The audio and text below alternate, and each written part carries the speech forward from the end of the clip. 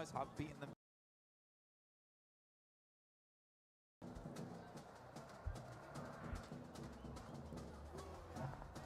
Excited to see what the form of Fury is going to be looking like in a final situation again as well.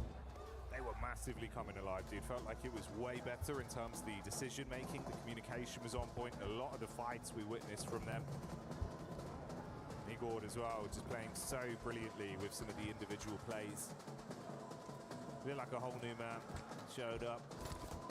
We spoke about this big man though, and he's back on our screens again. Milu scouting around, seeing if he can get a line of sight potentially. Just playing close towards the geometry here at the cliff face. It's Ulf that aren't too far away. Eagle and Aching desperate to get some elims on board. I mean, man, every single one over on Milu and QZZ, but these guys are the fraggers on side. Aching, a lot of times playing off the back of him. Eagle, very, very good at playing that anchor style. Generally is the last player to go down. Plays that survivalist very well for them as well. Yeah, you're right, Furia looking good. Igor's, I think, was a big surprise. Yeah. They've got big names on that team like Chief, Ayala, Silence also doing a lot of good work. But yeah, Igor's was just really giving it to a lot of these squads. Now we're getting in towards our later circles with quite a lot of damn teams still involved. We talked about Jaltin earlier on. It can house a ton of teams. It is uncomfortable to play in, and swinging from apartment to apartment is not always easy. And there's a lot of difficult windows and little places to pitch nades in. We can't quite get those full finishes on. So I'm curious to see how this will play out. I think it's going to be a little bit of a passive game going towards the end, but you do have to get in towards Jaltin. See over on the side of the stage, the Nick the Galaxy fans getting quite excited. But meanwhile, amongst the battleground, it's S2G that feel the hammer crash down on top of them from...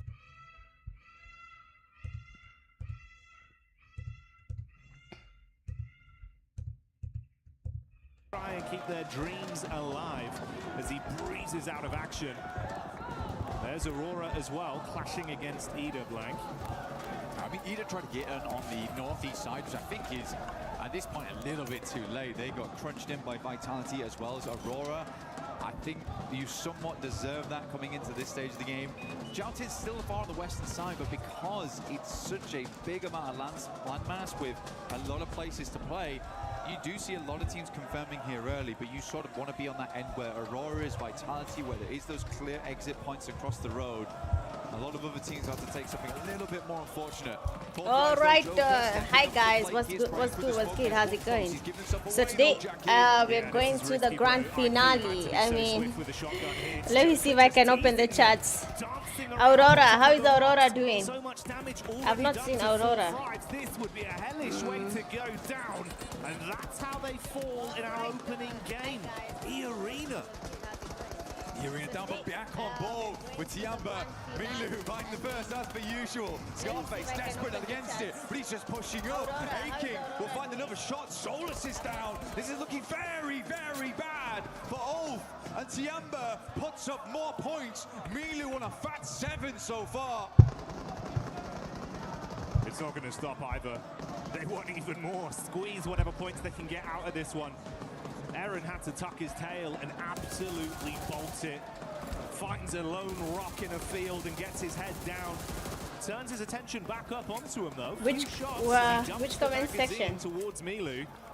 Hi Someone PC. needs to stop him, Black. How are you doing? Alaikum salam. Yes, out of control this game. You're right, needs to be leashed. QZZ still taking some damage here. Can't hear from where.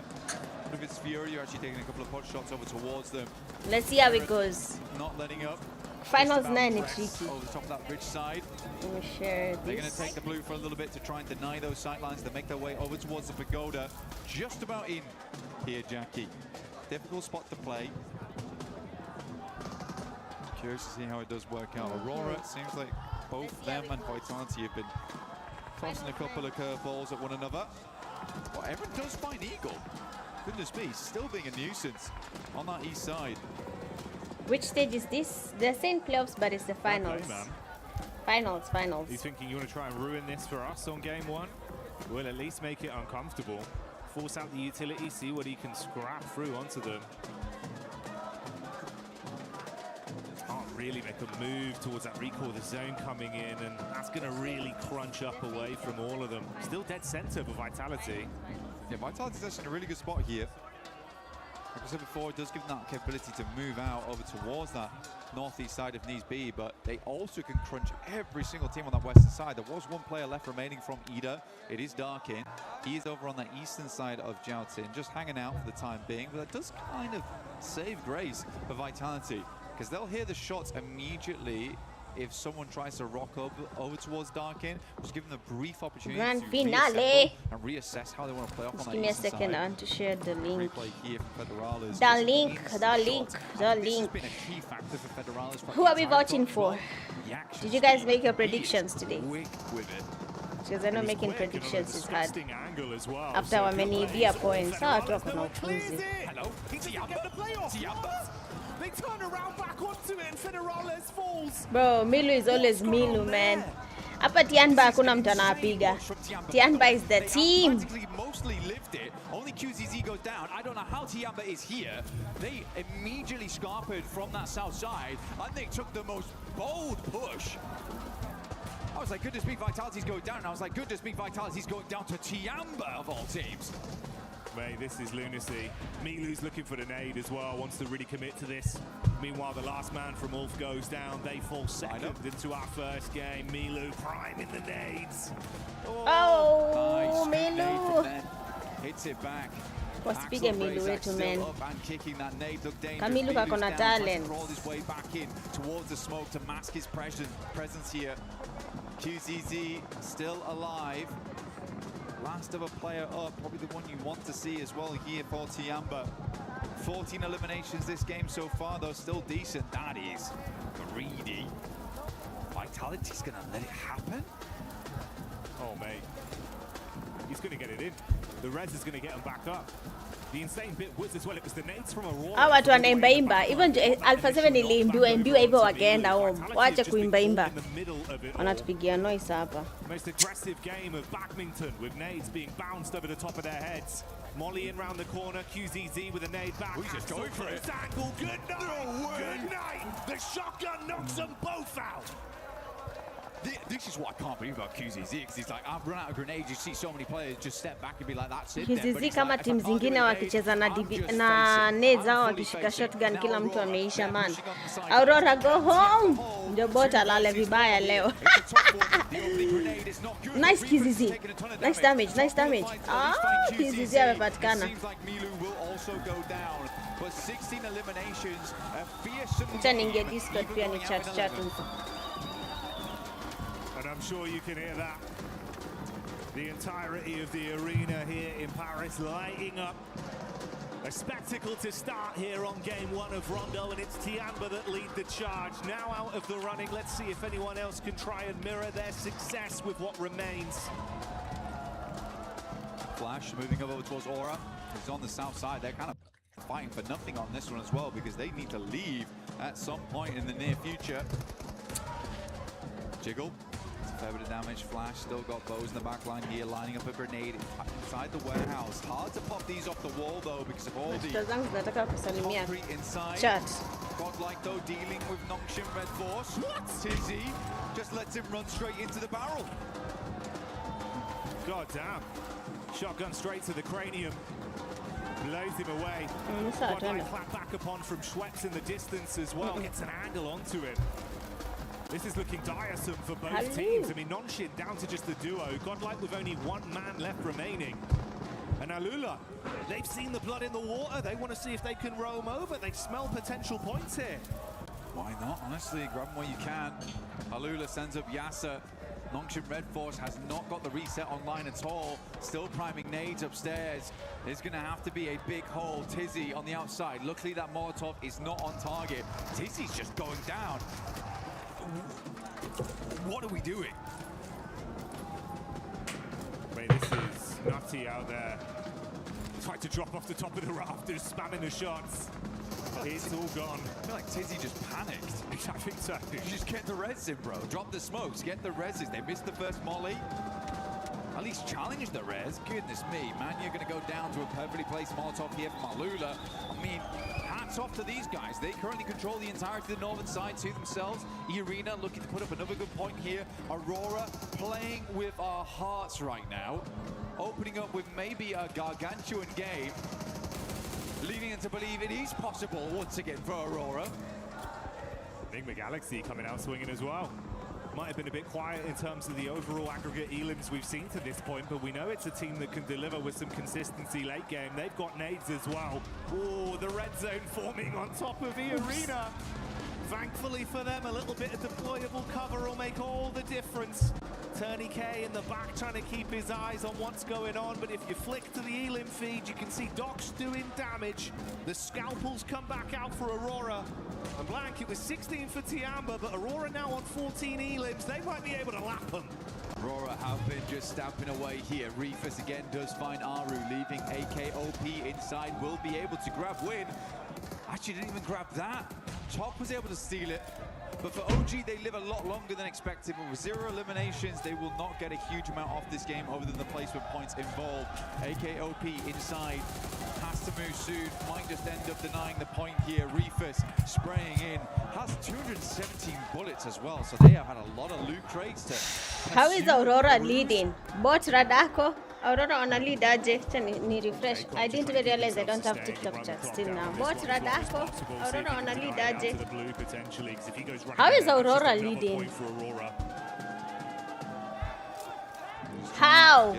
Somebody tell me how. I don't think anyone else is going down anytime How? soon. Still more. How, Aurora? He's mistimed it. Yeah, unfortunate. I think he thought that the angle was bad for him, so pulls off the first aid kit there. Sadly, not able to rank up once again. If he'd waited a little bit longer, maybe he would have ranked up over E-Arena here, who will go down shortly, I imagine. Turney K not able to weather the pressure here from Alula, who have been impressive this tournament for a team that was kind of down on their luck last year. I don't think a lot of people had high hopes for this squad. They have come into EWC looking fairly decent, like a lot of work's been going on for this squad. A lot of practice in the meantime. But Enigma Galaxy up in top 3. A rocky group stage for them, but we're still able to grab those points. And I do attribute some of that to Coops. He is a nuts player on side. I really hope team yenye na vouch for zitakuwa juu atakazi kushinda. But 4 tries wana deserve kushinda, man. Hawa vijana wameteseka hii esports. Oops, the man. And enough time to fix their HP as well before any other fights are forced. The only solo player from Furia, he got just trapped in the ditch between our 2 teams that are going to scrap for the dinner, and Top finds that one for an extra elim. Just instantaneous shots coming through. So we're down to Aurora. Reefer swings very wide here, over towards the northern edge. And hold both positions. An awkward angle like that could make them... Jamal ni team Aurora. Me Aurora... But acha tuone Jamal, acha tuone. If we don't know how it's gonna go. Acha tungoje tuone. I do think for Enigma Galaxy, Coops is a really big deal. Not just on his own though. It's the fact that Lord has someone to play off. Labda watafanya something, you know. Ralph and Satan, they like to take it slow, and that's great. And it works out, but you do need someone else to move forward. Jamal usikia kitu ya kuvote wanatupima usikie. Mi hapo nimevote, niko na 16,000 points. Nikiwa na 12,000 points, I was number 70. Niko na 16,000 points, I'm number 900. And we'll hold our breath for it. Nice, just unreal. It's greatly timed from Joel. The shrapnel hitting hard. He knows. Enigma. He knows, Jackie. Look at the lineup. Wants to get it behind the cover flare. Barely, but they bait him out enough. That's more chip damage. Coops on half HP. Molly. Could be good. Oh, this is annoying. This is very frustrating for Coops. It's really slowing down. Quite a bit of time for Aurora to reposition. Unavote lakini hakupay points. Hata niligeza, hata sikufikiria nilieka tu. Bora tu nimevote. Acha niangalie what I thought of game 1 and the teams I thought. Hata na prefer kuangalia voting from the laptop kwa sababu ya simu si clear. Ralph had to go back up that angle. But they have all the knowledge in the world going forward here. They've opened up the full library on this game. Let's see. A lot of nades being baited out here by Coops as well. He's down to 2 nades and 1 Molotov. Ralph actually being isolated from his off-angle peek round the backside. That's half his HP gone. The vehicle detonates in front of him. Hi. One blessing, he's got a little bit more cover to try and peek off of, but no easy rotation. Nileka 4 Thrives, Aurora, Horror, Team Flash, na STG. Utility down to nothing on side of most of these players. It will just be a dry gunfight, and honestly, on top form, I do think Aurora beats them out on that. Coops and Lord, though, deadly duo. Ukisoma comment section ya YouTube, watu si wanatusiana guy. It's not that serious, jamaneni guys. Will tank them. We're all gamers at the end of the day. Mbona tunakosana juu ya game? He's going to push forward into the smoke. We'll have to swing back, but one player goes down the back lines. It is top. Ooh. Nigma Galaxy. Hey. They're standing tall right now. They want to convert na Nigma kona talent leo. Siku zote. Easy. Awamoni.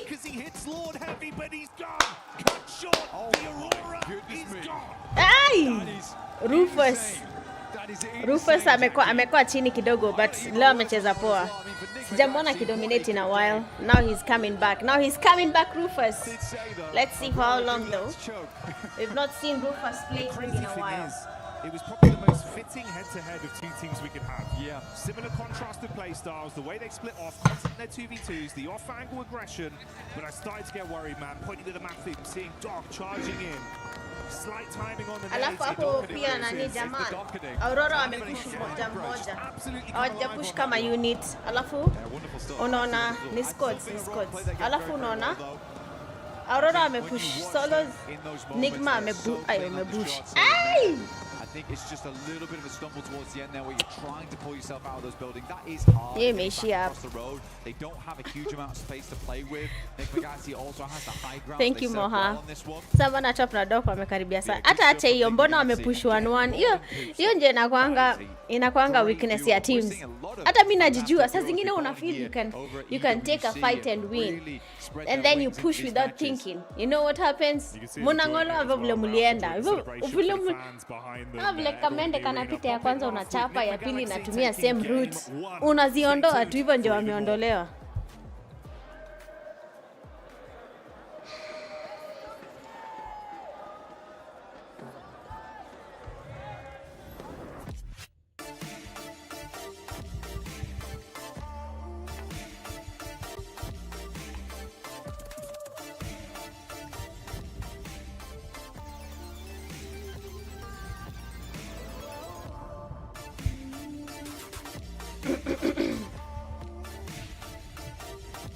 Ai, jana nimeshiba.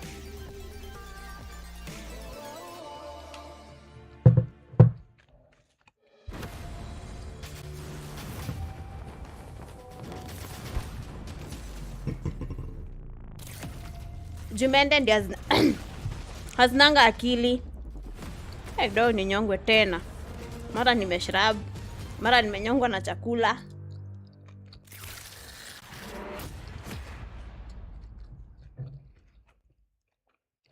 Welcome to the front of stage. My name's Barney Banks and I'm joined by S2G's very own Badish. Badish, how's it going, man? Fine, bro, you? I'm very well, thanks. I mean, let's talk a little bit before we get into the nitty-gritty of the teams and how things are going for you guys. Let's talk a bit about Paris. How's the Esports World Cup been for you so far?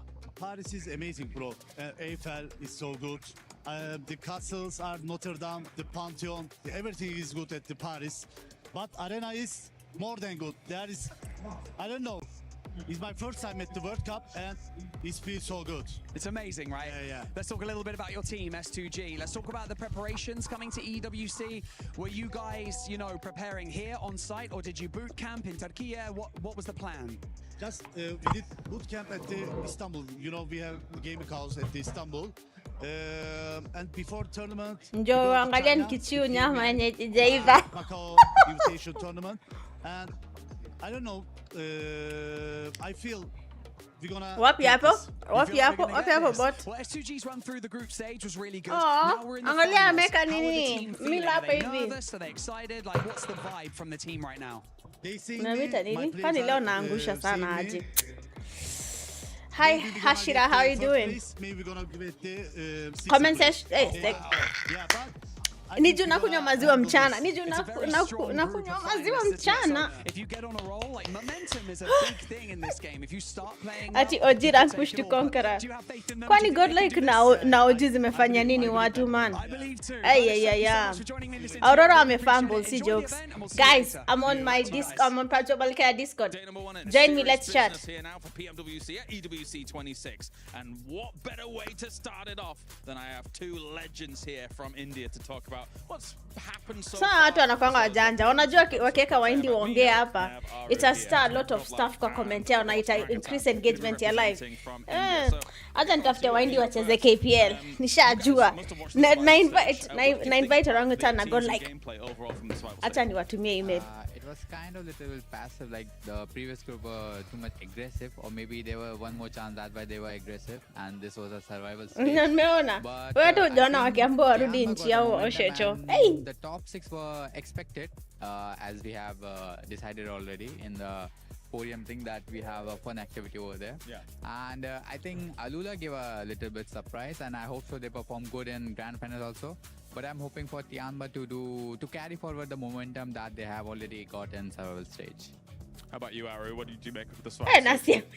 Ameshainusa kama mimi amepaka Vaseline. Anafaa kupeana skincare routine yake. Una vile anashainusa. Better understanding and to be able to predict better what the structure of the finals lobby would look like, and obviously we Huyu amevaa wetu anafanya shroud ama niache jaba. Eh, wewe butema Kenya unatafuna.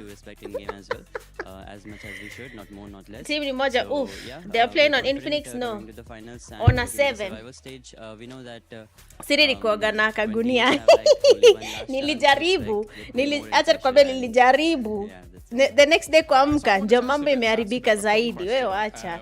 Since we've got two fantastic teams here, Man, ugali yangu imepoa hata siwezi ikula ni vile na watch kitu. take a player from Admino's Nimekunywa team maziwa mchana into na your ngusha. roster, who would you pick and why? maybe Espoir because he's really consistent. Okay, But okay. mi sioni Same players question to wao you, wakiwa Admino. na Who would you take toxicity from yenye Aru's fans team wao and wako why? nayo. If anything, they should tell their fans to stop being toxic. Hi Denzel. What do you think about that? Because You think the it's a good idea? Indian Is that fans fair? are good and are also just toxic at the same time. They're good because of how much they support All right, their so teams. kind of Like final thoughts, the support look at the OG and finals Godlike as are a whole getting. here. I'll start with you, Admino. Well, what's your expectations Crazy. here for the final? Obviously, it's a But if you see what the amazing fans are lineup telling of other 16 people teams, arguably because one of the being best fans of lineups other all teams, time here at PMWC. So how do you think your chances that's are? bad. Saying anything, Consistency I'll just muhimu, go with kagunia na by sandpaper. performing over it. But kwani sura yangu ni rafa jo na nyambia nitumie sandpaper. I'm just here Ni to play heshim. and enjoy the 18 games because Tianba, I love this let's team. I go, don't want to put any Sally. pressure Team or, Tianba. set unnecessary expectations. They from play myself. on If the we are same going to enjoy the phones. game, inside Yes, the game, all of then them. we are definitely going to perform well as Same well. phone, same Gentlemen, chair, thank you very same much for charger, joining me. same Best of luck fan. today. Everyone has equal opportunity. So there is no one who has an advantage compared to the other. They have barriers like this. You cannot copy or try be sneaky with your plays. Hey, nimedhani Neptura amevaa nguo ya pilot.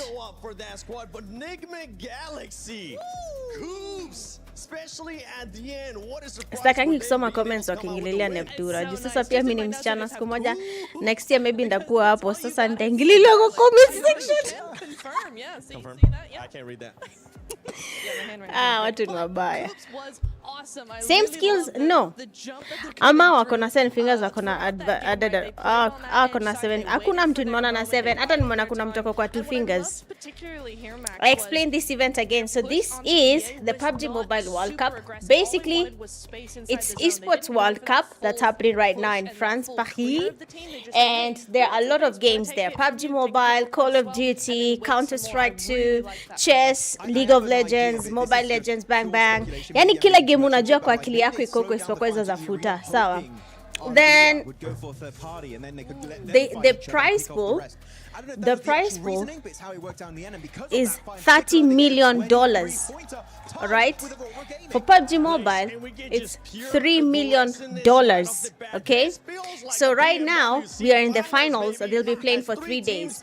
So we finished. They started in group stage. We had Group A, then Group B, then Last Chance, and now we are in the grand finals 3 days. Every team was given an equal chance for qualifying. Group A, top 5 qualified. Group B, top 5 qualified. The bottom 3 from each group walienda home. Wenye walibaki kwa bracket katikati wakacheza Last Chance.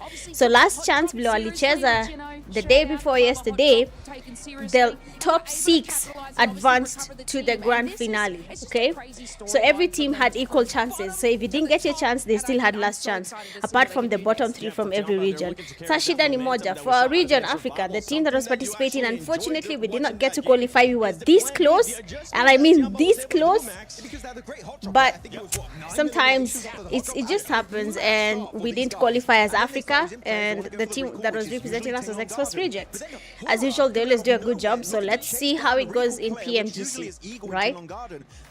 Mnanyongelesha sana ugali umekuwa hadi imeform layers. We're going to go for an eastern rotation a bit out of their way, but by doing so, he gets the entire team back up, and they get 16 eliminations off the back of that. Eagle definitely, But maybe not in skill terms of of elims, but the MVP of the game in terms of what he Ile allowed his video teammates yangu to ya do this nini match. ya the team to be able to come back, inaitwa allowing the nini? team to just be able to just Yeah, beat brain up rot the score, ilimutiwa. allow the other players to just frag out. Yes, And for anybody Hashira. that had And every stage you Tiamba, get money. Enigma Group Galaxy, A, group or stage you Aurora get in your money. predictions, Last chance you get congratulations, money. because those teams have Finals been you performing get quite even well. more If money. you haven't already, make sure you check out the EWC The next play year, app. Go put I'll in be your there on predictions. ground. You can end up getting some rewards On there, depending on ground. what your predictions are. And no surprise here that it is Milu from Tiamba with the MVP once again. 8 eliminations. This man is just non-stop right now. He is. You can't stop this man. He's just gonna go from better to better to better performance. Here we go, the head-to-head. You're seeing here 16 eliminations versus 17 of Aura, and if I'm not mistaken, Milu had at least 8 or 9 of those.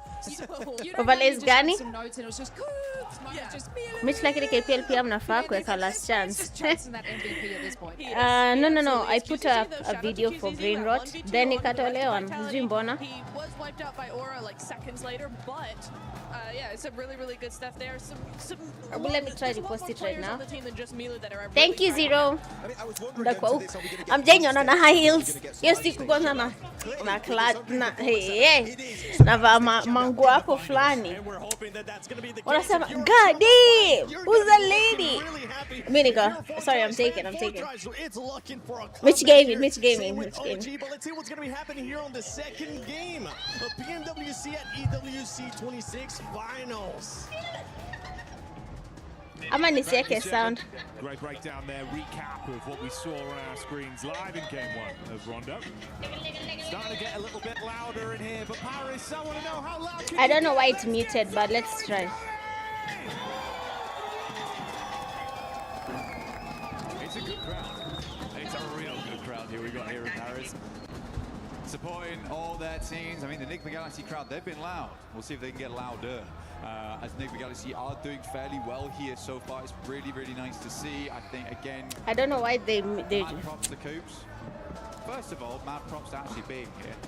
The guy's dodged so many events. Oh, like unasema audio ya hiyo overlay. Oh, I see. But yeah, Who's the MVP team's missed also it? been MVP looking Milu I would say, the gameplay. It's good to from see, Tianba. holding those angles. I actually liked where he set himself up. Became a real nuisance. The big thing was, didn't immediately go down either. And I think a lot of times that's all he needs to do, because he knows the layout of the land. He knows where he needs to be playing. It's just sometimes he'll play those spots and then fumble. And that's bad. So he's just letting the rest of his team work those angles whilst he plays that off angle in a really strong and quite frustrating spot to deal with. But we're heading over to our angle now, so probably a little less action involved. Zuzi. A little bit more Lala. calm now as we head in towards the first portion of the day. Fury at last game did come down to Eagle. Nah. Once again. Yeah. And honestly, mate, you know, normally Sienna favour him Coops. kind of Si positions like that, Coops, where if he had to Coops. step up Wako as a juu, solo, sindio? it's just how late in the game it was and how strong everyone else he was up against was looking, right? Uncomfortable position to be left in, but hey. They were head to head. How did it go to him? How did it go to Milu? Not to Milu, I mean. Better than it could have been. For some of our other talented squads, they're far down the standings, but like you touched on, Rondo Who's is Kiamba? Rondo. Kingara, And now we who's get something Kiamba? a little bit more Please normal. enlighten us. Opening Which play team is path Kiamba? Established here, all way down the middle. Down on that eastern side, Yaz. Opening here for teams to move into. Gatka a little bit harder to get towards on that western side. North George, as well as South George, probably possible. It's just going to be a little bit more of a long approach on that one. Vital is just out early. I don't really ever mind the connection. Wapi nini? Wapi team? Ah, mbona 40 wako number 15? Most of the time you're not having a What do you mean? here, so it's just a really Kiamba or good team to get Kiamba? set At this point is Kiamba. the early game. Umesema ametoka huku Kiambu. Talk about too much at the end of that game. Let's see how it goes, man. I think this is I really want to watch this live. I've never experienced global tournaments. Last year visa ilitoka after flight ishaenda. The central compound when we're playing Edge. I don't Inshallah, this year we see one global tournament live on ground. Sufunga kama kulele na kulanga tu acha kujitesa. Hivyo ndio nakulanga. Hivyo vile umeona nikikula. Na hadi sasa najificha chini ya meza. Ni paka yangu inaniomba men na najaribu kuenjoy life.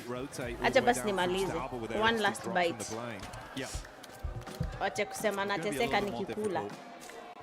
A lot of the rotational tools will probably be removed as well, so it is going to be a long rotate for Vitality. You are correct. That might end up, or probably will end up, creating a little bit more of a passive game for them, a slower game for them. 4 Thrives though, loving life. You know, they get down towards Ferry Pier, the yellow's on the eastern side, there's no one around here, it's chilled out, it's peaceful.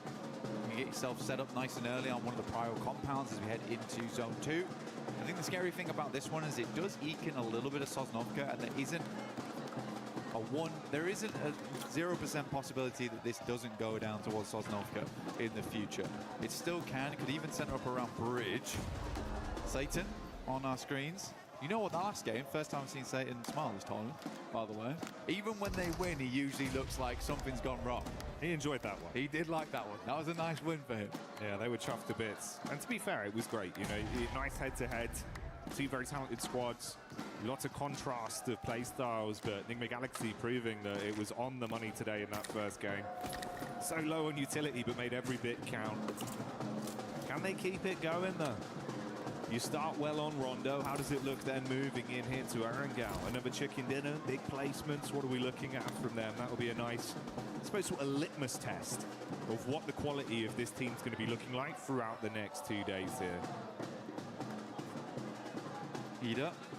These guys kind of crumbled. They made the similar approach to Tiamba actually last game, but I think what Tiamba did very differently was they isolated the Vitality compound away from Aurora, whereas Ida kind of came in from that north side and just okay, let's get it. Was a very strange so I made my prediction, but I think most of the time Nimbaya understand that probably don't want to place yourself between those two squads or those two buildings. They're very popular in that location on Rondo.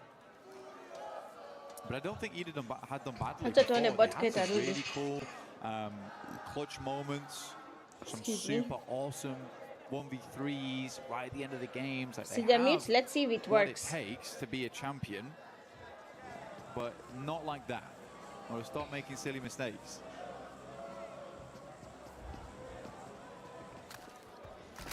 And obviously we touched on Vitality going down kind of early into that one. Two other squads that I'm assuming towards the end of the day will be in a very different place to where they are in the standings right now would be both 4 Thrives and Godlike. Two teams that have got so much firepower, even just individuals as well. Yeah. Falak gets some of that old 4 back out immediately, mate. You won't only see it, you'll hear it from the crowd.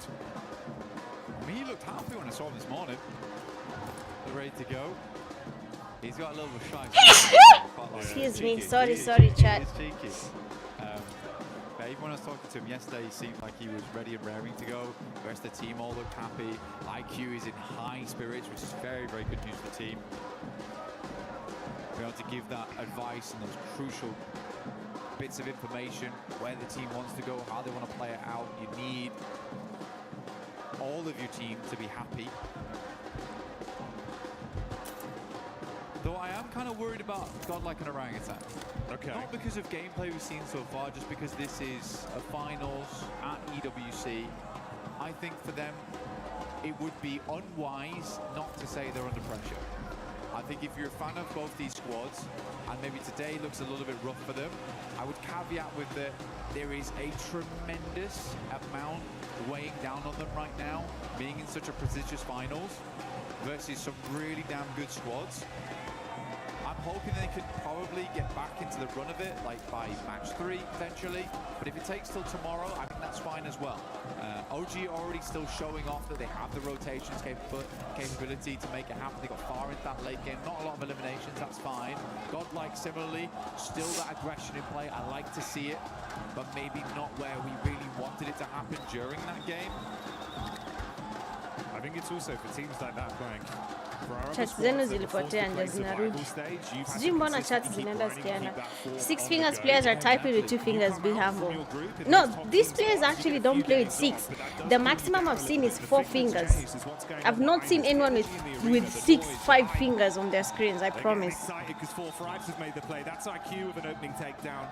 But that's the difference as well. You come back into this area, Blank. Sure, with the noise-cancelling headphones, they might not be hearing it, but I tell you what, they can feel it. The vibration. I know the floor is trembling under my feet, so it'll be the same down there on the stage for our players. And if you're trying to Aurora kwani walichoke last game. Actually, last fight, yeah. They played really bad, if I'm being honest. They didn't think through their game. They just played for the sake of playing. That push was bad. That push is not, it's not dock and top worthy, you know? They just,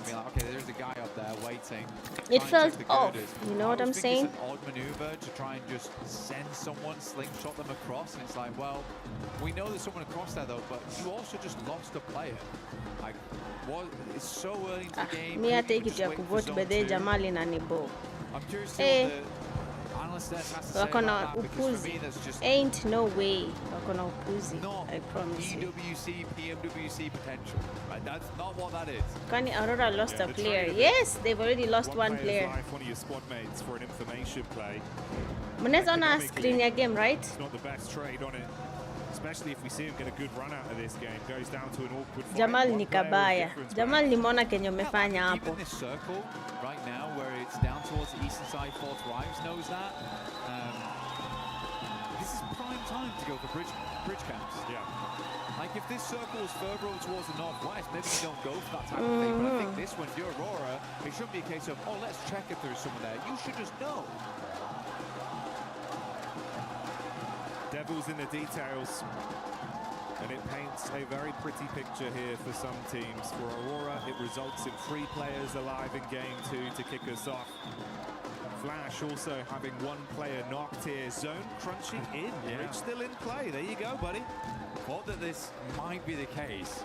On a circle like that, it's very, very awkward on these types of circles, and it can center up around bridge across both sides, which is super unfun to play. Because now this really could go back over towards Sosnovka way. I'm sort of expecting it to head towards the northwest, but for Aurora, they're stuck now. As are Alula. Alula's kind of considering whether we should take an eastern crossing or should we just play over towards the ridge side on the southern edge. It cuts out a massive amount of space though. So much water involved. So teams are just going to be sending towards Ferry Pier because there's safety in that location.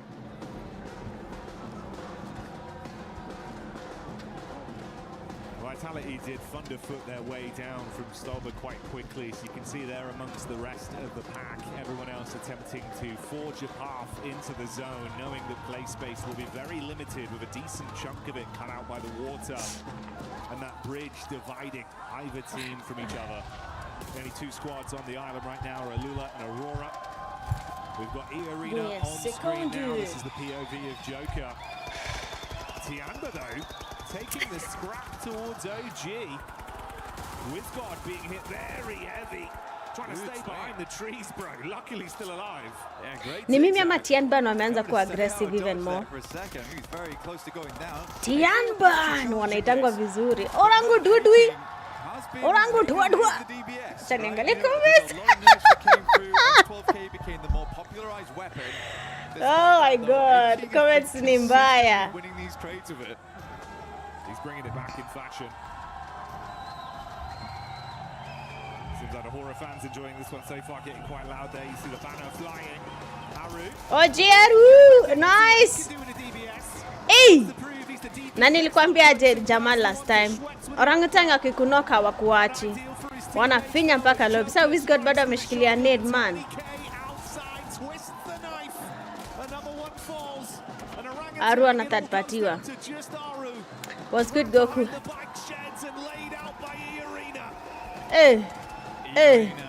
Wamepatana na wale wa. Wameingia finals wakapatana na wale wa. Teams ni kazi kwa zinacheza. Say group stage na nini. Tony K came in like a demon though from the sidelines. I think Wizgod was not expecting him to be so up close and personal. Ora play back here. They're over towards the pier itself. Bots nimerudisha lakini bado sijui nasema nini. Towards the eastern side. Kwani video imekosea nani? Nigma Galaxy making me laugh at the moment, man. They're like, this circle looks horrendous. We're going to play in our drop spot for the rest of the game. We're going to get very looted before we think about moving. And we're still on Sosnovka with this one. Fourth rise looking good. Down towards the southern edge here. CG video imekosea which rules like TikTok. But whatever, man. I don't think that's a bad idea here. Gives you a lot of control of the long woods that sits around this area. Jamal, we ni kabaya leo. Umeomba leo Jamal. Okay, that's fine. Jamal leo umeomba. Yeah, it seems like at least one boat in play there. Skia, ati OG without his own is such a bad team. Teammates then get involved with the action later. Meanwhile, though, Godlike taking on Wah, Tianbo. OG si wanaingililiwa pale kwa comments. Suffering a casualty there for the Tianbo squad. It's a decent start, but Godlike have received one knock onto their Our fans wako so loud. Hawezi nyamazishwa kidogo. Here from the top down. QZZ with a nade into the ditch. Manya very low, but backpedals into safety with cover to play with. First nade goes long here. Nice power holding down the fortress. Keeping that drawbridge pulled up. Takes a fair bit of damage here, but he's refusing to move. Manya will reinforce the front gates. Godlike wafinywa pia hao waende lobby. Our fans wao ni very toxic. They don't deserve to win.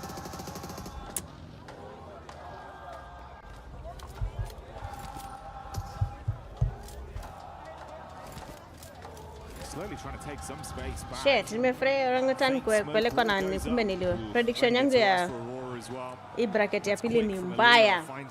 Sina hata mwelekeo, hata teams nimeweka hata haziko hata anywhere kwa game sai. Aurora ni Jamal pekee atoma na Row akiwa na bot. Sasa Rufus abaki peke yake hapa, hakuna kitu anaweza fanya. Hapa tu akubali tu. Godlike there, quick swing around, take shots over towards Ulf. For them, Ulf should be able to pick the players back up. They've got a good spot right now. It's not as safe as they might like it to be, but it is decently central. It feels like the circle's peeling away from Sosnovka at this point. They have very limited space to work with. Alula trying to make the cross. S2G, Hamzi at distance. Will find a shot over towards Aurora there, leaving them at 0. Out of the game early, 23 points is where they'll end. Unaitana ni malaria we mzee.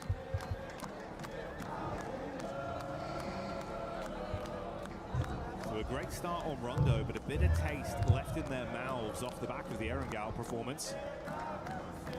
These guys have been playing the same game. I think it's the first time they've been inside the circle since the beginning. How does their entry work actually? How are we still on the bridge? Yeah, this is kind of unreal. At some point I thought we'd move. Yeah, we're still here. Sikia fans kelele waniite pia ni shabiki RJC na Bro, this is what I'm saying. Like for RJC, they should have taken me, you know, and other people as well to go to PMWC, because I see other creators from other countries already in PMWC and they're watching the finals and stuff like that. Totally okay. But during the time when RJC was playing, right, they should have taken some African guys to go and support RJC, because it felt so sad, you know, looking at RJC there. They don't have anyone singing up something nice. Like even if it's South African songs, we will cook up something and sing in the crowd. As long as RJC feels the support, you know, because support goes a long way. A7 got all the support and went home, but they were okay with the support, you know. RJC needs that. Give it some welly. Next time, I'll be on ground. Don't worry, I'll be the one making noise. In fact, watadeka kando ya hall juu ya kelele. This time hajaniita nieke RJC dunda hapo kwa hiyo hall. Angle here, but Falak with the distant shot claps back onto Eagle. A-King gets a little bit high octane as he charges through the ground floor. Nade on the stairs. Mormon's cooking one of his own to bounce down. Godlike getting involved with the fight. That's Manya just outside the window. Big Papa Pump in his hands. Bluetooth speaker. Then Molotov here, but really good timing from Godlike to move into this one, just leaving A-King alive here for Tiamba. The 4v2v1. Really good stuff. I mean, this is a good entry point coming through for Godlike, and they understand what? Tianban wamepigwa? Na nani? Nani ameguza timu yangu? Ai! Chieng ameenda. Finally does fall here to a nade from Mormon. Tiamba goes down.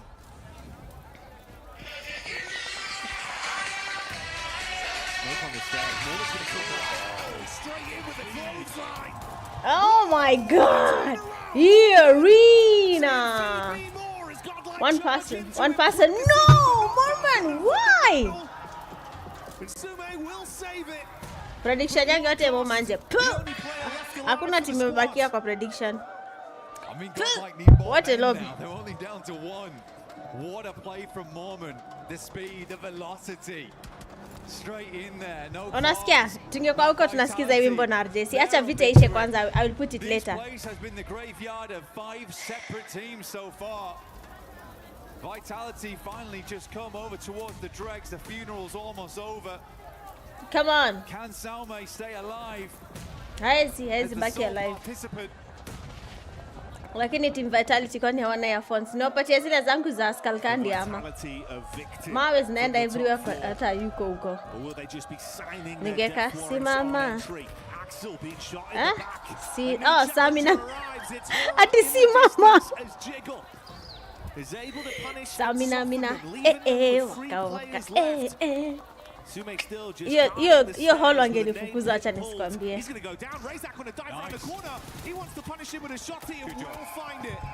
Really good job from Razak. Sasa ningekuwa hapo. You hear the pinball coming down, trying to get the res off. You're trying to go for the revive, get some respite in that location.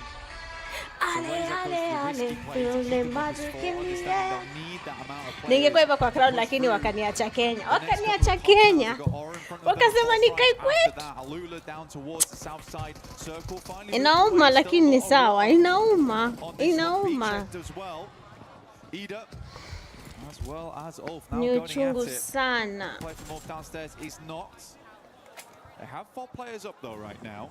This is very easy to recover from. Well, it should be.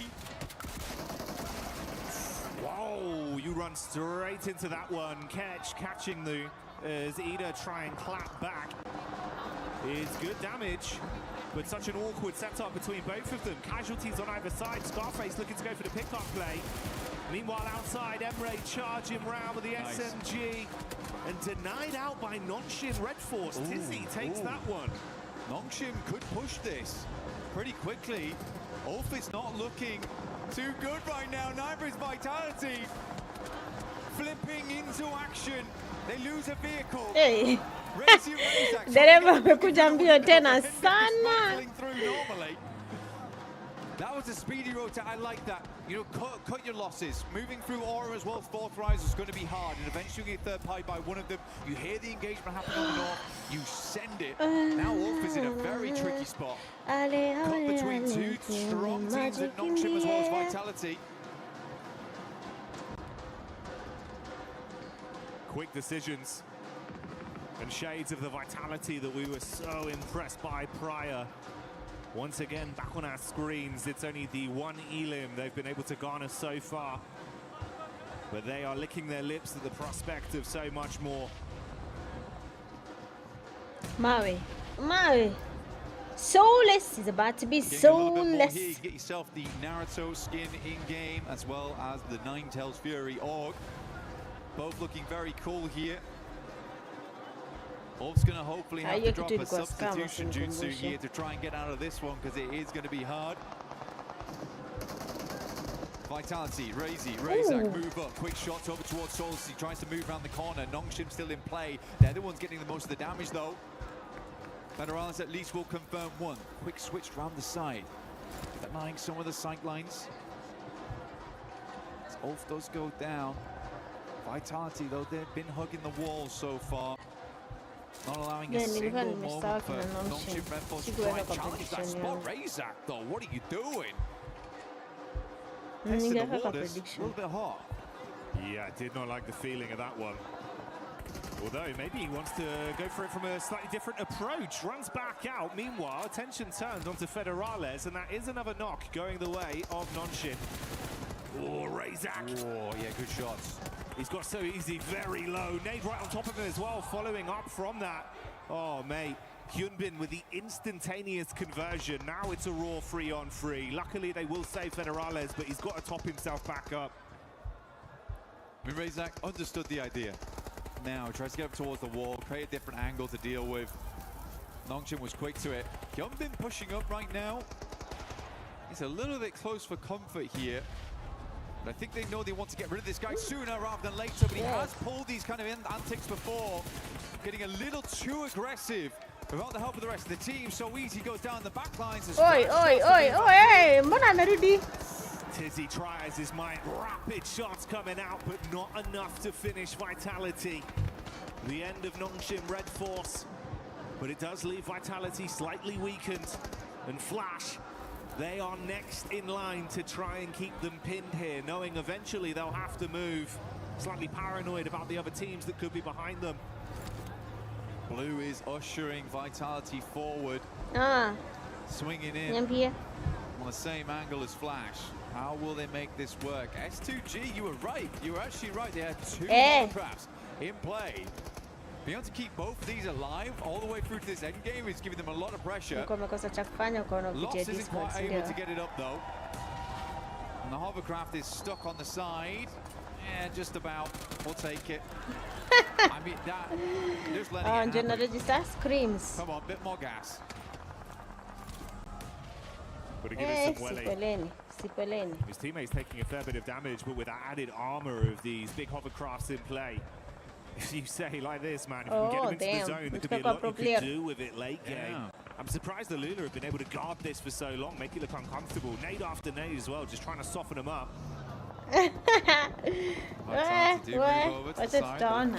Inshallah. The shots are pouring in. S2G, they brought repair kits as well with them. I'm not sure I can check how many make. I mean, that's he committed. On fire. Get out. Balak down. Aura, no fear. Drops them all up top side. Looks fairly decent on that one. Airburst are slightly too far. This is some comedy. Where? I'm not gonna lie to you. Okay, they should be able to clean up from here at least. As long as there's not any more mistakes. It's damage done onto Soul K, but they do hold on. Shut down Alula. What was that? Bit of a weird one. It was a weird one. I'm glad you picked it up strong though, because I mean it is an important fight. It's just interesting. Vitality go down in the meantime as Flash continue to push the advantage. But it is majority of fourth drives doing that damage. Enigma Galaxy after their strange approach from the early game. Now going out slowly but surely, just Ralph as well as Lord. Flash has been all over the place so far. Next circle will pull in, stage 7. Fourth Rise have been weathering it though. They have held a ton of space. It has been a little bit greedy, but they've been doing a good job of playing off one another. Yes, they've taken some knocks here and there, but they've maintained a four-man. They're in this area early, and they understand better than anyone else. This is a game that they should be doing well on. I don't think I'd put as much pressure on and say this is a game they should win from the spot they had at the start, but it should be at least a top 5, which I think, you know, we've already achieved. So this is a good game from Fourth Rise and shows that they still have it in them. Yaani Fourth Rise yenye ni matafu kwa namba 1 wamejikaza hivi. Once again. The 2-2 split from them could still pay dividends massively. Niliwatoa kwa top yangu Eugene, niliwaondoa. Them and Hora effectively just mirroring each other's movement up along the ridge into the zone. A little bit more split here. No fear in the back, trying to protect some Overwatch. Right above you in the building as well. Meanwhile, that's an engagement over onto Enigma Galaxy. S2G, after moving in and cleaning out Alula, they head center zone and they find the final blow there. S2G. Goodbye, Enigma Galaxy. S2G stealing points here, there, and everywhere. Do we have to call this play the kamikaze from now on, where S2G just launch him out like a rocket to center circle and leave him there on his own? This is the kamikaze. This is crazy stuff. The rest of S2G trying to regroup with him, but it's not likely. Kamikaze in play right now. The other hovercraft does go down, not really any other vehicles. Might need to regroup, pick it back up again, but Kamikaze, he's going to hold that spot. He's planted the flag, the S2G flag. T24 goes down, jiggle around the side. Ooh, Sleepy. Top side of the stairs, but you can't weather the storm as Fourth Rise arrives and the brain of the operation kicks in the brawl. Goes the in. shotgun does damage. Falak there in the back line to assist, but no fear. Come on IQ, Falak, let's do this! Acheni kushikana man, mnashikanaga why? Ooh, ora nene! Last player, no fear. Come on, boy. Falak, kwa mnoma, kwa mnoma. One more play, if he can shut down IQ, he can take out Fourth Rise, and that's how he does it. Aura stands on. Absolutely not frightened in the slightest as he moves downstairs, pushes up into the dark, and Fourth Rise will fall. Win up against the world right now. DPS at distance, he's fighting all of them, but S2G falling in the meanwhile. No fear. There's a possibility of winning this if he wants to push out right now. Get involved in the action. Everyone's weakened. Doesn't have all the info we do right now. He's going to keep himself back up, play the slow game. That's Flash. Losing their last man there with Kamikaze continuing to punish. Shit. The guy literally said no fear, man. I got no fear for 40. In the back pocket if he chooses to dash it. They've got clear vision now. Peppering the bullets. This is it. Pulls the pin, looking to cook. Let's see if he can land it. Kamikaze looking for it now. A bit of splash damage. We're not just there yet. Kamikaze keeps spraying the right location with the bullets. Peppering the ground, picking up mud. Solke in the back lines. What's left out here? Quite an unfamiliar target. Solke will take down tops, but Kamikaze is out, and we're down to a 1 versus 1 versus 1. The outside contender in no fear. Solke looking at both angles. The battle of the solos to decide our second game, chicken dinner. Falak ali expect IQ atoke na yeye. Atoke na yeye. Yeah. But ikaenda combo. Got a rough read on where he believes Solke can be stationed, tucked in behind this burnt-out hovercraft. I don't think he knows. I think he knows there's a team in that general direction, but he does not know where No Fear is. Hamzy G finally goes down. I think No Fear has a rough idea that he's playing on this hovercraft, though. He has the information. Watching both of them. This would be an unbelievable double clutch up versus Fourth Rise into the last two teams. Zeus is just pushing forward. Instant spot. No fear, why? No Fear. Mbona kamelala hivyo? What to do here? Flash, who had swept everyone aside. Solke, the last to fall potentially here versus Team Flash. I don't know what you heard the about me. Reactions for Flash have guaranteed them a second place, but can he take it to first, or will Soke get it done for S2G? A smoke wall, giving him limited play space. That tree, the only protection for the peak for Flash. He's going to make his move. Starts charging in, wants to close the distance. Here's the peak up, bullets on target. Sweer so low, buckles under the pressure. S2G. Siwe Jamal ulikuwa fan wa S2G wewe. Jamal si wewe. With the kamikaze place towards the center. It's an explosive finish right at the end. But Solkay steps up, a lad that's been in the esport for the longest of time. He's still got it in him. Feeding the crowd energy. A celebration in unison for the nation. Unaona sasa utamu wa fans. Unaona utamu wa fans. Locking it down and everyone's living it up. And it's all in the name because it is Sol gonna Wala S2G niliona S2G wanawakingia hadi na content creators. Wana hire content creators. That's how much money S2G has. They look good in the game. Influencers wa region yao waliflyiwa to PMWC na organization ya S2G. Aggression, confidence, some brilliant gun skill. Showing us a lot of the moves we needed to see on that one. A smart rotation from start to finish as well, playing by their own rules, Blank. I think the thing for me is just, man, 2 matches so far, they have been both electric. I mean, this shot from Zeus. Oh, the quick reactions, dude. That sent me.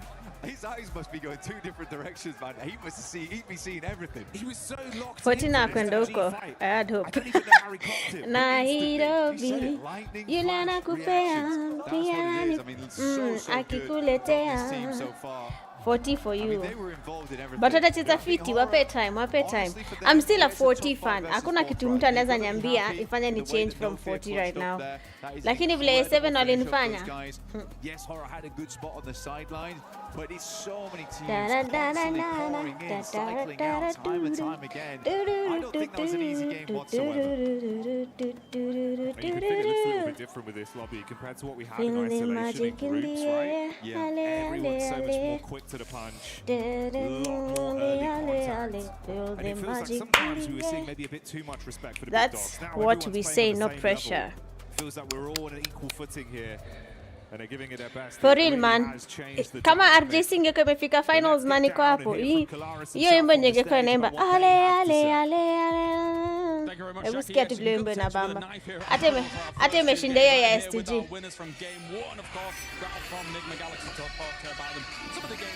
Ale, feel the magic in the Ai, RJC sasa ingekuwa ina dance mbaya juu ya hiyo psych nimewapea juu ya hiyo wimbo. I mean, we didn't really know. We didn't have much info. But we just played it slow. We took our fights that we need to take, and we just secured the win at the end.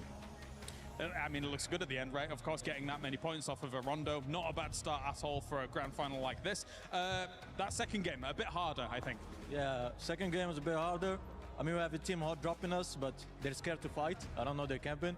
So we'll see next games what they do. I was going to say, were you surprised by that? Because it was in the back. We were a little surprised that they were going to come your way. As we've talked about multiple times, it's your territory. So what are they doing? They know we won't change, so they're just wasting their time. And they're coming to fight, but they don't want to fight. So I'm really confused right now. All right, well, thank you very much for joining me here, Ralph. You heard it out there. He's got his eyes on you. My name's Blank, and I've had 4 coffees, and I'm testing my reaction time right now. I'm Hot Jukes. I just had a massage, and this is my reaction time. Let's get it.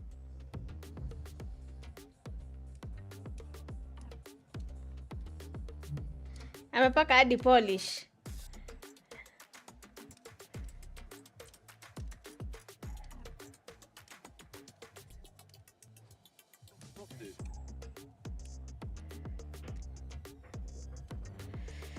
Wacha tusiongee. Amepaka polish na mimi sijapaka polish.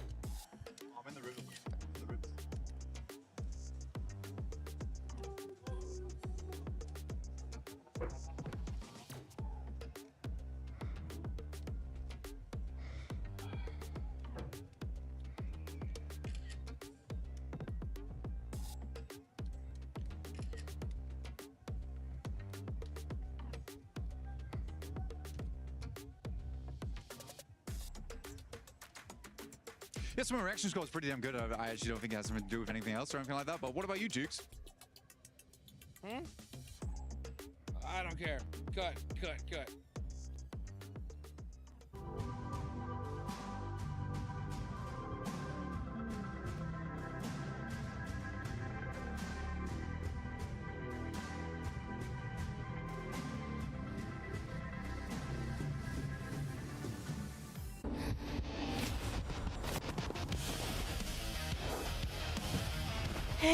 Nasikia kujiekelea gile lali.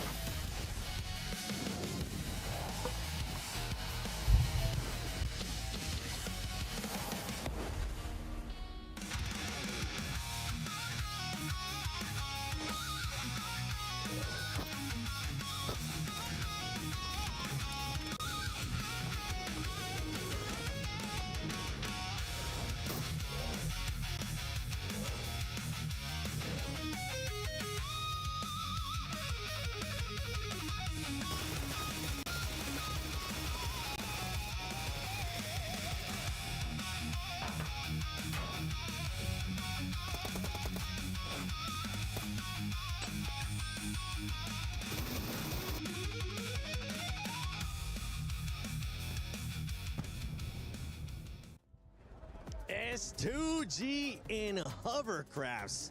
That is like white on rice right now, because my goodness, what a performance out of that squad. Before we break down that second match here in finals, don't forget that we do have the fan experience that you can check out here at PMWC. Make sure you go check it out. You can check out the new mode, Brain Rot Royale. Check out the collaboration right now that Pubgmobile is doing with Naruto, and so much more. And you can win some really cool shirts, which actually we've been wearing them. Not right now. I think Jukes does have one on, but you'll be able to check out so much stuff. Yeah, check out that still Brain Rot. I mean, Brain Rot Royale. I've been playing it. I think I got to level 7. I've seen people being able to get to level 11. I gotta grind some more. Wow, but 7.7. Yeah. Hey. Yes. Gotta keep it on brand, baby. Now that's it. I'm not gonna be playing it anymore. But S2G, Jukes. Bro. My goodness. Oh, dude, that double hovercraft play right there at the end was absolutely insane. They were able to take out Alula in a very nice way. And then just, I like to see that they kept one player there, right by the water, behind the hovercraft, just in case. And he was able to clutch it up at the end and get that chicken dinner. Finally, an S2G win, and nice and early. Yeah, really, really nice. And the momentum they were able to pick up on after, getting those hovercrafts. Very quick side note here while we're on this fight. 4 Thrives are looking, I hate to say it, very shaky. I don't know what happened, because group stage, they were looking really, really solid, just not able to get that win. Here, the splits are kind of off. They're pushing one by one. They're not really communicating, it feels like. So the last 2 games, I've not been super impressed with them, but hopefully that changes in the next game. And for 4 Thrives, I felt like it took him way too long, Neptura, to engage the fight there with Hora, just coexisting for too long, and No Fear came in clutch with that 1 versus 2. He really did, and he continued to come in clutch for a lot of the game. Actually, he was a big part of the team this game. Yeah, I just think he just made a big play. I mean, what can you do against that? When No Fear comes up and clutches it up, I mean, Aura fans are screaming these guys' names at the top of their lungs, and to be able to clutch it up like that is just huge. So yeah, unfortunate for 4 Thrives, huge for No Fear. Another team that has been performing quite well today when we talk about eliminations has been none other than Nongshim Lace. This was the biggest feedback that we gave this squad during groups and also survival, and they're finally starting to put up those eliminations. As you can see, Nongshim Red Force right now with 9. Yeah, absolutely, 7. I mean, they're finding important fights on their rotation to solidify that position, especially on that northern side. They were able to sort of catch Furia off guard, and now I do want to kind of segue into Furia and to why I need to highlight this. But one of our most aggressive playstyle teams is prioritizing the rotate on Rondo. We actually saw them grab utility, move into zone, and Max actually made a good point about this when NGX was sort of on the, I think it was the eastern side next to E Arena. Furia should have just pushed them into it, caused that fight. They would have had control over that whole entire side because they just sort of stopped the revive from Ulf. Then again, on this map, they found themselves in the position, and Nongshim, from the northern side, just obliterated their defense. This is just unusual for Furia. They are the power play team. They're the ones that get in a goddamn vehicle and shooting out the window and making that position them. It's STG. just unusual. They're all right. They are supposed to be that aggressive team, and they're currently not showcasing that in the opposite, like you just mentioned, and I was mentioning too. Nanshim is putting up those eliminations, but something happened at the end of that last game. With the hovercrafts and S2G, that was a little bit sketchy, Net. It was a little bit, it was a bit touch and go here, but the momentum they've been able to build with these hovercrafts, they had 2 or 3 and they just went, let's go for it. And it's this replay that I want to talk about here, because look how they're going to play this. This is like my driving.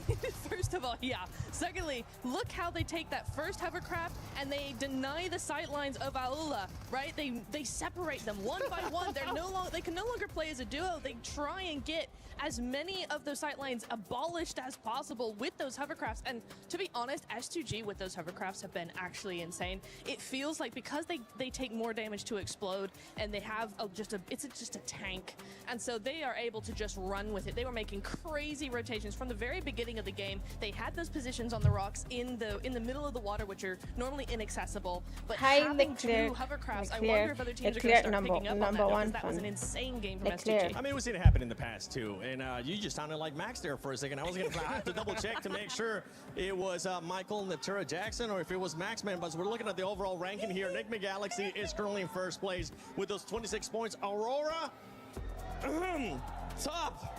What happened at the top of that bridge? That man ended up falling down, and he actually ended up hurting Aurora with the rotation that they were looking to do into the main island. Yeah, it's so unfortunate there. I mean, that's what it's all about. You know, you're trying to be able to get into that end game and make those plays, and if you're Aurora, you know, 24 points on the board, you can't shake your head at, you know, and S2G being able to get that win, push themselves up to 3rd place. You know, I like what we were talking about there about Nongshim a little bit earlier, right? They just look at the elements. Yeah, I mean, look at that. 18 eliminations, and they would have gotten even more if it wasn't for those clutch plays from Vitality right there. Yeah. Because we saw absolute Hyunbin in action, making some serious plays. But hey, again, super clutch moments here. We have to talk about some of these other teams that are currently on the second page. I know it is the first day of PMWC at EWC 26 finals.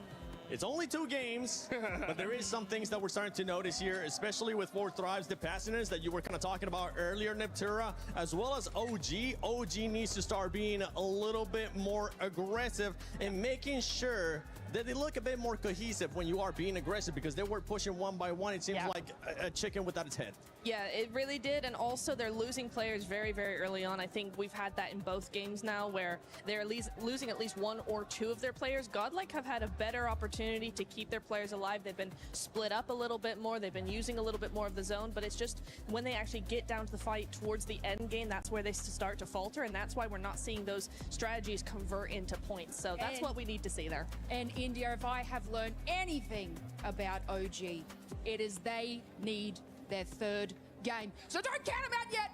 I've learned my lesson. Don't you stress. Orangutan in their 3rd match, what they tend to do is actually prioritize just kind of scoping what the rest of the teams are doing, making their game plan.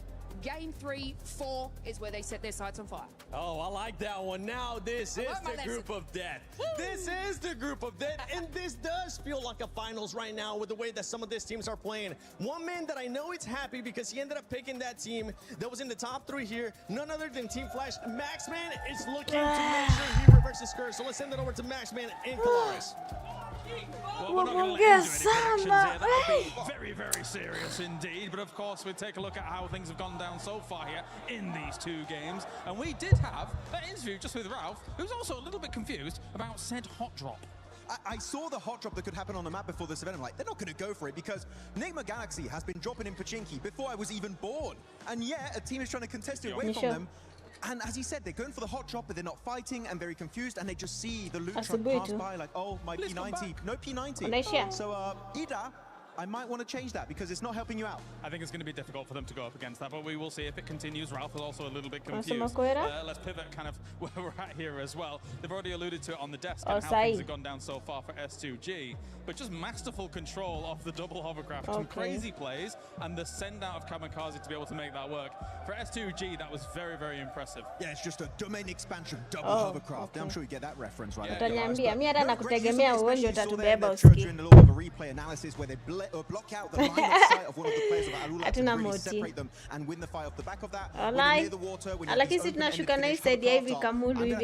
completely broken, and S2G made full use of it until the very end of that game. A tough circle though, right? If you think about where Aurora was when it comes to the bridge as well, we're having kind of conversations in the back about this is a military island kind of heavy team, and yet the bridge seems like a conundrum to them that can't solve like a Rubik's Cube.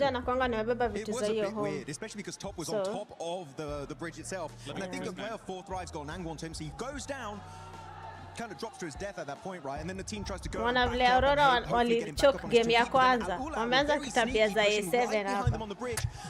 Msama na tabia 7 ama mimi naona tu dust kila saa. Mi prediction na nipo.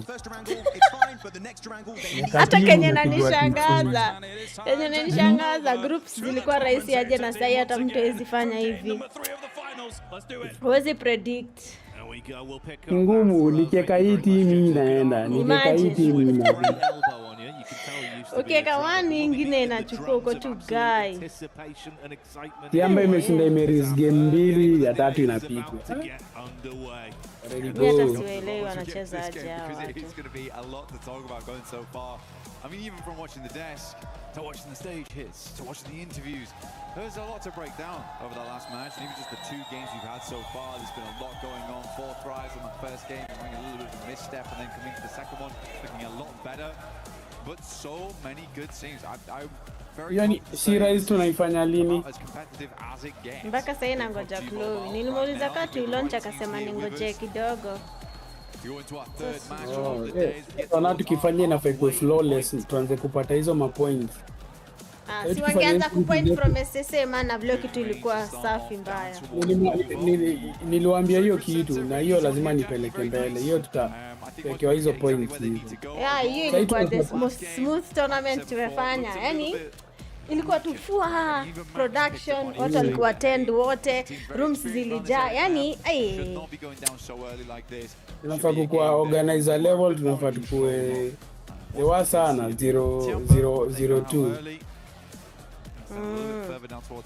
Wacha na explain hiyo kila kitu tukimaliza kunda hiyo stuff. Sawa. Ili text wana Yuna, si unajua Yuna? Yuna ama Yuna wako wawili. Yuna. Yuna. Anasemaje? Nake sio Yanlu. Yeye ndo amesimamia hiyo third party sasa. Yuna anaitwa Yuna. Niko sure ni Aida alimtuma kwangu. Hata nje anafanya stuff ya yini. Yeta nia? Ile stuff final yina na alikuwa anafanya. Huyo Yuna ndio wako? Yuna. Ameadiwa kwa hiyo group tukaambiwa. Yuna is here to help. Na ni kama nini? Ni kama anaitwaje? Kama ana type exactly kama Okuko. Nakwambia. Venye uketu type ndio ana type. Lakini tumepelekana na yeye ameona si misi fala. Venye hizo charts ni kubwa kubwa, hapo nitajaribu kutumia screenshot. Kuna ingine hadi nimemwambia hiyo story ya community. Unajua kwa ukiorganize community level kupata points ni ngumu. Sasa namwambia mtu atakuwaje motivated ama utashow up aje kwa community event kama hakuna points unapata. Kwanza taya 3 taya 4 ndio at least unapata funding na nini na support. Lakini sasa unaona nimelibamba na hiyo nilimsikiza na ka implement. Nilimshow hizi kuna nini? Kuna tu mtu juni streamer anafikiria na ana launch tournament. Sasa kama hivyo ndio kinapita. And they say it every time. In fact, they actually say it to the crowd and to all the players. We will never switch our hot drop. So it is never worth it to fight Nick Galaxy. Sadly for them, 4 Thrives feels like we can get some easy points off the back of this one. You guys just come off a fight. We know you've come off a fight. This is a great read from 4 Thrives. Actually, love this. Oh, mate, didn't see him on the angle. 4 Thrives spotting Lord.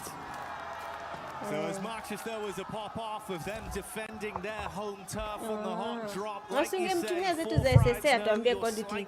Hapo na vile tuko na quality nyingine sharp. Twist the knife and completely knock them out of the game, denying any more points on this. I mean, to be honest, you do wonder if Fourth Rise boys, they see a big hubbub go over by the Nigma Galaxy camp, and they're like, they've just won that fight. We should get involved. We should fly over. Oh, cheeky work, but you got to make the point somehow. Ralph the M249 looking for some good damage, but the shouts from the crowd start to ring out. Fourth Rise might look to back away from this one. Allowing Ralph as well as Satan to live another day. Circle did move up towards the northeast side. I don't know what Eda's doing, man. It's akin to throwing away all of your own goals. Yeah, it feels like one of those where it's kind of cutting your nose off to spite your face. Yeah. As much as, you know, it's your spot too. If it's not working, you got to adapt. Gigantic prize pool on the line. You fought this hard to be in finals. Don't ego challenge if you don't need to. But for Fourth Rise, can they find those elims they wanted off the back of this counter play? T24 spotted on the drop. Let's see if he can go for the peak off this. And of course for you, you can get involved with that Naruto event at home. Lakini tunajua shida ni za price pool. Hebu acha niongee na Bravo nisikie kenye atasema.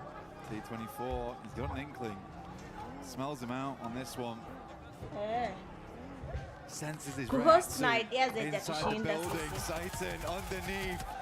Ooh, slightly slow on the timing there, and T24 tries to use the DBS. He's swinging around in circles.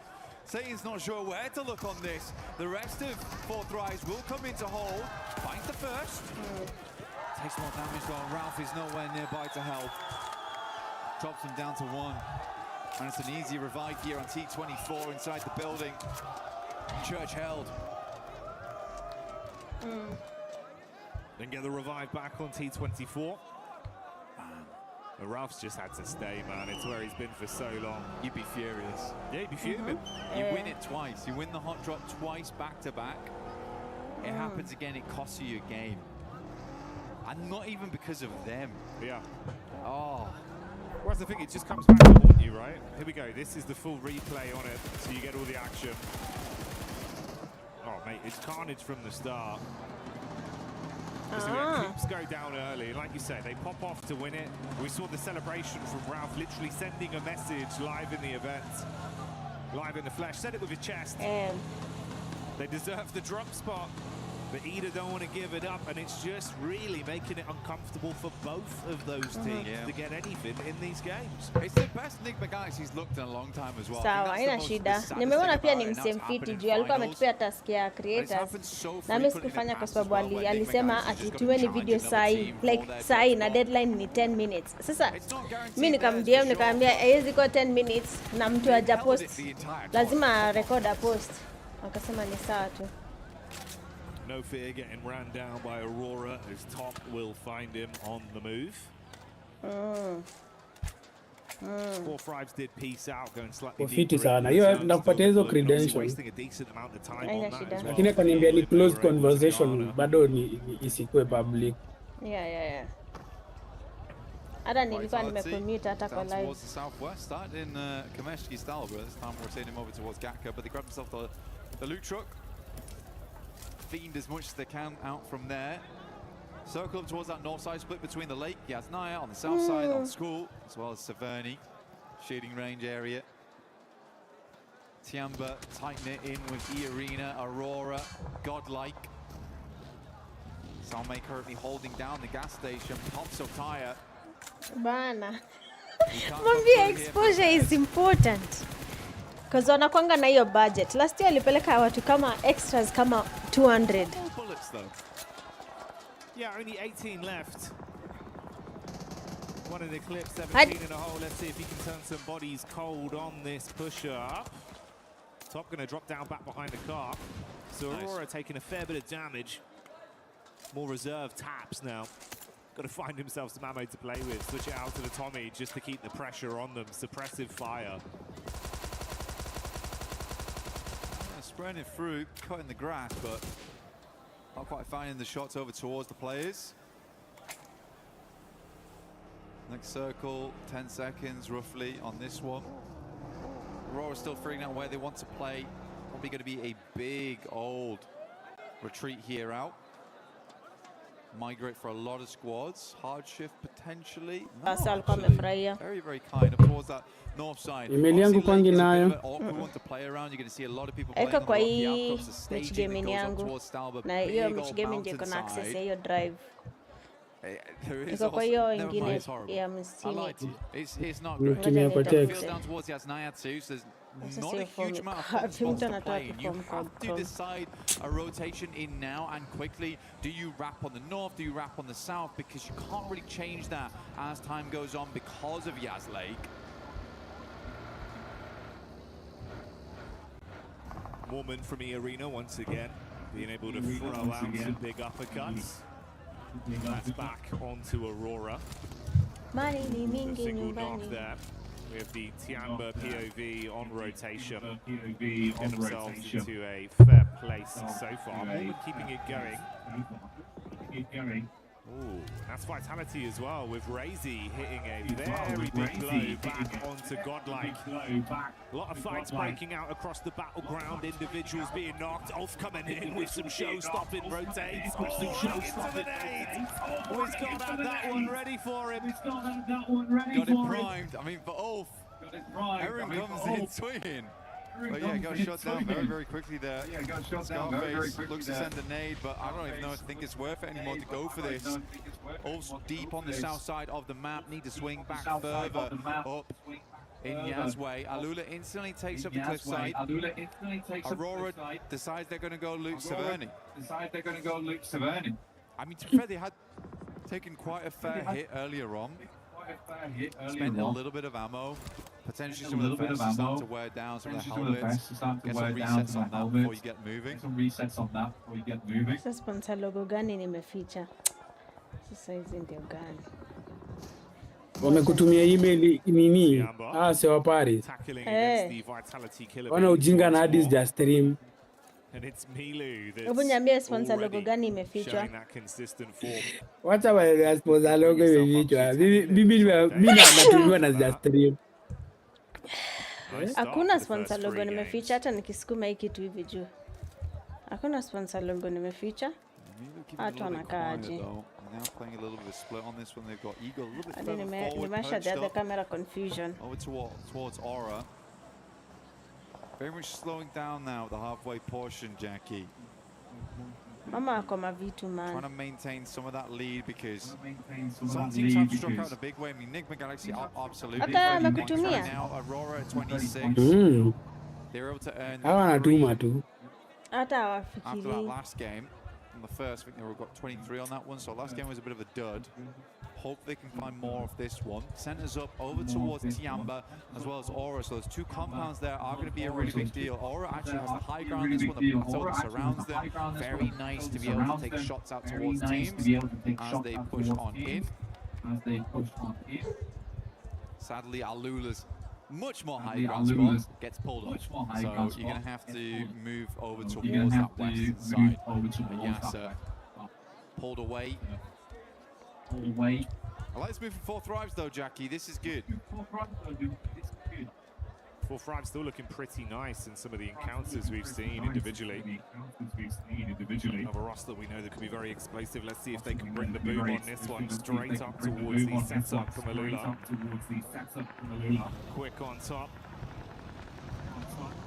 Got a pump action in the back pocket, ready for it if they can close the gap. Bit of Overwatch from R3B on the top side with Claws relatively close to assist. Fast reactions onto the position of Falak, but the shot's not connecting. Falak taking a little bit of damage here, down to half. Lots of the nade though, it's not the craziest of sends on this one. Good bounce on it actually. That would have been on target if he hadn't moved. Falak just takes the time. Here's the arc on that one. So sijaficha any logos. Sana koja fika sana hawezi fanya kitu. I actually do really like S2G's position. They're playing over towards those compounds that sit just a little bit east over towards the lake itself. Oh, sorry, the cliff face, you got flashed down towards those compounds, but S2G Rocky out prop on the northern side, just holding out teams on the south here. Ishakutumia email. Hebu iseme tu kwa sababu natumia lapia cha nimutaka. Towards that little bank. Yeah, niambie email. Fine margins between this going wrong for either of these two teams in 4-5s and Alula. It's not wanting to risk too much. Johnny, I am a Meanwhile, OG crossing past the crosshairs of Nongshim Red Force with Zizzy taking the peak over the top. Got the heavy weaponry ready to rock them if they stay close by. And luckily, they have at least been able to create some space between the two. Double back over to the bridge where Rolf is stationed. Nasema not an account. Yeah, they know OG's in the area as well. See, Aaron struggled versus them earlier on his flying maneuver into the gas station. Tried to go for the movie entrance, but we went straight to credits instead. Mekata. Yeah, Ulf hoping to hold them on the bridge side. Next circle, though, I'm feeling the pizza slice here over towards the west. I mean, Aurora currently have a really strong position on it, and we do head over there, in fact. But it's like a case of Aurora holding the central spot. They have a lot of 360 vision, but it's very open, Jackie. This is a very, very open area, a little bit unfun. There's quite a few radio towers and the square concretes that sit underneath them that end up being like where you play. You literally just lie down next to them, try and set up vehicles. You can see Vitality already sending over. But this is quite a nice spot for Aurora. It's a tiny bit of hard cover, a little bit of a crescent lit behind them as well. Well, that's the last man from Enigma Galaxy, and Ralph trying to stay alive for as long as he can, but finally falls to S2G. S2G possibly being collapsed upon as well by 4-5s. They fall next. Yeah, good fight. Very good fight from 4-5s. Abu type. Maybe S2G tried to jump the gun there, Jackie, and ran straight into titanium wall. Oh, hey. Mstake jana nilikuwa naandika aje. Riding on these three players from Aurora though. Another good game here. Ni mbaya wewe. Hii niko nayo nimeiona hadi imekuja kwa. Shish. Not the greatest of pushes across the bridge to begin. Nimekutumia. To be fair, with Nigma and S2G going down early, not really acclimating too many points on this one. It could be the dream recovery for Aurora if they can keep it up. Unfortunately for Godlike, Adamino unable to withstand the hit that is thrown towards him. Furia will get their mates back up and live on to fight on this one. 4 of our squads out of the running into the 3rd game so far. Nongshim on that south side. Yeah, nimetoa jamaa. There's quite a few teams there. Nongshim's just gonna. By the way, when wanacheza na panga wameweka Garza skin as in hizo guns. I can't skin. Good damage from Hyunbin as always. Looking very, very strong. Hits the deck. Good dodge on that. Second nade's a bit stronger though. Aru now needs to get back into action. The rest of Nongshim Red Force lagging behind as Flash still continues to create a little bit of a nuisance for them in tops. Back and forth blows, but Orangutan still being able to withstand. Uncomfortable for Nongshim, actually, man. Yeah, that's a nice flick back up towards the Wizard Tower, and it keeps him pinned in position, so he can't provide too much overwatch. Bad spot now. I mean, no position to help the rest of his team. It's a cool side swipe coming through from tops as well. Caused so many problems on the back line there for Nongshim Red Force. Just weren't quite quick enough. He's going to have an even deeper look into this one. He wants to get up close and personal, investigate. Potentially some more eliminations here left at the crime scene.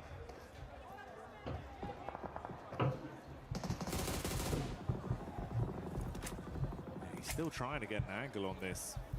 The minute you got to move, he'll be ready for the catch. Furia over on the other side of the coast have been taking shots over as well, so it's all been a little bit uncomfortable for the 4 squads that have been collapsing in onto that one position. This gas station for OG somehow being a very formidable defensive area. Calling it from zone 3 there. I got a little bit lucky, but Yeah, Aurora in a really good spot now. This is definitely redeemable city. Nimechange nikafix. Kwani huja kuchange side yako? We just need to not see them go for something silly again. That is all. Yeah, just keep their cards close to their chest and be able to close this one out with some good plays. To be honest, mate, that is kind of the dream with what we saw off the back of this game with the other squads above them falling out early. It has presented that opportunity, and like you say, if they can grab it, you've recovered from that. We cannot forget about game 2. Everything looks good for them, and they'd actually be on that podium spot in first place come the end of this game. But that's still in the future. Still a lot of other teams that could potentially look to upset them. So we'll stick with the narrative as it develops. This is their position right now. 4 Thrives going in against the arena. Doc looking to decimate some damage out, and he does hit nice. Good shot onto Falak. A little bit more they can do here. I like that though. Good smoke. Over towards the rock side to kind of isolate this engagement between them and 4 Thrives in the arena on the northern edge. Makes a ton of sense to me as well. That vitality location is going to be a real problem for you. That's a long nade. Actually hits on target. Great damage, and they just keep on pumping in. 4 Thrives yangu inapigwa aje. All out. But yeah, I mean, that's so massive. Una supportaje 4 Thrives? Kosti wako sawa. Kafala kako sawa. Katoto kazuri. Akananga any bad vibes. Na tumtu hapo wako na masterclass in bad vibes. Uski kitu ya scores, the more napanda points, the more nashuka rank. Wacha ujinga. Nawezaje kuwa nimeingia 17k na ndio nimeshuka zaidi. Mimi nakwambia niliingia top 100 tena nikajipata 1000. Kuna kitu wanafanya. Labda urisenda jecheni. Acha ni resend. They need that util, they need that ammo to carry on inside of this match. Tiamba though looming off in the wings. Had to restock and get themselves ready for what's yet to come. Tiamba, they've been doing a pretty effective job of harassing a lot of our other squads from distance as well throughout the past couple minutes, keeping pressure on them. Playing a little bit safer here in their setup. Window peak with good eye line onto some of the other teams.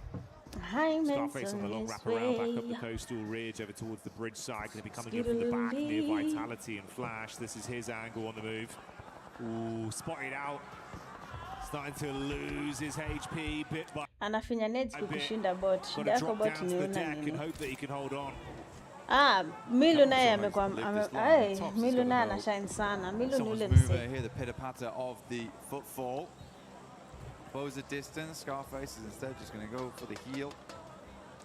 Tops pulls the pin. He should know. It should be right on the edge of the blue here. Good airburst will do the trick. Ruins the amount of healing that came through there. Aura from the sidelines though will get sleepy and over towards Bose. Top though is the one to refrag over towards that. Tiamba aching moving forward. Gets behind that radio tower. This is a good spot to aggress over towards Aurora on. But more importantly, hold out on the southeast side. Good nade to get me. Aurora's having none of it. Aurora rada. Ameisha hao. Hao Tianban hiyo. Hizo zinakuja kama zinakuja mingi. Eagles crossing his fingers, hoping the smoke is enough to get the pickup play back on Aching to stay alive. I wonder if they're going to push this, Jackie. I mean, with a molly, you could. You get the spread on it, just try to follow up. Unaona jamaa la wachezi, unaona bot ni wewe ulikuwa unasema. Unaona wachezi sijui vidole 7. Wakienda sana wako kwa 4. Hawajapita hapo. Sasa vidole 7 utafanyia nini kwa screen? Hata uone kitu.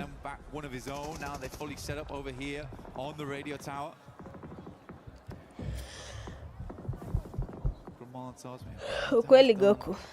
Ukweli. Tianban wameamka amesema sasa let's send fire, let's send it back to you. Survives the first. Shoot. The shrapnel and should survive the second. So many nades though. Doc hapa amefikiria, hapa ametumia IQ kidogo. Hits him in the face. He takes that peak and shuts one player down once again. 6 nades thrown out for no real follow-up from it. So it goes both ways for either of these two teams. Top with the instant adjustment back over onto chat mnaona team gani kishinda IWC. Two sides between this team. This is the hardest prediction I've ever seen in my life. Yeah, the res on of E-Arena. E-Arena, you know, actually haven't been too bad. I think for and I shall let you know. 19. They've been consistently up towards at least the top 8 every game. Vitality still taking more shots here. Tiamba is the one to take down tops. Tiamba's playing as a 4-man, and genuinely the way they weather the storm here versus Aurora, they have a place to play inside the circle going forward. It's more about dealing with the couple of players inside of that shack right there, and it's hard to line up those nades past the side. Always have that angle of Doc to worry about. He is so critical to his other 2 teammates living. Schweppes with a bit of a forward scout play in a buggy, reading onto it. QZZ was knocked towards the backside. Thing is though, they've been here for so long and they've invested so many nades, so many bullets, and they're starting to push out to get themselves anything. Availability of crates becoming an all-time premium. Goes on the worst. Aurora ashindi kitu Tiamba. Tiamba ako kazi mbaya. Those nades over towards Aurora. E-Arena making a massive swing. Hey Mamba. Mamba msilo. QZZ finds shots over towards Vitality. They are trying to stop squeezing them together. Come on, Milu. This is a good play. This is actually a good Kwa play. nini bot na mimi na support? Hey. Tiamba mmepushaje man? Cheki kuna kanyoka. Kulikuwa na nyoka kwa nice nade. Oh, this is unbelievable. Razak raising hell amidst the chaos as he very nice spray, QZZ. Very nice spray. Vitality looked like it was all said and done, but they pop off on that one against Tiamba's clash in, knowing they needed to shut them down to get themselves any sort of ammunition, any kind of supplies to play on, and it does not work how they wanted. Wild stuff. The arena now. Send some nades in. Zol's the first to fall off the back of that. They have just played this game nice and slow from that northern side. Try not to get too involved in things. They've been saving up these nades for that end game. Mormon will move in and just completely cleans them out. This guy's been unbelievable with the S12K today. Umeona venye Aurora wameoshwa na dakika moja. Finishes off the stragglers. Slowly but surely the team's exit stage left and the final fight begins to have itself set up. Furia coming back in with some of that firepower we had seen prior. Good damage onto E-Arena. It's Tony K that's knocked behind the hard cover. Joker looks to wrap over to see if he can save his mate. Put them back to an equal situation. 3 versus 4 right now. Warding off Ayala. Tini wa Pakistani si wa Hindi. Still coming out strong. He wants more on the game, and they are delivering. He goes down, big player on the squad. Now it's time for the likes of Ayala as well as Chief to stand up tall. E-Arena, they saved all their potential up for that late game, though. We saw how much ammo they still had aboard, how many smokes they still had remaining. His team basically played this one out for the chicken dinner. For E-Arena, it's sort of not worth it unless they get the chicken dinner on this one. The amount they saved up, 5 nades still in the hand of Schweppes. Getting a second place is nice though, but yeah, it's this open ground, disgusting to work with. Furia is lining up for a big old I'm not playing 1%. From the arena in the near future though.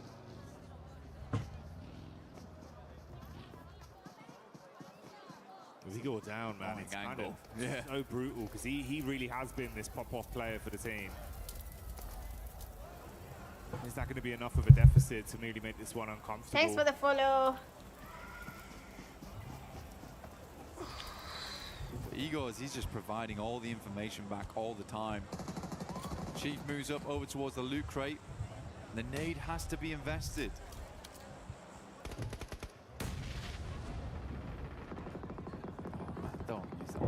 Bede Jamal, unajua nikijaribingi kukuweka moderator wa live yangu inakataanga. Is there a reason for that? Calling every single time they pull the pin on this one, when to move and when not to. Finally, the play zone takes him out, and Fury is blind again. Right now, we are watching Pubgmobile World Cup. It's happening in France, Paris. At the Esports World Cup games. Standoff between these two teams with open space in front of them, waiting to be crunched forth. Silence with the big guns in the back line, ready to spray. A lot of nades invested, dashing them in towards the middle here. I mean, they're mega blind. I mean, they can't have moved that far. Unless Igor's giving back the worst information in the world, but... Yeah, I mean, for Fury, I think there's a little bit of scaredness of that front line being aggressed upon. Schweppes pulls the nades. We are playing battleships right now. Grenade to E5. You missed by a mile. Just dashing him out. He's gone wide, man. Start forest fire out in this field of Erangel right now. Be the best opportunity for them. That one actually hits. He's having to drive into it though. Okay. Assist. I mean, I think we could just wait on these nades. There's plenty of time to wait on this one. E-Arena can play off the back of the tree in the near future. Ayala's just going to swing round, right? Not how I expected the first domino to fall, but that's Ayala going in and opening things up with an advantage for E-Arena. This is PMWC here at EWC. There's been an end game. It has been an end game. Igor's confused everyone. Silence now. Trying to be as quiet as possible. Decent Molotovs, these ones actually. Trying to catch them on the rotate out.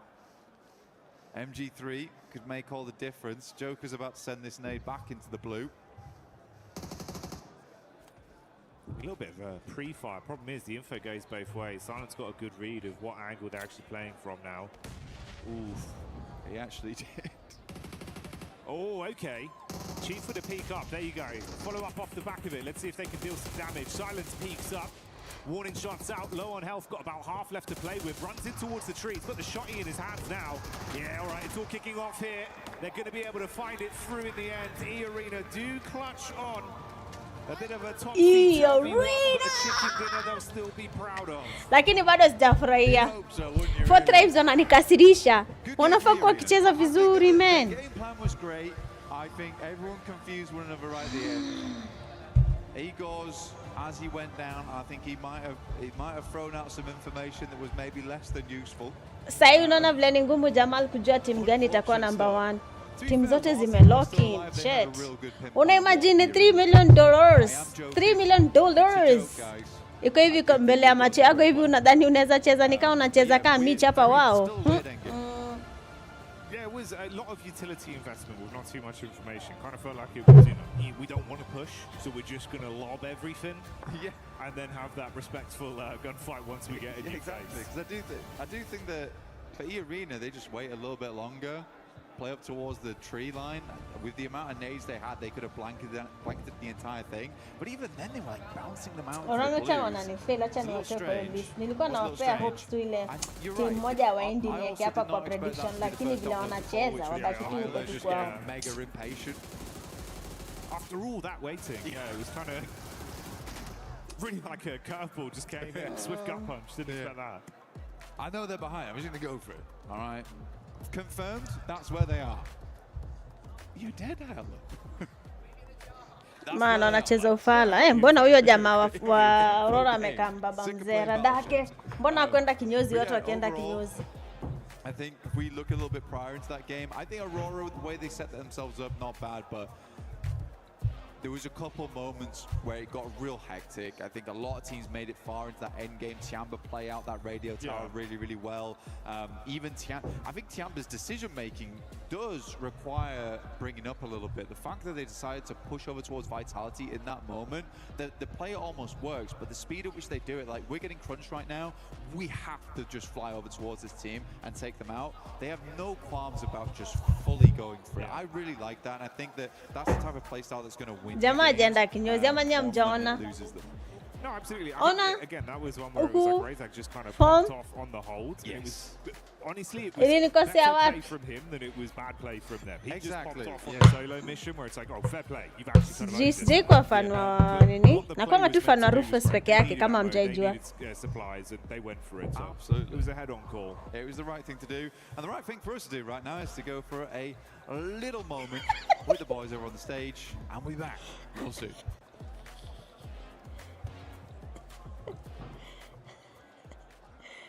That was here at PMWC 26, joined by John Allen, Kalaris, and Neptura. And we're playing a round of hot drop dance.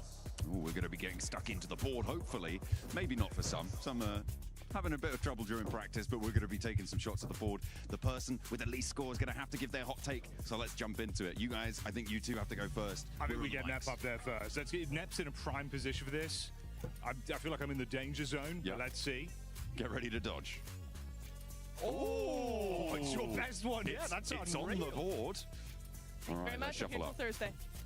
Neptura amechange nguo. And Kalaris up to the back. Oh, okay. Ama ni vitu zilirekodiwa kitambo. Unajua hata saa zingine sijui. There you go, James. There you go. Oh, I see. So umekuwa tu IPG since ages. Oh, it's a 17. Currently Neps in last. Easy parts walirecord kitambo. Oh, a double 17. It's a triple 17. It's a triple one, I don't know. That means Neptura is last. Are you serious? Yep. What's your hot take, Neptura? My hot take is that the Uzi is a bad weapon and shouldn't be played. That's it. Wait. This one was Neptura. That one was mine. In the bullseye. No, it's in 25. Yeah. Oh. It's you. Well, she's already done a hot take now, so. Hopefully atakubali kusponsor. Nimemwachia hapo ka message hapo nikijaribu kumconvince. I didn't do anything. All right, here. Chat one. John starting us off. Let's see. Hi Tahi, how are you doing today? Hey. It's him. That's all that matters, really. It's on the board. Here we go. I haven't missed. Kalaris now. Forearm strength. It's good. It's good. Ooh. That could be Mary. Get out of the danger zone. The splash zone's coming for you, Kale. Good maths. Oh, that's a triple. Okay. Triple 3. God. All right, here you go, mate. Take this. I'm pretty sure it's currently the lowest. Wait, no, it's not. I'm John's on a 5. Lowest. Yes, John's the lowest. Or is that a 2? It's a 5, I think. It's a 5. Oh, and that's a 2. That is a 2. I've been saved by the upside down version of my own number. It's your turn. There you go. Okay, hot take. Dino Park and Vikendi. Man, hii prediction inanibosa. Alright, considering I actually lost the first round. Jamal aliacha kupredict ama aje. I miss action. They do off top end action. Watu unajua, that's why I was saying stuff ya watu kama players juu anatoka anaenda kule ule anaenda huko after ame build synergy. Uwe inanibo kwa sababu ina ruin synergy ya the whole team. There's a submachine gun, something else popping in. Give a little bit more individuality. That's what I want to see. I like it. Don't give me this mic. You know what I want? I want all of your opinions from the viewers at home. You in the chat. Tell us what you think. Let us know right here, right now. What are your controversial takes?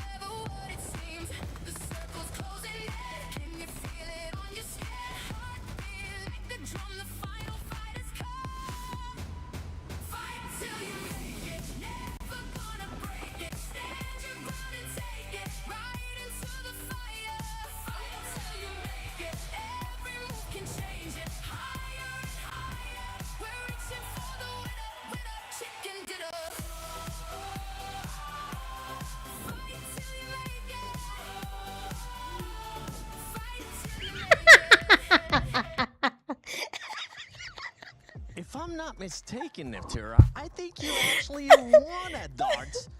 And I think you got that chicken dinner. You were lied to, but very mad. In this last game, E-Arena wasn't lied to, Max, because E-Arena came out with Actually, share the joke now. This is joke. What is making me laugh in that chat, okay? Okay, that's great. So, that's a cool win. But what's next? No, it genuinely was a good game. It was very unpredictable. Why did he retire? And E-Arena, I think it was kind of even Steven until hizo video anatuonyesha ni za kitambo. Walirekodiwa wakifanya vitu mingi tofauti na nguo tofauti. Then zinaonyeshwa katikati. Continue in your next coming matches. Take it away, Lace. I know you've been wanting to talk about this team for a minute. Hey, Arlo, I am revoking your driver's license because I was waiting for the Furia drive by Max. E-Arena, obviously, they deserved that win because of Furia. Acha sasa nilikuwa na watch video ingine hapa ya sijui kama mnajua farmers carry ni nini kwa gym. Unaona vile unapanga mitungi hivi na mkono mbili. So watu wamepatiwa washikilie, then wanabeba from one end of the gym to the other. Then ukishafika the other unamkimbie. Sasa jumili ilikuwa imebeba kitu mzito. Your body is heavy on the upper body na chini haina ganzi. Watu wanaanguka chini. It's so funny. Acha kwanza nitumie watu wa gym. Nades with the vehicle as well, and I'm like, what plan is this? They had such a strong position after getting like this one. Yeah, after moving their way into zone on the rotation on the southern side, Max. Look, I'll give you my take. I'm really upset. I know what happened actually. I was talking tonight. I saw him as we were leaving the talent room, and I was thinking, like, what was the play with Ayala? And he said the idea for Ayala was to get an off angle on the team and actually catch them from behind. But then he saw two players and he got scared. And that's the thing is, right? Lack of information will make you do these kind of mistakes. So it could have been a good idea, and catching nades didn't work out. It could have been great, but unfortunately, two-player setup was exactly what E-Arena needed in case of those kind of pushes coming their way. That was just a big something I like to call what the Furia. WTF, because that's exactly what ended up happening with that one. I've been working on that one all day, especially with the way that they were playing earlier. There was a squad, though, that was able to put up a good amount of eliminations, and it was none other than Aurora. Aurora, once again, Neptura being able to back it up with Ilims, even though they wasted a lot of utility with Tiamba. That was a good video. They did wait. It was a big old red zone, and it was fairly unnecessary. However, it does get you those points, right? And it's been really nice to see them actually, because I think in the group stage, right, we saw them just doing just enough to get into the top 5, just enough to get to where they wanted to be. Now we're seeing true Aurora here. Now we're seeing the team that we're used to seeing, and I'm really enjoying that. I think they've actually played a lot better, right? They're very even. They're not splitting. Doc's not doing his thing. He's staying with his team, and Rifus, Enziel, we've seen some really cool off angles from them, so very happy with them. And something that I enjoy seeing there, especially out of that graphic, Max, is Top being able to bounce back. Remember earlier in the previous match before this one, Top was on top of the bridge. It didn't end up working out for him, but 4 Ilims out of him, a person that has been an MVP before on an international finals, that's exactly what you want to see. Yeah, really happy. I mean, the best way to describe it is what you said, Niptra. They became a red zone at that moment in that game, and I love the way that any team would get in contention of their zone, they would start just nading them to hell and back. So Aurora playing it really well. I am still not sold though on their performances so far. I feel like there's still a lack of fragging power that they used to have in the past. Doc is underperforming quite significantly. So Top, GG's, I'm loving it. Zol too had some great moments, especially in that rondo. But Doc, he's still sleeping right now. He needs to wake up. Wake up, Doc. Wake up. Just make sure you don't start going away from your team, because that's when things ends up falling apart for Aurora. But Aurora, honestly, 36 points, currently tied. But the tiebreaker does go to E-Arena with that win that they ended up getting. Tiamba, though. Tiamba right now, the aggressiveness that we've been seeing out of this team, if you want to give the mic to Lace, they're currently putting up those numbers, Lace, because 27 eliminations for that squad and only 4 placement points. Yeah, I see. This is what I'm saying. They're finding those fights. They're gathering those eliminations, finding a nice power play position, but then unfortunately losing it, which is where we see the decline in placement points. But obviously this is still a really good trend for them, especially coming out of survivals into this sort of scenario, and to have that amount of points and that sort of trajectory is incredibly good for them.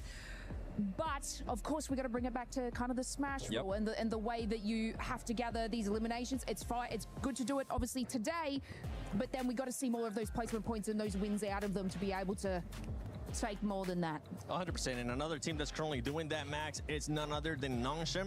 And I know you weren't quite happy with what Nangshem, especially Human, was doing that last game. Yeah, initially I love the way they initiate the fight onto, I think it was Orangutan in that gas station. I'm like, okay, you've got some solid off angles, I like it, they're pushing the fight. But the thing is about off angles, they lose effectiveness the longer the fight goes on. And I think it was one of the play on the Harry Potter tower, he had a great line of sight, but eventually Orangutan know you have that line of sight, so they're not going to peek you that aggressively. That would be the prime time for them to regroup, fully commit to the fight and send it, and hopefully come out on top. But they're very slow to respond to these moments, and I'm very Hi, Baby Junior, how you doing? So yeah, one team talking about aggressive, talking about people committing to a fight.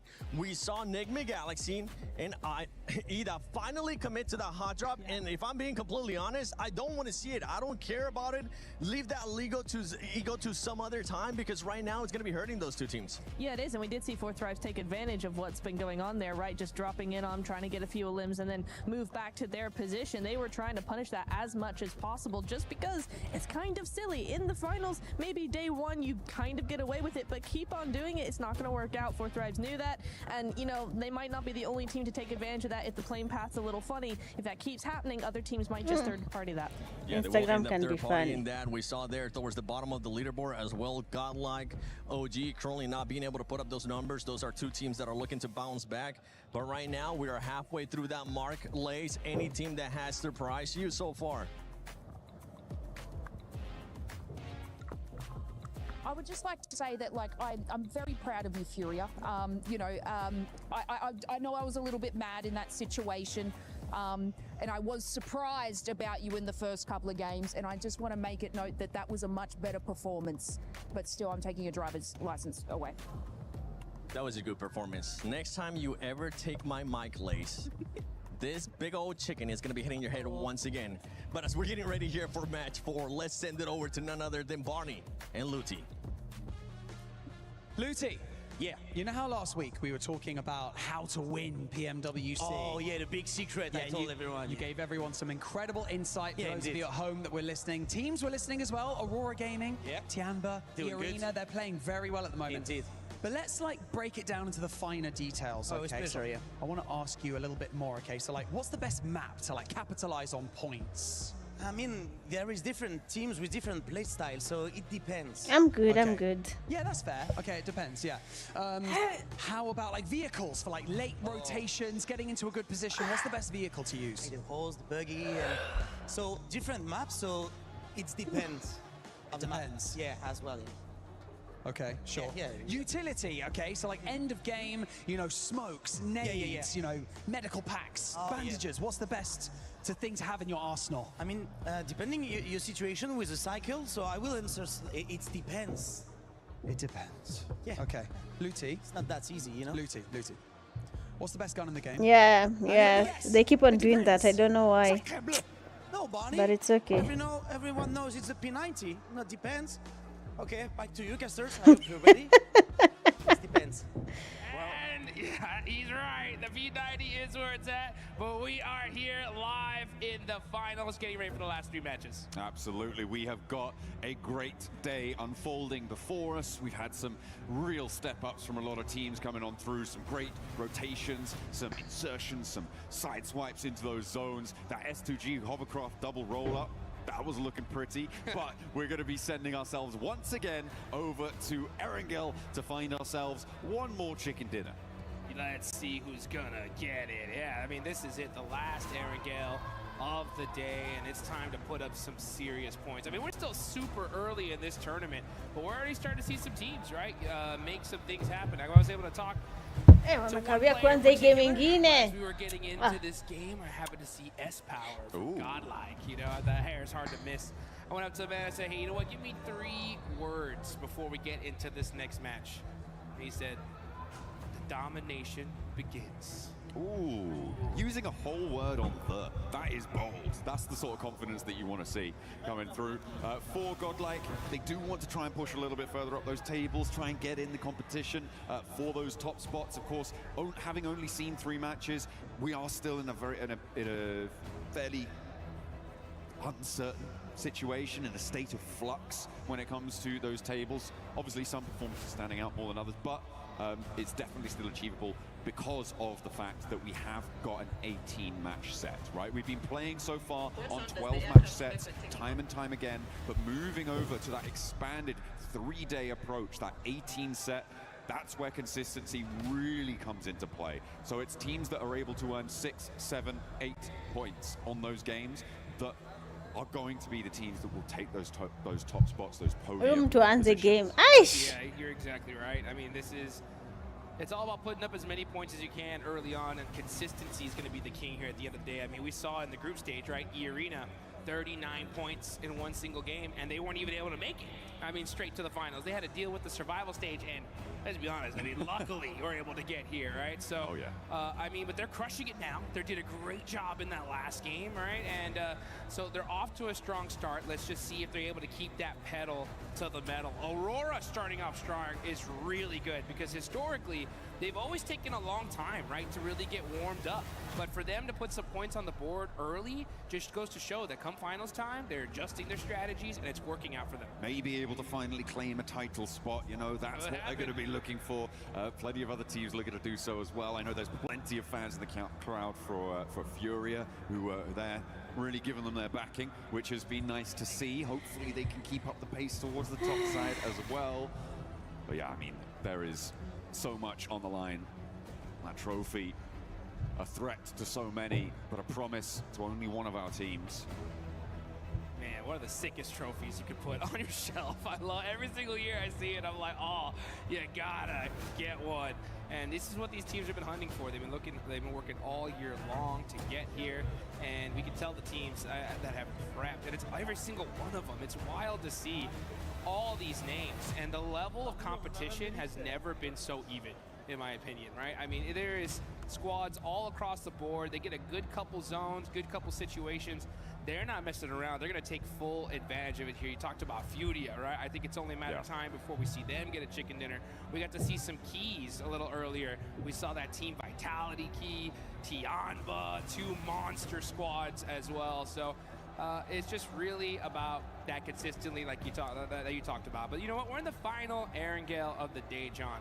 One thing that stands out to me, without a shadow of doubt, is Pachinki, right? What is going on there? That last game has to mean that something's got to switch up, right? It has to. Something definitely has to change. For me, I feel like Enigma Galaxy, they kind of, well, certainly we know how consistently Ralph will just sacrifice tournaments to hold on to Pachinki. So for me, I'm just unsure as to why Ida made the decision to stick to that drop spot. There are obviously other opportunities, and it's sort of it reads ego to me. Sema Blade nikusaidiaje? Watu wameongea sana. Watu wataniambia kichana ni bomoe nywele. Hawamalizi kuongea. Right at the start of the match. Really nice stuff. We've been listening to them talk the whole time. They were able to move on up. They exploited that situation. But I think that the second good decision that Fourth Thrives made in that scenario was not to hunt down Ralph, right? Because he's a solo, he's hiding in a corner, you don't know exactly where he is. You disengage, you don't go hunting, because a solo in a corner in Pachinki, you could lose a player to that very, very easily. So I liked their withdrawal there coming on through. The other side of a hot drop in Pachinki that is a massive factor, certainly for later into the mid and later game, is the fact that in a hot drop, you don't get that loot truck, and you can't get it double either. It went over to Vitality during that last How match. Are you it goes doing? Over to other teams who just sit on that northwest side. It's also an incredibly clear indicator that a hot drop is happening to a team out there, so they can grab that one and send on in to maybe pick up the pieces. Yeah, some of the highlights here before we get started. Sijapigiwa man, niko silent mode. Sijafikiwa bado.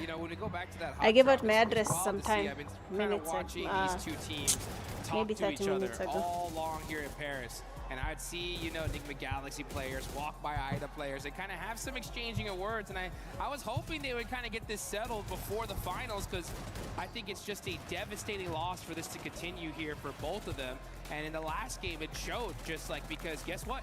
4 Thrives. They came to party right after. They were like, oh, you know what? There's a silly fight happening in Pachinki. We'll take those eliminations, and they got some of them, right? So I think now that you have 4 Thrives, especially now on the hunt for this, it's got to make, you know, IDA, and Enigma Galaxy have to start second thinking, I think, some things. But at the end of the day, like you said it, you know, for those of you guys that don't know Ralph's true name, it's Ralph Pachinki Sanchez Montero III. Okay.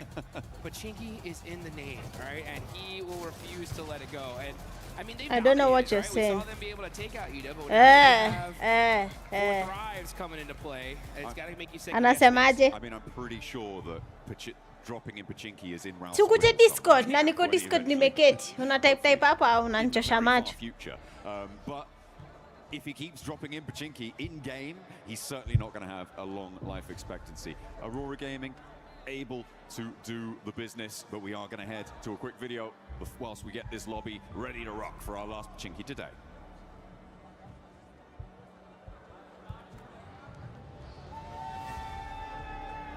Niko Discord ya Pubgmobile Kenya.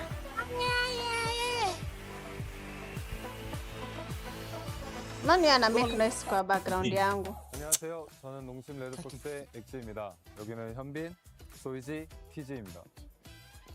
프로 선수로서 경쟁하는 일은 항상 힘든 일입니다. 하지만 이런 플레이 라운지에 오게 되면 즐거운 게 되게 많죠. 저희가 이 플레이 라운지에 왔기 때문에 이 플레이 라운지에 있는 것들을 즐겨보겠습니다. 가시죠.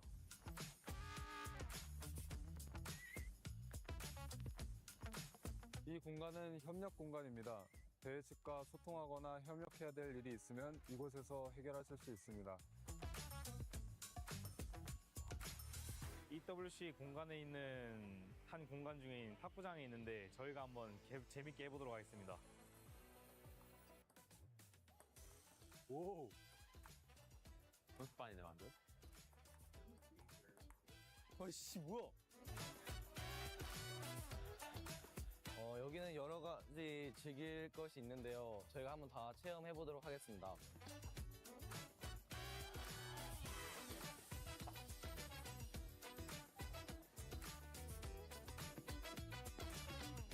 대회를 할 때면 항상 배고플 때가 있는데 WC에서 제공해주는 음식이 있는데 그 품질이 아주 좋고 최고급이라고 해서 저희가 한번 먹으러 와봤습니다. 아 배고프다 빨리 가자.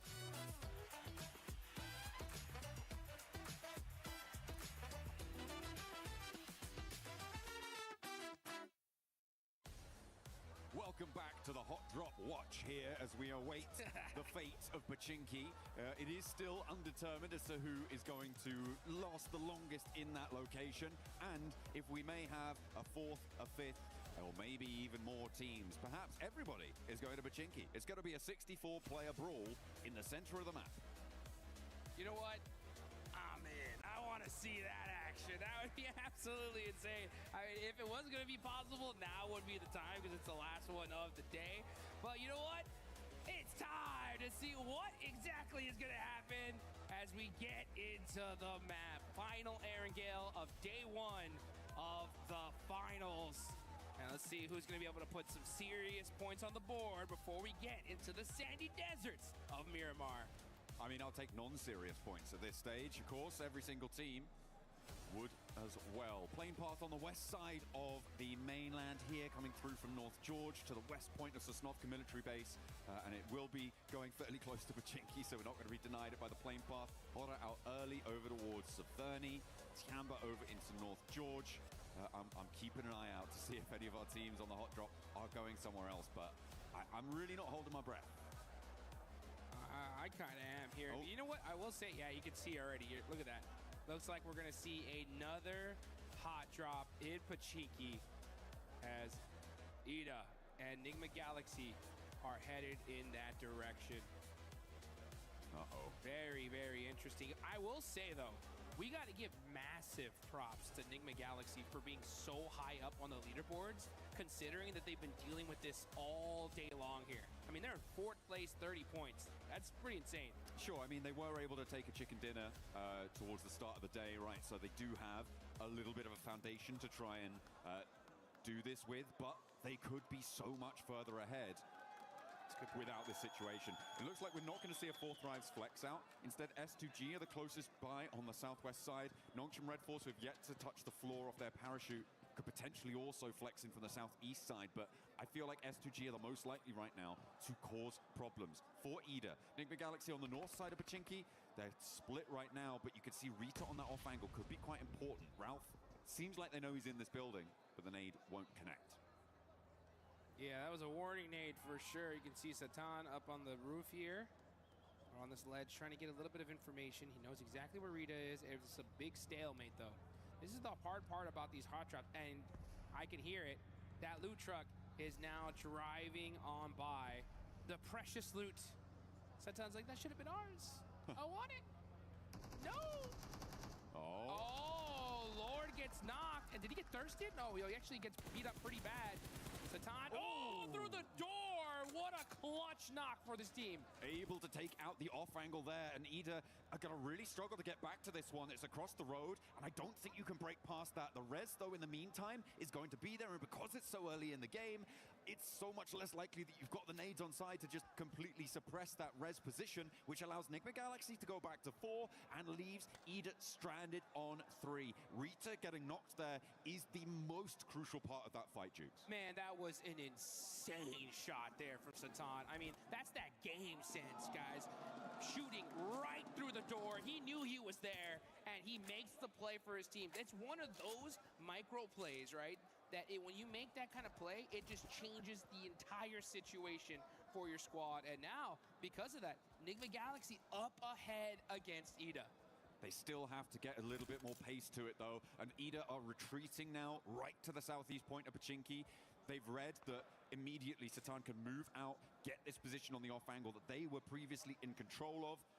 The fact that they're aware of that is good, but you're just going to keep losing players. At this stage, I feel like Enigma Galaxy definitely have had a better result so far in this Pachinki hot drop. They were very ready for it.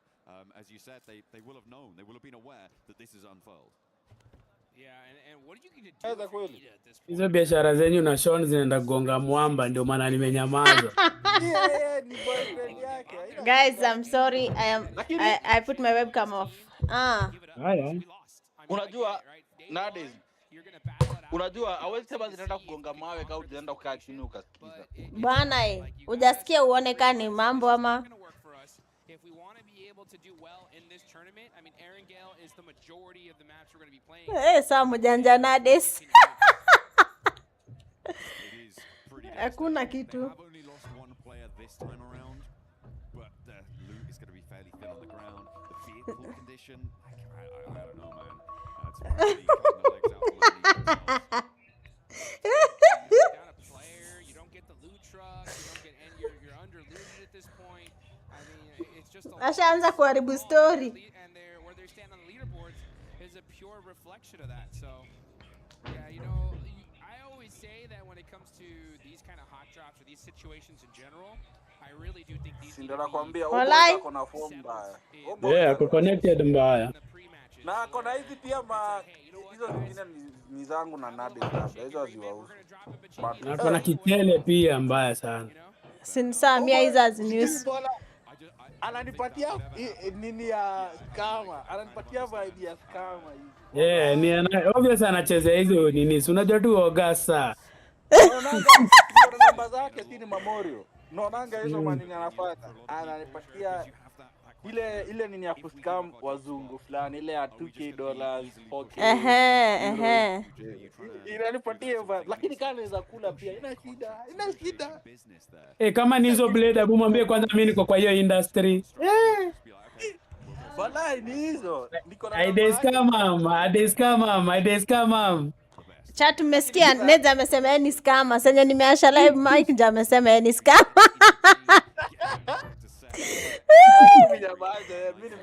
Nimeasha tu sai. Haya. Smith rada. Unasemaje Blade? Sijalipwa. Najua, si ndio unafuatilia. Wanasemaje? Fidatos Sasa wamesema. utos ameniambia ati ningoje pesa reflect. Nani does? Umse yani ameniambia ningoje pesa reflect. Hata sijaangalia game imepita, prediction yangu imekaaje? Kombe mechi nishaonyesha mechi. Nilikuwa na jamaa wa si unasema za PMWC ama? Mimi nasema ya PMGO bosi. Na PMGO hiyo sijui sasa. PMGO bado mjapewa result. PMWC sina haraka nayo. Najua hiyo unajua. Shida hii ingine ni team tunajua ako nayo ni Pacman. Pacman ni manager DS Plus. Hiyo ndio kwa maana unaona naifuatilia sana. Otherwise ingine anajua ni wewe uko nayo. So ukiniibia nakuja tu kwako ama kwenu kwa nyumba. Kama naenda kwa meet kwa nyumba. Nachukua kiboko na alima viboko 180 inakuwa $180 unachana nayo. Number 2. Man, tukushinda man. Yekwa GT30 na GT50 sai kwa mkono man. Hapo ni mbaya. Next time jali niko na squad nyingine next time. Si next time ni sahi, kwani kuna next time nyingine? Choyo ni gani? Ndio. Next time any land tournament tena na hii ndakuwa na team poa. Wai, sasa kina Zedu wanakuja. Acha wakuja bana. Sina nini. Najua anasikia raha. Tuna homeboys rada. Bana, si mlisema mtaki. Kama hiyo. Mimi maskama. Mimi nikajua mimi naenda kulala. Hamkusema mnataka. Hakuna hata mtu aliongea, hata haijafuatiliwa. Unajua inakuwaga aje? KPL isipokuwa included, unaona watu washughulikaji. Unakuanga juu sasa sai as in imefika point ya kuna watu specific wenye wanafaa kuwa hapo juu ikiwa kuna tournament watu specific. So kama watu specific hayuko inakuwa tu nitaki. So yeah, ni hivyo. Now the fact that KPL is not included, mimi hata nilale man. Tawaambia tu usijali. Shida najua ni hiyo entrance kulipa watu itawasumbua. Ni how much? 500. Punch. Lakini kama watu wa Nchwani walikuja pins na ilikuwa punch. Si bado hiyo? Unajua shida ni mecha au profit directly. Unaona? Afika mali unafanyia watu kazi hao ndio wanaenjoy pesa hivi. Ni mbaya. Wateni mimi niende shughuli man. Sasa nikatafute pesa ya shamba. Cheki Abu Bonga na Obo hiyo story nimekwambia sawa. Haya.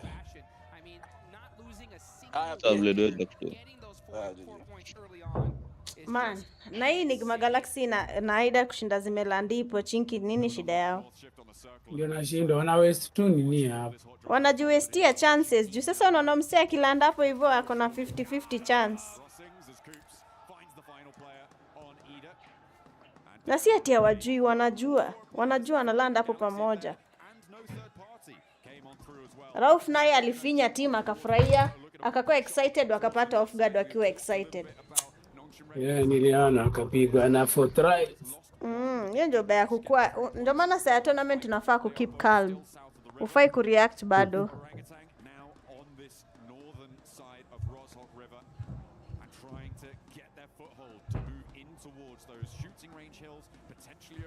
Na orangutan wanatandikwa wakiwa na god like rada yao. Nini? Unataka kusema waliqualify kibahati? Walibahatika safe. Sina maana nilikuwa nataka wale wa India group man. Huko ndio walinipata. Ni mbaya. Smith, pesa yao wase zimetoka. Bado. Ndio nani show. Man. Nimejaribu barani mwacha ni blue tick hadi. Itabidi tumengoja hadi Monday. Ndio nani arudi online. Hafanyangi weekends. Hafanyangi Thursday hadi sijui lini. hadi Monday. Hiyo ndio uzuri ya kuwa boss. Najua hiyo ni boss level. Hadi Yinan alikuwa anaendanga break Thursday hadi Monday. But kama ako na project anafanya na mimi ama mtu yote atakuja online, but only to answer you. Hata answer group, hatafanya anything. Hatafanya kazi in short. Basi hapo rada safi. Even ndio iko kwa ofisi yao. Hawafanya kazi from Thursday. Na ukifanya ni option. Aida ndio naonanga na jibu saa zote. Wakiwa na Octet. Octet hata azimangi laptop. Kenyo nishangaza ni Octet alikuwa anasoma last year akifanya hizo vitu bado. Si wako na akili sharp. Unajua vile mtu uchoka. Akujibu, aende ajibu nani, afollow hii, afanye na bado afanye mathesis na masijui what. We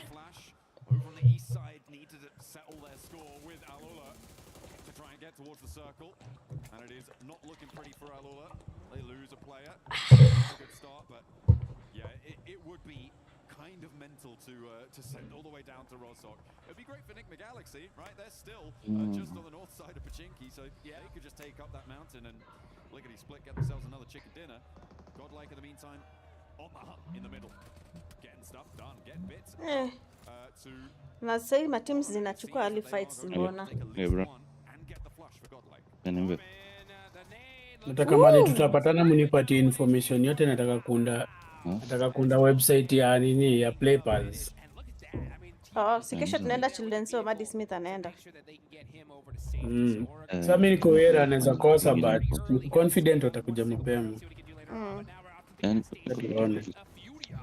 Sawa. Lakini kama mwindi mapema sana naweza tokea. Mapema sana ni saa ngapi wewe? Wacha ndajua. Brother yako mdogo alikuja kwa live yangu jana. Hai. Brother yako anaitwa aje? Sijui jina yake ya TikTok mimi hapa. Jina yake ukweli. Carlos. Mbona nikamwambia nitaenda kuconfirm. Ilikuwa FW Kalesi kitu kama hiyo. Carlos sijui what. Alikaa kuanzia mwanzo hadi mwisho akiniuliza nimecheza PUBG how long. Sasa nimekuwa best yake. Hadi ananiambia ati I've invited my friends. Mabeste zake utapata walikuwa hapo.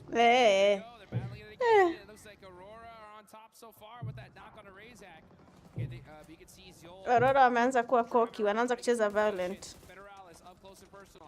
Wako aggressive mbaya.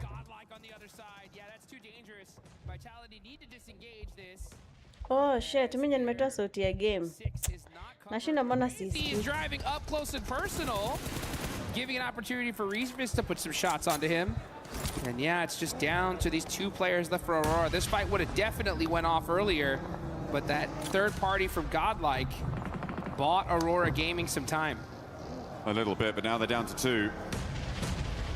And Vitality doing a little bit of nade there, not ideal. E-Arena in the meantime trying to find their way in on the north side, but it's not looking super accessible right now. And now it seems like they're engaged with the final player from Horror. Sleepy is holding it, but in the meantime a crash. S2G trying to roll across, but Tiamba are holding face against it, and they are not going to let S2G in without a fight. Aurora want to jump in and join the party here. And they did. That could be brutal there. Right under his feet. Is it going to blast him down? But there's an answer, and Reefus falls. A third knock over towards Tiamba, but now everybody has been isolated and evacuated from this fight. Nobody's left to put the pressure on this triple knock. Are you kidding me? It looked like these guys were fighting in a lake of fire here. QZ in the center of it. And Top could have been there to make that play, but unfortunately, there's too many teams surrounding them, and it stopped that crucial third party.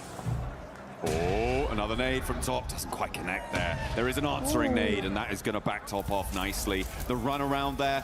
Orangutan maybe missing a beat there, maybe missing a trick. Not able to flex out. Didn't quite have the angles on it. Top! Oh, Top just about behind the concrete there to keep him safe from catch, but they know exactly where he is. He's got 2 smokes. He is slap bang in the middle of the circle, though, Jukes, and that might be a little bit of a help until another team rocks up with nowhere to go. They're going to roll right on top of this guy. Yep.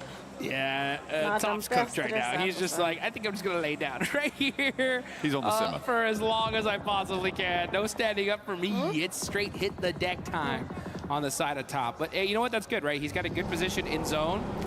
They're pretty high up on the leaderboard, so they can just kind of hang on and get some placement points. That'll be good for him. But meanwhile, I mean, Tianba on a tear. 7 eliminations. Fortunate for them. They're able to get everybody back up here. And they're in a solid position in this circle as we now look on over to Furia. Igor hopping out the vehicle here, getting punished by Arena for it. Oh, it's not going well. It is not going well for Furia. Unfortunate, they're just going to be down to Chief, the other 2 players down on the hillside. Tianba, by the way, managed to fend off a triple team crash on their compound, right? They're now on 7 eliminations. They have done phenomenal stuff. It's likely they're going to have to fend off at least 1 more, but the number of crates around them is going to be ludicrous. They're going to have to try and figure out exactly what they want to put in their backpacks as Flash try to find their way through, thread the needle, but Arena are just going to roll it down. Mormon over the top, doesn't even need to ring the doorbell to open that door. And Tops has to turn tail. TourneyK sees to it. He's going to get backed off by a third party. I think that might be Orangutan chiming in. And now Tops has to head towards 4th Thrive, so nowhere real to go for him as Hyunbin finally bites the dust, the last player alive for Nongshim Red Force. Arena are putting some good points on the board here. I mean, they're having to really battle it out, holding the edge of that circle, because there's a lot of open field in this zone. And now you're going to see 4 Thrives. 6 eliminations so far. Falak with 2, Zypha with 3. It's keeping Rozog in. Oh my, I just saw that circle shift. Are you kidding me? Enigma Galaxy, they'll take that all day long, right? Hey, you know what? Sometimes you got to get a little reward for those crazy hot drop efforts, and they'll definitely take that one to the bank. Yeah, that's going to be friendly for them for the time being. For them, I feel like a good strategy is to start scouting the other side of the river now, though. I feel like you need to get someone in fast. The difficulty, of course, is that 4 Thrives, and now Vitality is starting to move in, and they don't have an outpost there. Move over to the bridge, a little bit out of the zone. Yeah. I feel like somehow you've got to find a coastal position on that riverbank. And if you hold towards the warehouse, towards the triple stack, it's just going to be a bleed out for Enigma Galaxy. The placements aren't really going to be enough. Yeah, I want a little bit more forward thinking there as Aurora lose their final player. Top could not stay in for too much longer. Man. 4 Thrives though, getting crashed on. There they go, Arena not messing around here, just full sending it, non-stop aggression from this team. And it's been paying off so far, and that's why you can see them on top. Orman hopping on in a few, just trying to hit that flick shot onto Zypha. Zypha's really hurt here. Great teamwork from Arena, picking apart the likes of 4 Thrives. Zypha has been so difficult to deal with, but Arena the only team to be able to take him down, and it took at least 3 of them. TourneyK goes down with him, but 10 eliminations now for Arena. Very possible to get this res. This is the chance, though, for Enigma Galaxy to move across. And look at Ralph. He's getting over. Coops is looking to join him. This is the perfect opportunity whilst these teams on the east are preoccupied. A little bit slow to get the third party, but it is a good first step. I like what they've been able to do there. We've seen counterpointed river cross positions in 2-2 splits work well in the past. I'm hoping they can leverage that here. I'm a little bit disappointed in Orangutan on the north side. I feel like they could have poked their noses into that fight, and third party did as well. Moved a little bit further out to the east, been fairly safe from Tianba, and gotten stuck in there, but they hold inside. And I don't think it was going to be enough. Yeah, one thing I've noticed here in the EWC is the quickness these teams are ready to third party and take those opportunities. And it's just kind of surprising to see OG just kind of hold back there for a second. Enigma Galaxy, just due to the terrain, weren't able to even think about getting that third party. But because of that fight, it opened the door for them to be able to at least make that safe rotation and get that 2-2 split going that you were talking about. So let's see how they're able to capitalize onto it, though. As now is the calm before the storm. We are in stage number 5. All these teams just planning it out, trying to figure out, okay, if the zone goes over here, we're going to have to make these plays. If the zone stays on us, then GG, baby. We just shoot at everything in sight. Yeah, we're going to get the next zone unveiling itself in the next 20 seconds or so.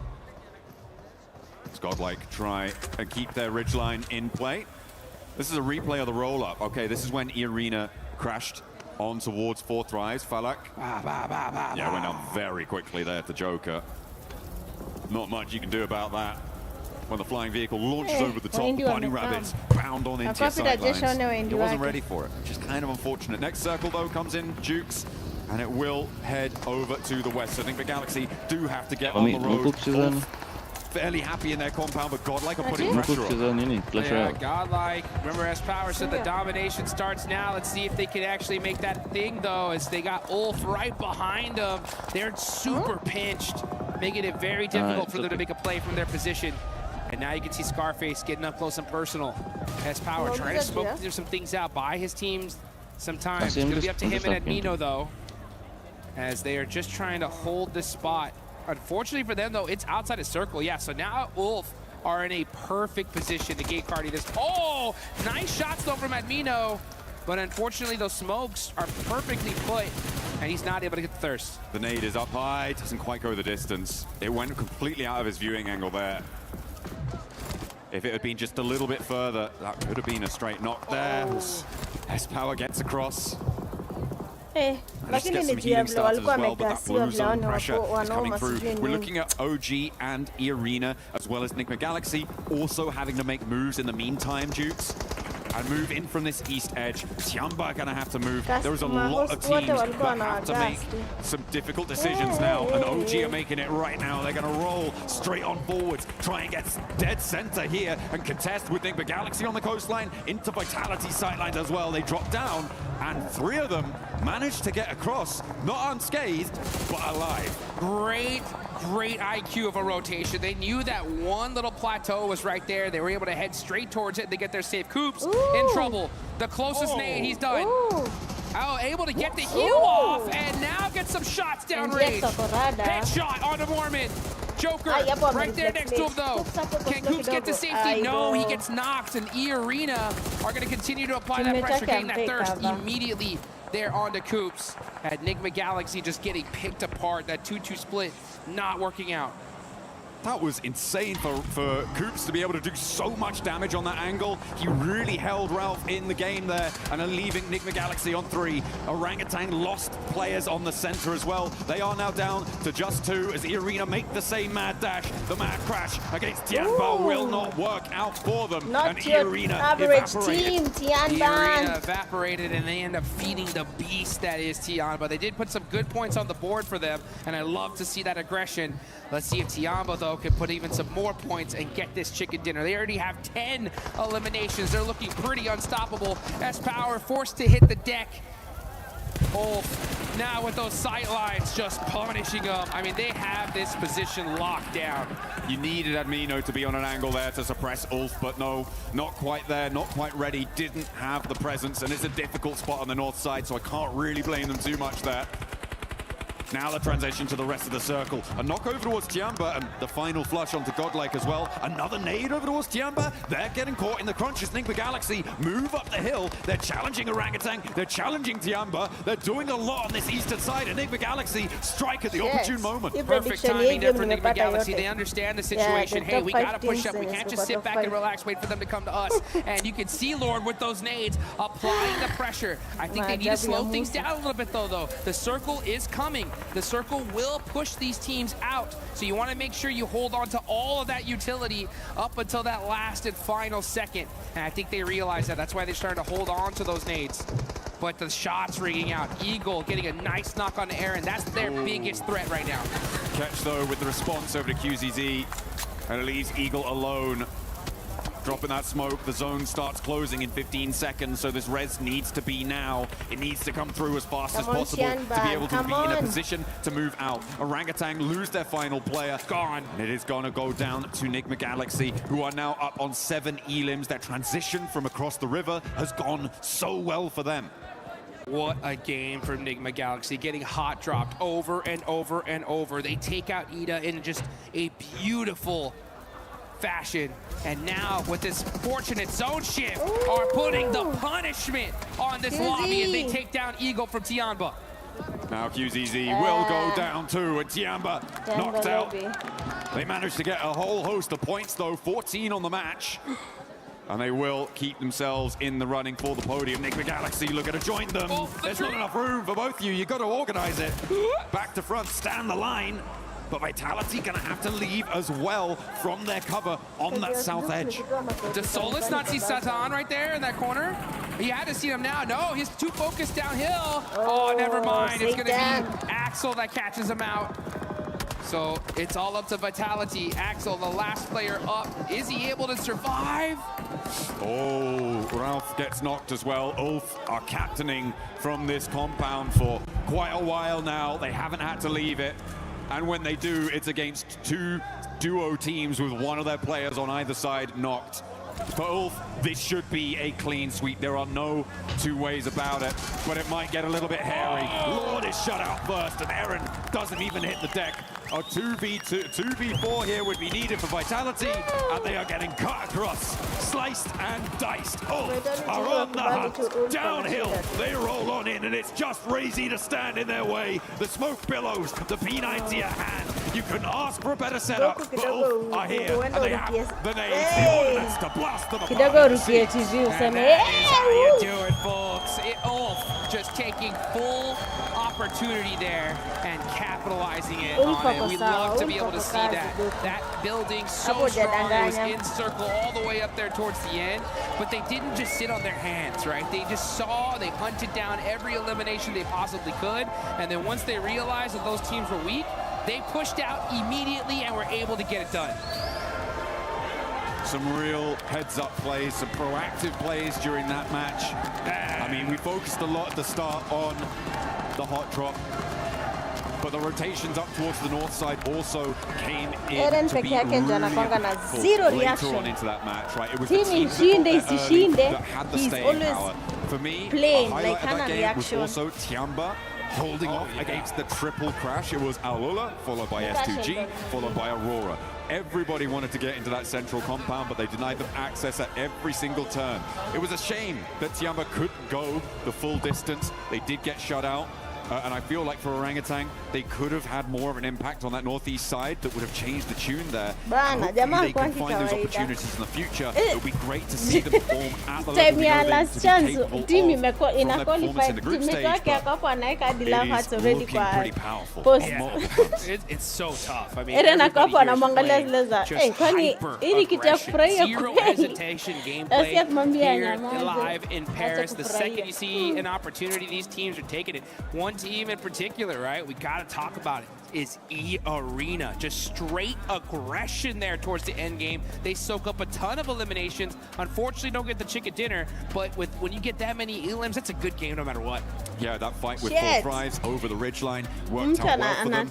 And again, the lack of third party allowed them to keep in the match for a lot longer. They were down to just a single player standing at one point, but they managed to get back to 3 to recover that pressure without any third party look-ins coming on through. And yeah, for E-Arena, it's a good result. I would even say it's a great result to keep them at the top of the tables, to keep, well, I don't know if they're actually at the top of the tables anymore. We'll have to double check that, but a man who could find out is Kalaris down on the stage with E-Arena. I'll try my best, John Allen. Yes, that's right. E-Arena looking fantastic so far, so let's ask them a few questions about the games here to get things rolling. So first things first, your previous win going up against Furia. Were you surprised by Furia's approach to the late game? And talk to me about that late game in general after you got the win. ในเกมที่เราต้องเจอกับฟิเรียนะฮะในเกมที่เราชนะเมื่อสักครู่เนี่ยฮะตอนที่เราเจอกับฟิเรียฮะเรารู้สึกเซอร์ไพรส์ไหมกับวิธีที่ฟิเรียเล่นเพลย์สไตล์ของฟิเรียในเกมนั้นครับ แปลกใจครับแต่ก็รู้ว่าเขาเล่นอย่างนั้นอยู่ครับก็เลยไม่ได้ตื่นเต้นเลยครับ Well, we expected, but we still surprised with how they're approaching the teams. But even though the last result is that they're winning the games. Okay, so you guys got very close to qualifying via the group stage and then came really close to not qualifying via the survival stage. So has there been any difference in approach here to the final? What has the team talked about to adjust here coming into the finals of PMWC? ก็ขนาดที่2นะฮะในกรุ๊ปสเตจเราก็เกือบที่จะได้ควอลิฟายแล้วส่วนในรอบ Survival Stage เราก็เกือบที่จะตกรอบแล้วด้วยซ้ำในตอนนั้นอยากถามว่าในตอนนี้รู้สึกยังไงบ้างครับก็พอเราเข้าไฟนอลมาได้ใช่ไหมครับก็ทุกอย่างก็เริ่มใหม่ครับทุกคนเริ่มจากศูนย์เราก็เริ่มจากศูนย์ก็เลยไม่กดดันอะไรครับ Well, right now we have zero pressure at all. So we are here to win, of course, and it's like since everyone This is a new day, new group, so this is a champion group now. Everyone's starting at the 0 point, so that's no different. And we're going to claim all the glory back to Thailand. Okay, so that does it then. Well, thank you very much for the answers. That does it down here on the stage. We'll be with you for more from PMWC in just a moment.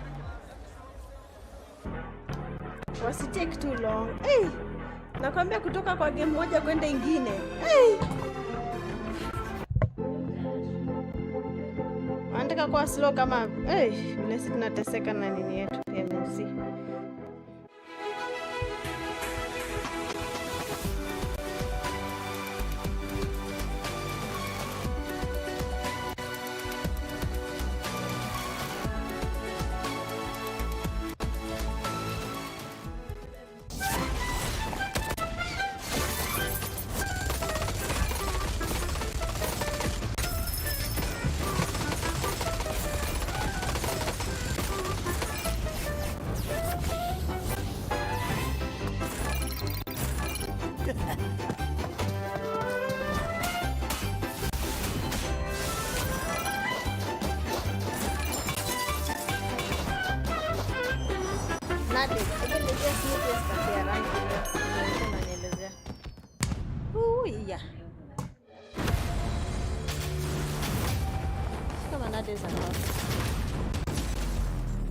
We're Mitch, that level of competition. Of course, Jude.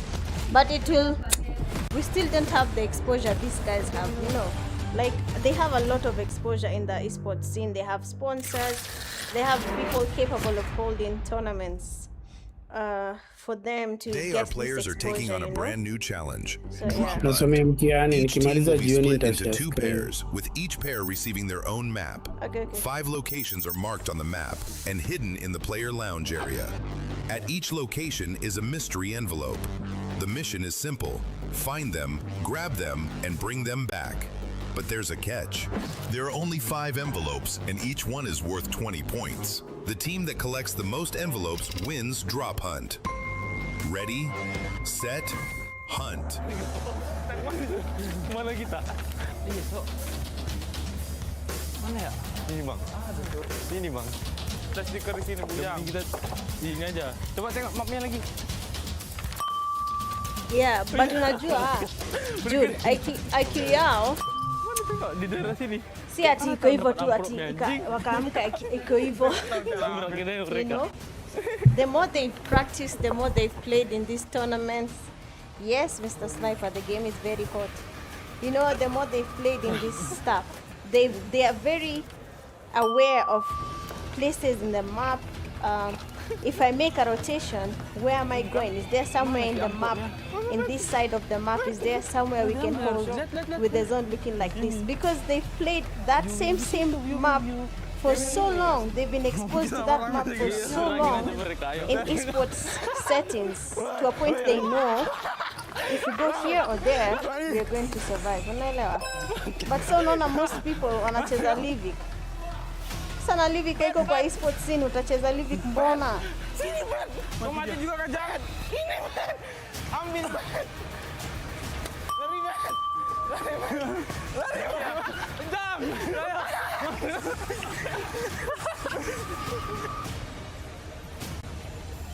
You understand me? Oh, yang ini. Livik is kwa esports. Mana dia? Ini mah. Ya map ada. Ambil. Ya map wah. Have to. We lost. Yeah, that's the problem. Kenyans are fond of Livik and WoW. So today is going by so quick. It feels like a final here at PMWC at EWC 26. And these players are currently putting up the numbers. By the way, for everybody currently watching but home, honestly, we need the exposure. Like, PMWC we need to be exposed exposed to these tournaments. We need to be put in situations that are tough. You understand? So that teams in Kenya can grow. Without that, then it might take us a while. Make sure you do so. The alien Tushin Grossa looks absolutely stunning. On top of that, the electric energy set and the proton power set Matchman has all of them, if I'm not mistaken. And I personally just want the Grossa. wote wamekuwa in esports, so they know, they understand how it's like. Their mentality is not same, I'm basic like that, Seven. Baby just started recently, but because he has been put in situations where he's in the esports scene. Ameenda PMWC, ameenda PMG, ameenda PMWC, ameenda PMAC. The player anaendelea kigrow akili, unaona? Oh, finally, you said it right. We're finally getting a play where we actually have all of Ulf still around, still here to fight for the end game, to fight for that chicken dinner coming on through. Yeah, really, really nice to see. I mean, yes, they didn't have to contest it too much. They had 1 or 2 fights in the mid stage of the game, OG more notably, but then they were able to just hold their position, wait for the right time, and then once that time struck, Max, they were all over that final circle. Yeah, I mean, really able to get himself some good presence at the end, keeping 4 players alive, which is my biggest issue with them since PMWC Season 1 in Jakarta this year. And you know what, they're able to finally get it done. I told you, they're a slow starting team. We're getting to the finals. We're finally starting to see these more dominant finishes from Ulf. But second place, Neymar Galaxy. I got a segment later on, but you know what? It's good to see that once they do get out of the hot drop 7, they can actually put up big points. They can put up those big points. Talking about big points here for some teams, it was none other than Godlike and OG. This was a match that they really needed late because the middle of the pack teams were eliminated very early on. They needed to be able to catch up, but both teams were only able to catch 5 points apiece. I mean, look, it's still a great improvement from them. And being so, they had like that kind of control in the middle of zone. So they were there for that early rotate. I would have liked to sort of see, I guess, OG apply a little bit more pressure to their eastern side. But still, to get to that point after the first couple of matches is a better thing for them. Obviously, we talk about slow starting teams, and they are one of them. But I do believe that coming into like the next match, we're probably going to see them a little bit more active. I mean, they need to be a little bit more active in that, but to get to that, I guess, spot that they have, it's a lot better than the previous match. It is, and one team that was able to, that's also been starting off slow, but finally being able to wake up, Max, none other than 4Thrives. 4Thrives getting 8 eliminations this last match. Good to see. Finally, good to see it, especially a lot of those eliminations actually secured on 2 teams that were interesting. You had Team Flash a little bit early on in that game too. That was fun to see how they won that little bit of an encounter. Huzaifa in particular, he carried that fight from start to finish. Really good numbers from Huzaifa. But they had a very good early rotation, and you could say a bad rotation from Nongshim Red Force, where they catch them off guard. They didn't expect to clash next to Potato Hill. And you know 4Thrives, right, Nipchira? If they can take a fight and you are in a weakened state, they're going to chase you down until the edge of the earth, and that's what they did. And Nongshim Red Force took a massive L there. So 4Thrives, if you know where they're going to rotate, I would try and avoid them because they don't like having neighbors around them. No, they don't. And even in this state of where we're seeing them of just kind of indecision, I think they don't really know what's going on. But it is nice to see that, yeah, they're still a threat even in this state. And it's just been really difficult for me to watch 4Thrives because I'm used to a very confident team that knows exactly what they're doing at all times. And I can tell that they're not sure what's wrong, why this isn't really happening. There's a little bit of the old spark there in this last game, but I think really it's just indecision. They're hesitating just too much. Did you say like something about T24 going out a lot early recently? Like that's been a big issue, right? Early. Yeah, and he's one of the big fraggers. He's really up and coming as a big fragger for the team. So for him to go out early, yes, Huzaifa is able to clutch, but you know, T24, they need a 4th player. They need somebody like him on that squad to just stay alive a little bit longer. Yeah, T24 was able to start slow during groups as well. Then he was able to pick it up. But right here in the finals, you don't want to be starting slow. So that's one team we'll definitely be looking to see bounce back. One team that has been really consistent, especially with eliminations, we talked about it earlier, Lace, is none other than Tiamba. Tiamba just keeps putting up those eliminations in a big way. Yes, they absolutely have, and I also want to add into that, like, keeping up those sort of eliminations. It's also E-Arena. Like, we sort of like look at these 2 powerhouse squads, and we're gonna have to get a mashup with these 2 teams because they are making it in those top 5 positions. They are clearing their space. They're grabbing the eliminations along the way. Even in a fight where I think it was Enigma Galaxy could have pushed E-Arena a lot earlier in their position, but for whatever reason, I'm sure Max will cover it, they didn't sort of get into that contention. But E-Arena just kept making power plays for the spot that they want. Tiamba is also making those power plays to get the position that they want. And obviously, early eliminations, especially in today, is what will capitalize you for going into tomorrow. So this steady, I guess, excel in eliminations has been awesome from both of these squads. Yeah, especially for E-Arena, right? Remember what we saw out of E-Arena in day one of their Group B? They were able to get those 29 eliminations in Rondo, and then after that, they kind of just ended up dying off us. We're actually going to be looking at a comparison between Group Day 1 and also what they're doing here in the finals. And something that I want you to keep in mind is the placement that this team is currently being able to put up, being able to survive even longer, and the eliminations are even higher because they have been consistent with those eliminations. They have been very, very consistent. It's been back-to-back-to-back games of just really good placement, good strategy, good synergy with the team as well. They look fairly confident. The lobby is hard. I'm going to say that. It is a very, very difficult lobby, night and day from the group stage, from the survival stage. But they are handling it very well. I do want to say very quickly, what I loved about the fight with For Thrives, right? That dip, the way they use the terrain, because there's a bit of a cliff area there, it's a dip, and then you got those two cliffs, and what actually they ended up using is they went off the cliff, back behind For Thrives, and then used that terrain where they couldn't actually see to move around in front of them as well. So it gave the illusion that they were everywhere at once, when really they weren't. And for a team that is slightly struggling like For Thrives, that was just the death knell. So very well played by EA. Good knowledge of the terrain and great synergy overall. It was a magic trick almost. It was. It really was. Max, there is something that has been pretty much pissing us off when we talk about Erangel, and that is the hot drops that we're seeing between Nigma Galaxy and none other than Ida. It's good for Nigma Galaxy right now, but Ida is just, they're just squandering their hopes. Yeah, but Nigma Galaxy saw what to do when they can actually get out of the hot drop. But here you go, Pachinki, Nigma Galaxy dropping there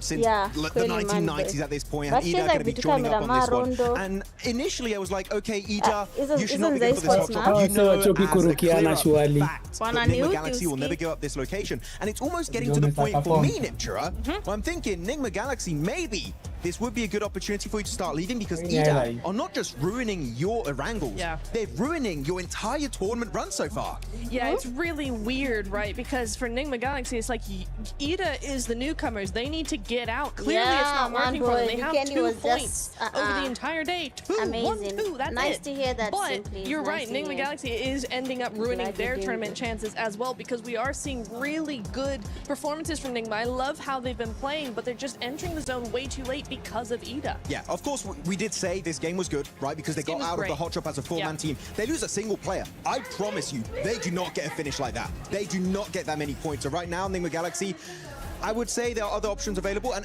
I understand it's your drop. You've been there for the longest time, but I do not care at this point which team leaves. One team has to leave. This is a waste of time, and it's making me angry, and I'm just looking at that on the early game.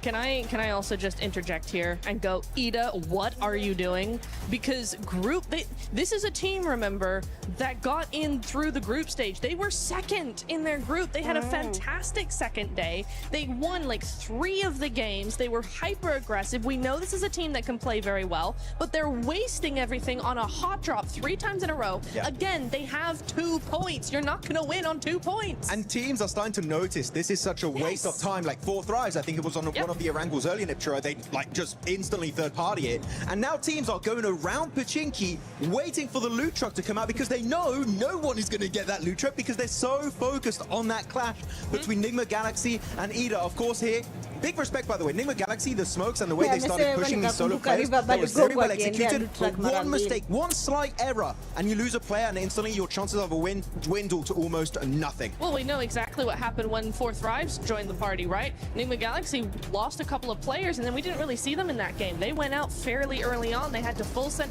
Game 1, they had to full send to the beach and just kind of stay there. There was no opportunity for them to get any points whatsoever. So yeah, for Nigma, this is bad on both sides. I'm mad at Ida for initiating this every single game, but Nigma need to figure out how to adapt to this.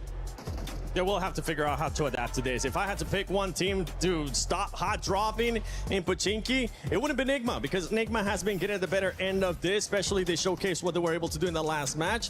They're getting the eliminations too, so Nigma Galaxy, keep on doing your thing. If you're Ida, get the heck out of town. You need to find a different spot. But when we were talking about someone, you're gonna pretty much see here just the finish of this engagement between these squads.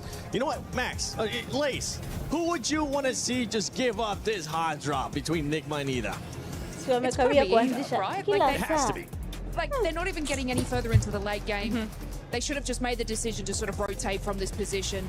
I mean, you know, I was kind of touching on, I think, Nigma Galaxy a little bit later into the zone, how they're making slow decisions. But again, this is slowing their decision. But yeah, Eat Up just, yeah. Look, by the way, look on the left side of your screen. While they're still in their looting stage, technically, right? So Hot Drop's a bit weird, it's a bit different. You have Nongshim Red Force fighting for Thrives on their first rotation after the looting stage. This is, look, even here, you have the fight Orangutan fighting Ulf. Everything is happening. In the game, teams are not going to wait for you. And while that's happening, you're still in your initial drop location and you have no scouting done. The loot truck, you can see on the left side of your screen, he came back for round 2. Round 2, and the fight is still not done. What are we doing? It's okay, Max. This is Picado red buildings all over again. It's really annoying. It's Picado red buildings all over again, Max. I mean, we get so mad at that hot drop, and we still have the Miramars to go. So if either of you hot drop red building Picado, I am going to come over to your table, and I'm going to moonwalk. Be aggressive. Yes, I'm going to moonwalk. Look, okay. I'm going to hee-hee at you. TLDR. Very aggressively. TLDR for the entire segment. We don't like it. End of story. Yeah. Unless you're Nigma Galaxy. Nigma Galaxy currently in 3rd place. You have E-Arena right now in 1st place with 48 points. Tiamba continuing on those consistency of eliminations. This is the main story for Tiamba right now. 45 points, 37 coming from the Elims. And if we start going down, we are seeing one team that has been going down as the day has been going on. And it's none other than Aurora, Max. Yeah, unfortunately, I still have not seen the comeback of Doc, right? I would even take the dockening at this point. I would be like, I want to see something come out of it. But yeah, they've definitely been slowing down quite significantly. Keep in mind, they've got 11 placement points, sure, but they got 2nd place on the first rondo. That's 6 placement points. After that, the rest of the day is only 5 placement points after 3 Erangles back to back to back. Quite disappointing, especially when it's just outside of Ferry Pier. I was expecting way more. They're slipping down, and especially when Ulf now, they just got a 4-man finish. You know, Ulf are going to be chasing for that podium spot. I mean, for me, I'm not too worried about Aurora right now. They've had a good start to the day or start to the finals, and we do know that this is a team that really waits until the last minute to actually do something. They just do just enough to stay ahead. But the problem is when you're seeing teams like Ulf, like Vitality, we haven't even seen Vitality at their best yet. You know, teams like this that are going to be coming up and gaining that momentum as the days go on, Aurora are going to get left behind pretty quickly. So you are worried or you're not worried? I'm on the fence as of right now. At the end of the day, I'll be a bit worried. Okay, because you say I'm not worried, and then you start sounding very worried to me. I'm not too worried. It started to sink in. She's like, oh, actually, this isn't looking too good. She just kept saying more teams, and I'm like, okay. That sounds like you're contradicting yourself here. 4 Thrives ends up finding themselves here in the first page. But going here towards the second page, we really haven't seen much lays out of S2G. With Furia, it's been a hit of a miss, and then we got some of the other squads there. S2G are getting busy, right? But they are sort of like losing the contests on these fights. They're able to get the placement points. It's been great. Chicken dinners are coming through, but it's kind of like more of a gifted scenario in a lot of segments. But you've heard me about Fury, guys. I'm not going to go on about that. But what no driver's license. I won't carry on about that. But look, I even just want to touch on Vitality. We didn't really get to talk about them. They are playing incredibly scared. So Neptura, after your sort of worried statement, I am also worried in that sense, because even in that final zone there, they had the western side to sort of scoop up behind Nigma Galaxy, and they did nothing. Yep. One team that I want to see more out of, especially towards that second page, is none other than Godlike. And I would love to see the player stats so far today, because this is a team that a lot of people were expecting to actually finish pretty high. And it has to come with the fragging power of S-Power. And right now, for S-Power, to give him a break, he is the only one that's performing for the squad, being able to average at least 1. But the rest of the squad is just not looking good.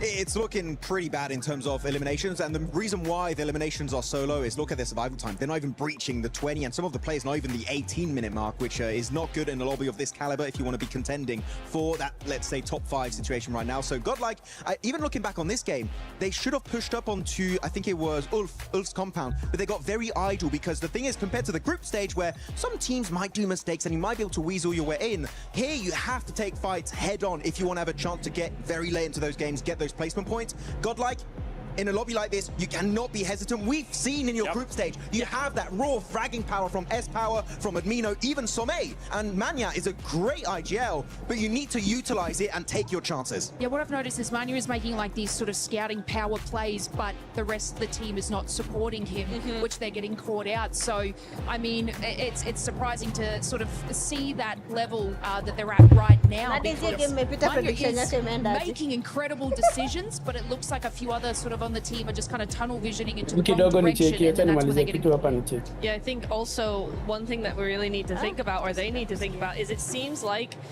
they are trying, they keep going for positions that put them in a position to have to fight teams head on, and they're not succeeding in winning those fights. So if you want to make sure that you're actually going to get a position and be in there in the late game, you know, if you know that you're not really fragging out against these squads in the finals, then stop putting yourself in these tight positions in between teams that mean you have to frag your way out of them. Play a little bit more like Vitality, the way that they're on the edge. Enigma Galaxy as well, they're on the edge. They try to just wait out other teams, take a fight here or there, but just survive and keep their players for later. Survive.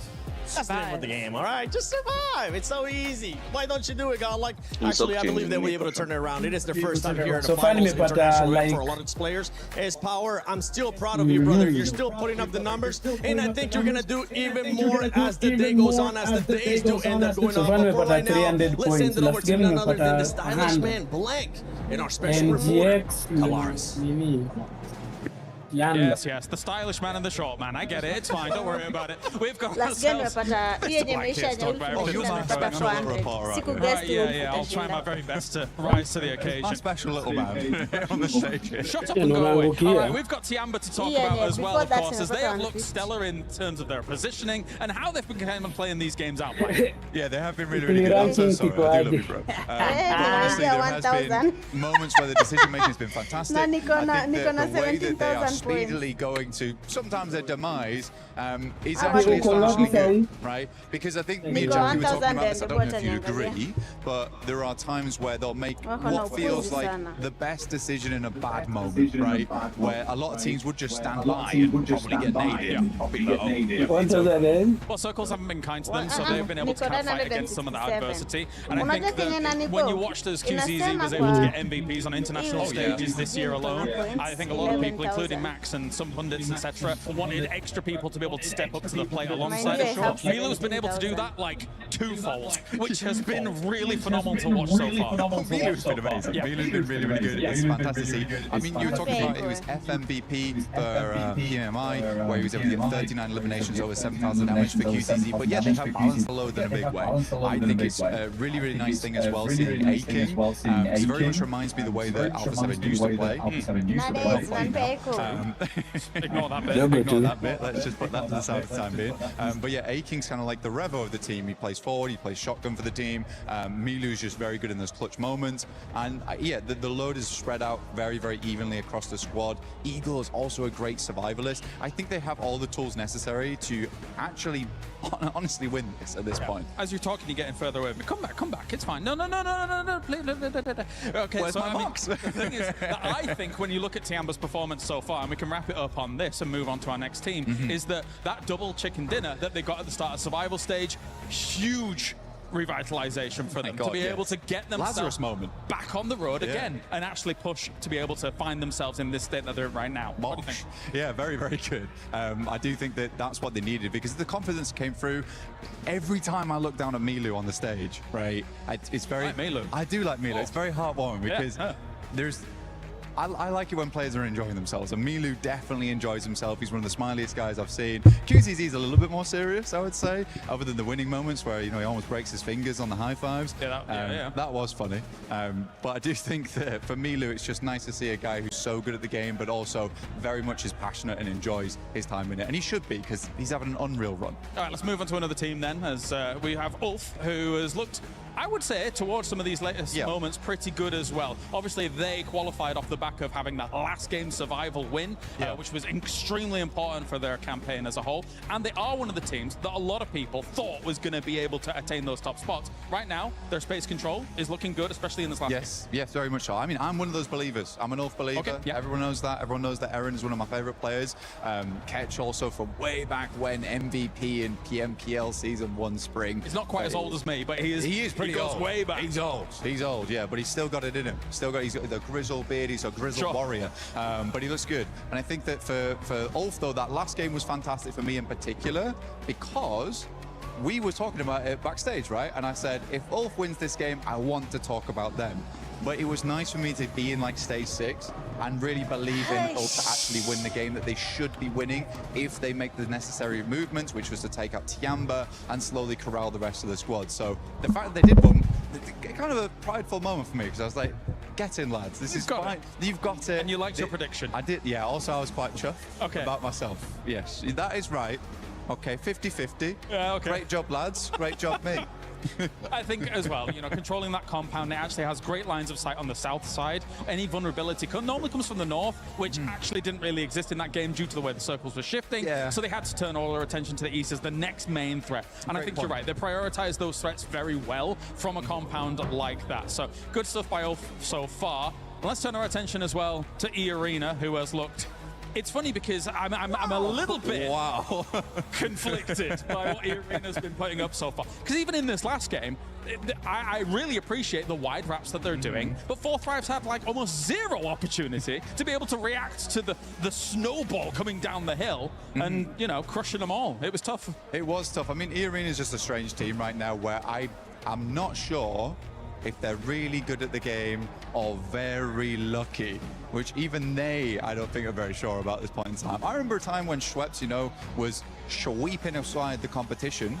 But again, I think E-Arena just hasn't quite hit that full stride yet. Yeah. But they do have the massive potential, Kale. He's been able to win twice on the stage in the past with Schweppes, with, of course, Vampire in the past. But anyway, thank you very much, Blank, for joining me here down on the stage. It is time to head on over to Glitter with an update.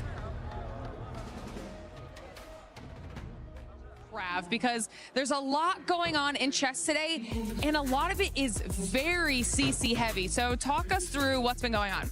So currently the game going on behind us at the moment is Magnus Carlsen, the tournament favourite, playing for Team Liquid against Nahal Sarin for SAUL. Okay. So pretty big game, mainly for Team Liquid. You know, SAUL have popped up across a few games, but not really near the top of the leaderboard. So Team Liquid, I'm not going to pretend like they're near the top of the moment either, to be honest with you. They're probably lower down than SAUL, but they're expected to get a win here this weekend, considering Magnus Carlsen being the chess player that he is. And he is up 2-0 at the moment as well. So even if he gets one more draw through the next 2 games, he'll be progressing to the semi-finals.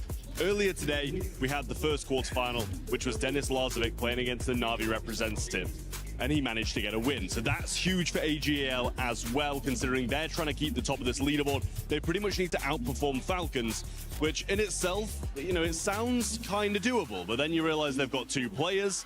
One of them's already progressed through, and Ali Reza Farouja's kind of playing now and beating his opponent as well. Okay. So Hikaru Nakamura already through to the semi-finals, which lines up a Hikaru Nakamura versus Denis Lazovic, AGL versus Falcons in the semi-final. I mean, to be fair, Denis was trying to almost preempt the win. He was practicing putting the key into the trophy yesterday.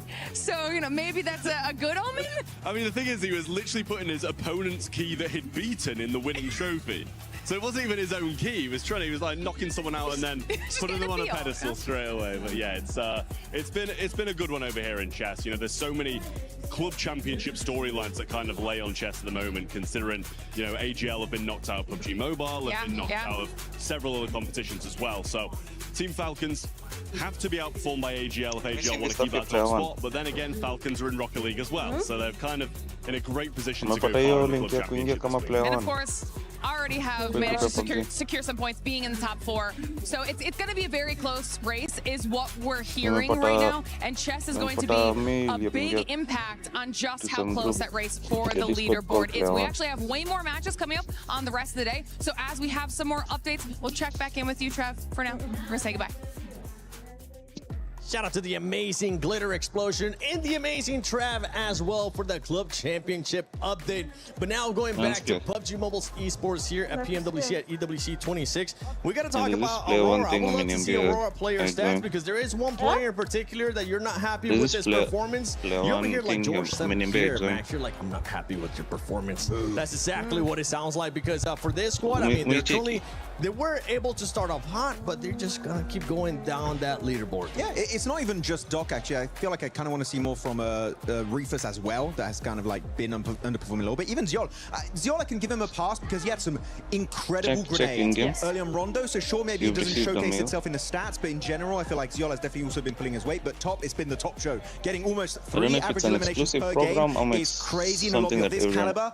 But it's not enough when any more players bring up those numbers. Niptura, Doc, Reefus, again, Zioli get a pass, but Doc and Reefus, I want to see those guys doing well here in these coming Miramars. Oh, absolutely. We know they can offer so much more than they are right now. I also want to give Reefus a half pass as well, because similarly to Ziol, we did see Reefus have some really cool information scouting off angles, like way across certain areas of the zone, really trying to get as much information as possible for his team. So in that regard, yeah, I do feel like he's kind of pulling his weight a little bit. But yes, overall, I do agree with you, Max, that all of them need to really be stepping up to the plate here. 4th place is okay. It's not far behind 1st, but we just want to see more because we know that they can do so much more. Yeah, and for me, no pass for Reefus. Okay, Reefus, I expect a lot better from you. You're the only player right now that hasn't gotten one of the international MVPs in that squad, so the pressure is on you. Okay, any passes that I had for him was last year. This is a new year. I want to see more survival time out of him as well. But here we go. We're looking at the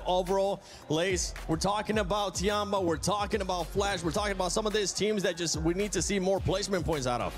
Yeah, I want to ask Max, if he were to be an embodiment of a coach, you pick Team Flash, right?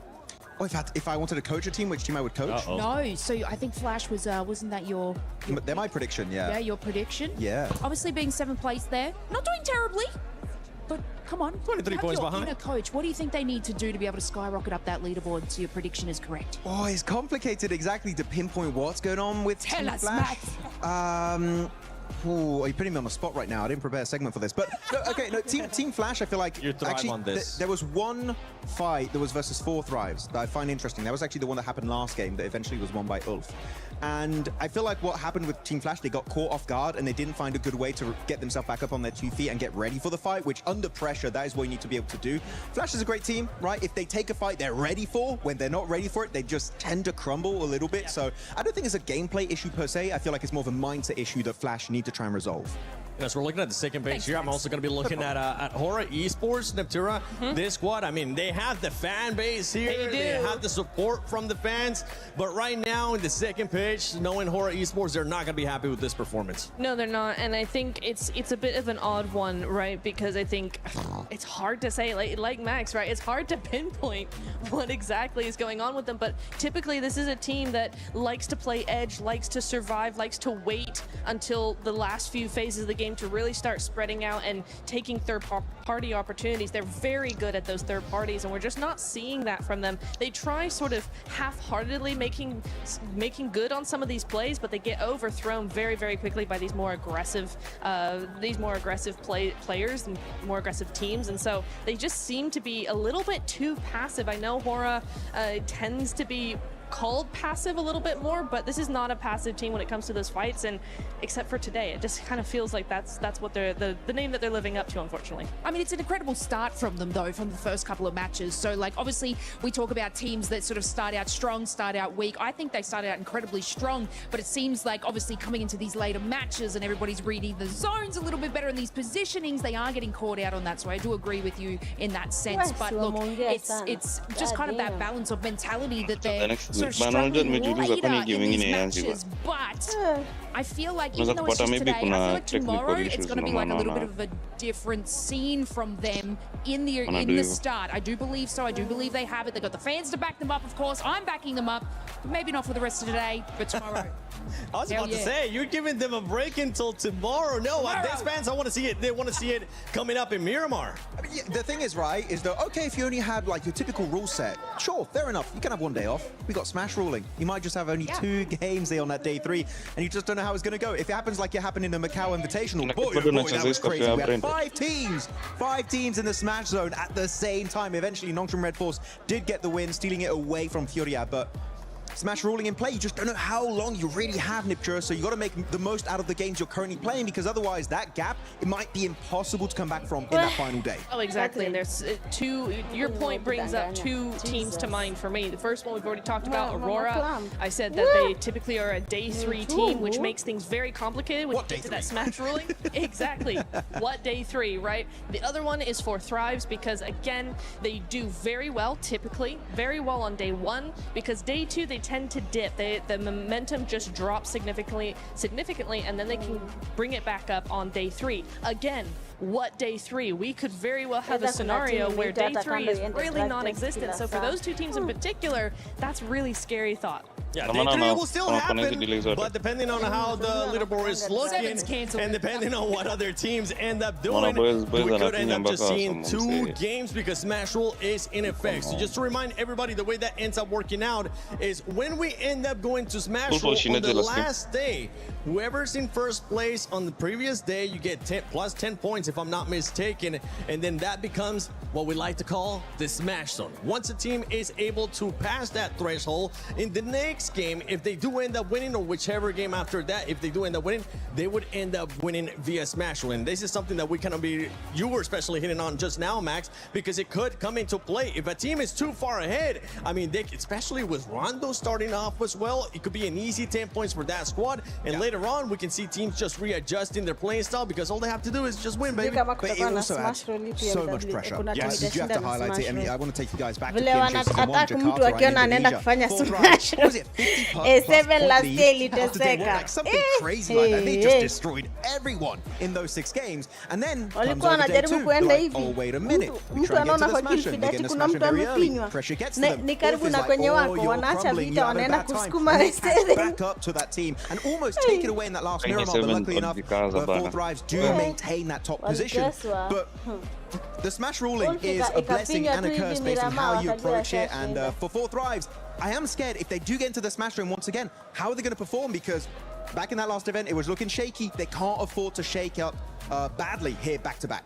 Yeah, that team, they ended up pretty much just showing us what we have seen in the past with Four Thrives, which is the biggest question mark, and that is the mental state of the players, because when things don't end up going their way, they do end up getting into their mind. Yeah. For them, being able to be champions, though, for Four Thrives is going to be looking different. For a team that's wanting to become champions, none other than Enigma Galaxy, they have had a great start here today, but I know Jackie got a chance to talk to them. Hello everyone, Jackie Powers here, live from PMWC at Esports World Cup, and I'm joined by the legend himself, Ralph, from, of course, Enigma Galaxy. Now, buddy, I got to get in there and ask, the pop-off moment, Ida's been hot-dropping you every game. It feels like every time we're in Erangel, they're willing to sacrifice their own points to target your team. What's going through your mind in these moments, and what was that like, kind of asserting the dominance of, we keep winning this, and I'm going to prove it, standing up on the stage? I mean, Ida knows we've been landing in Pushinki, me personally, for 7 years now. So they want to challenge us. They want to prove themselves as a new team. But they know we won't change, and they know we're better than them. So just a waste of time for them. They're just giving us 3 points. First match, they were scared to fight, and they ran away. The other 2 matches, we fight them, we push them, and we just kill them easily. So, yeah, that's why I pop off, because it doesn't make sense. No, exactly. I mean, we kind of mirrored that on the cast in the moment, thinking it's doing more damage to them than it is you guys in these moments. Obviously, let's talk a little bit more on a positive term. It's been pretty good for you guys so far in finals. It feels like the comms right now on the team are really clean as well. Do you think this is going to be Enigma winner? You're looking to take the trophy home this year? Yeah, definitely. I feel like we're prepared more than ever to win the trophy. We're trying our best. Everything is going our way for now. It's a good start, but the tournament is still long, so we keep it up, keep the momentum, and try to grab that trophy. There we go. Respectful as always, with some brilliant takes. Always lovely to chat to Ralph. There you go. Enigma Galaxy. Let's see if they can do it. I see the Key Crusher on stage. I think, yeah, that's cool, but it could be cooler. Yeah, baby, all the way! Oh, hell yeah! That's why I found a crusher of my own. through totally legal means.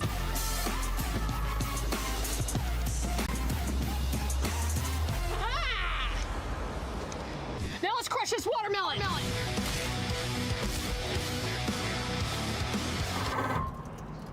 That's how esports should be done. So this nerd. Kwani wamekosa kitu ya kufanya? Yeah.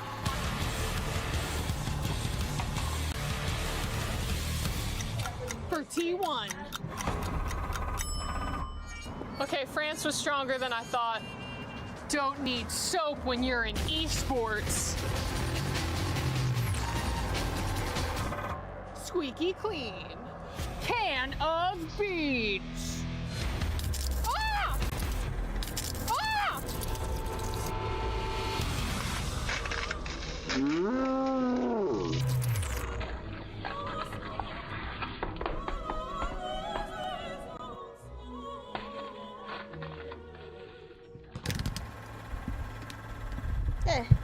Can of cola.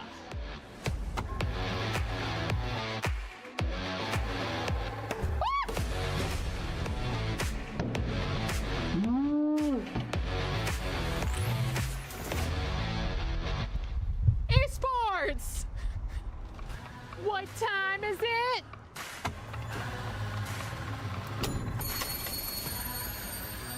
Time to go.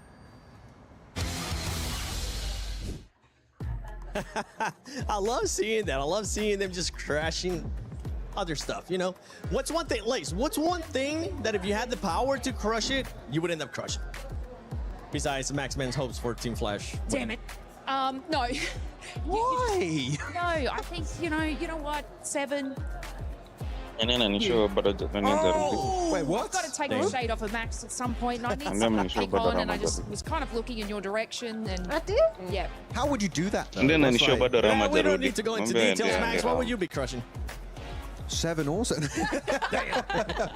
What would I be crushing? You know Who would I be crushing? Who would I be crushing? No. Can we do the intro first? I don't know. No, don't do me. On the spot. Come on. I would be crushing the key of Ida because they're making me very angry. I would take it like this, and it would not. The tournament would not even end, and I would just take it and crush it and turn it into a paste and squash it under my feet. So I don't know. I really don't like the hot drop, as you can tell. Probably, I don't like it. It's not fun. How about you? He's looking at me. I can see him on the monitor. He's looking at me very intensely. He is 7, and I don't have an answer. Oh, you're gonna have to find one. You know what? You have to pick something. Oh no! Don't put it on me. This is bullying. This is bullying. Come on. What's it gonna be? Instagram DMs. Actually, that's a good answer. That's a good answer, actually. Yeah. She's just gonna be printing them out and just crushing them. Mine, I would want to see how long it takes to crush the level 3 helmet for PUBG Mobile. That would be 6. I go. You know what? For next PMWC, how about we crush that? We'd love to end up seeing that, or maybe one of the squeaky chicken. No. The what? Squeaky chicken. Crush that and see what happens. Jeez, come down there in Farmville. As we're going to be going into Miramar, one thing that we've been noticing, oh my gosh, talking about Miramar, perfect time too, as we're seeing some of the bloopers that we have had so far.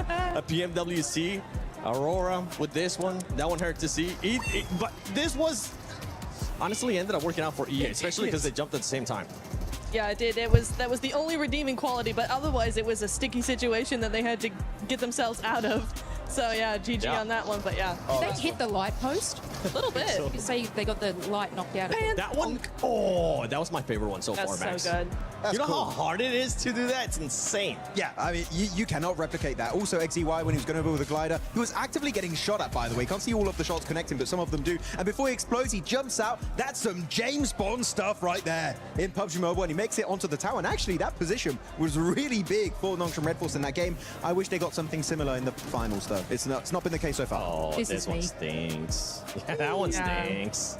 Just because they're not here anymore. You can even see it with Blank when he brought up Alpha 7. I was like, ooh. Oh, never The reigning champ is the PMGC, not in the finals of PMWC.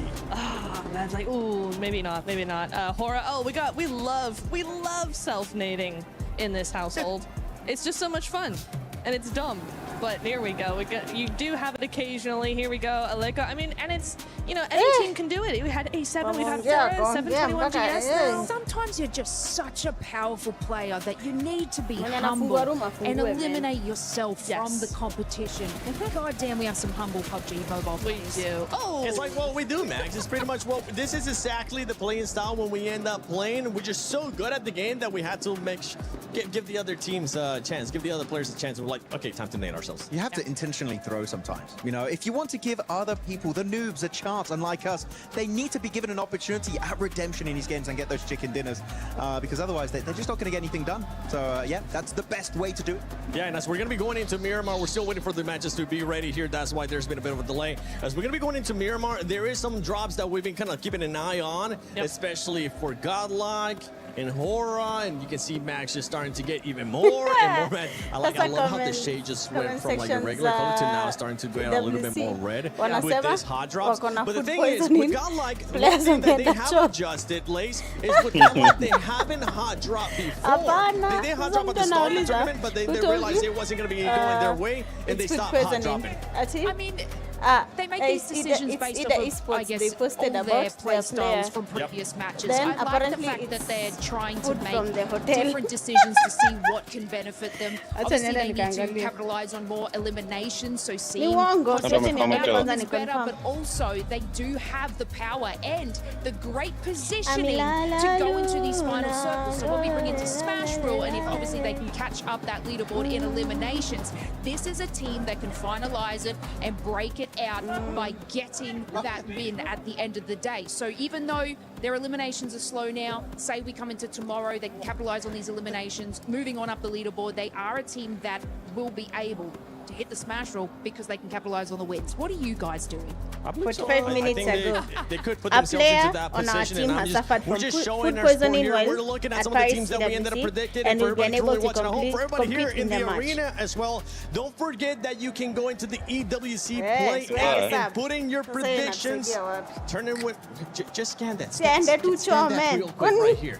Just go ahead and scan it and see what teams you're going to be selecting. I ended up selecting Aurora being in the top 3. This is the first time that in a long time that I haven't picked them to win. That's fair. I think that is fair. I wish they would win, but they're not. The way it's going, at least it doesn't look insanely likely unless they have a massive comeback in the next couple of days. But 4 Thrives, also a team that needs to step up because we do, Samuel. Look, I've been seems like some players are sick, so and ages. They haven't started the game yet. And I want you to have a back-to-back. I know you can do it. Do it. Yeah, I mean, ages. So many ages. Oh wait, this is 4 Thrives. I thought I was Hora. I can't touch that. Okay, I thought I was Hora. I'm not. Okay, I'm sorry. Okay, I thought. No. I love that Tura just kicks it too. She doesn't even try to pick it up. Okay, yeah, I can't touch any 4 Thrives merchandise. Okay, I need to. By the way, huge shout out to Jackie because while we're waiting for the game to start here, Jackie has been running around getting some interviews, and I think she was able to get another interview with maybe a fan this time. We're still roaming around talking to the fans. We're going to see what sort of teams people are enjoying over here and who they think's going to win. Excuse me, buddy. Who do you think's going to win the event? Ulf, I think he's win. Yeah? Yes. Let's go. Big up for Ulf. Let's go, Ulf. Ulf. What about you, brother? Ulf. All right, hell yeah. So we got some old fans in the house. Thank you, boys. Let's roam in a bit. Hey guys, 4 Thrives. Hey, okay, there we go. Got some 4 Thrives fans in the house. Who's your favorite player on 4 Thrives? Of course, all, but I will go with Huzafa and Falak. Okay. Yeah. But there's been a lot of fans for Falak. What do you think it is? Is it how he plays the game or just his personality? What do you like about him? How is it played? He's an aggressive player, so and personality as well. Yeah, so, yeah. What about all 4 Thrives here in terms of thinking they're going to win it? You a big fan of 4 Thrives? Yeah, we are especially came from Pakistan to support them. We are here for our team and we love them all. They represent our country and represent us. So we are here to support them. Have you guys been getting loud throughout the event as well, giving them your energy, I imagine? That I've been hearing a lot of 4 Thrives cheers. That coming from you guys? Yeah, that's definitely us. We are here to support our team, to cheer them. Good luck with the event. Fingers crossed for 4 Thrives. They've been looking great. I'm going to roam on, see what else we got. Enjoy the show. What we got going on down here? Hello, brother. How you doing? Yeah? Who do you think's going to win the event? Okay, particularly I can't say anything for the first day because it's going to be a tough competition. It's the EWC man all over the world. Everyone is competitive in this game. So let's wait till tomorrow so then I can say who can win. I know the game, I know how the game works. So let's just wait patiently. First day is a good day for everyone.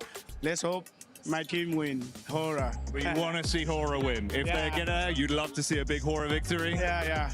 I love to see that, but still, I say, no disrespect to any team, but I want my team to win. That's the motive of champions. There you go. We're looking for a Hora win over this side. Let's go find out what's going on in the other sides of the arena. Avli, I need you to cover the STC arena today. Ooh, it's gonna be tough. Why? Because I have no interest in doing that. Come on, we need you over there. I'll tell you what, I'm gonna go to the beach just really quick, and if the games are still going on by the time I get back, I'll say a couple words. The beach is 5 hours from here. Siwapeke subs wacheze. I wish Avli cared about esports more than anything in the world. That's a candy bar. It's worth a shot. Avli, what are you doing? I'm here for EWC. I love esports. More than anything in the world? So you can cover STC Arena? I'm gonna cover it all. That's great. Well, let's get you over there. I want a key. No, you can't have a key. Keys are only for clubs. Yeah, okay. We'll figure out your key. Great, let's go. Okay.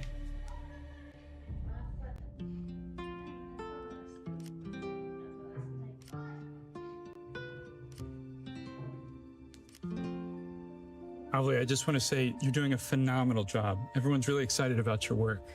I just love esports so much. Yeah, well, I'm going to ask about getting you a raise because you deserve it.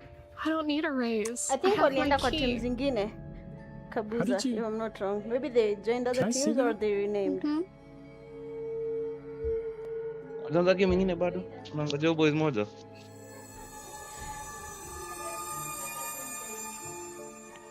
Avli, did you take this from somebody? No, don't do that! We were having such a nice tournament! Why does it matter? We were having such a nice tournament! Okay, it's your key. It's your key.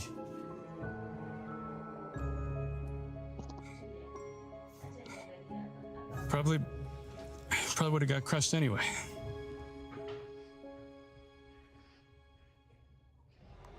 Yeah, I wouldn't want to run into that because that is scary. Talking about scary, we had some hot drops that we were talking about with Godlike versus Hora. These squads, I mean, the only thing that would suck for those squads is that they're currently on that second page, Max. That's why we're saying we don't want to see any hot drops from those two squads. Nobody wants to be Ida 2.0. Okay, sorry. You know it's what? fair. If you're an Ida fan, I'm sorry. I'm gonna start. I'm just memeing at this point. No, but they didn't do the hot drop in their respective group, right? Which was Group A back then, if I'm not mistaken, or the other one, but one of the groups. And they didn't go for it. But the reason why they didn't go for the hot drops, really, the real reason is because the planes were very focused over to the eastern side and the southern side, meaning La Cobreria was not in reach.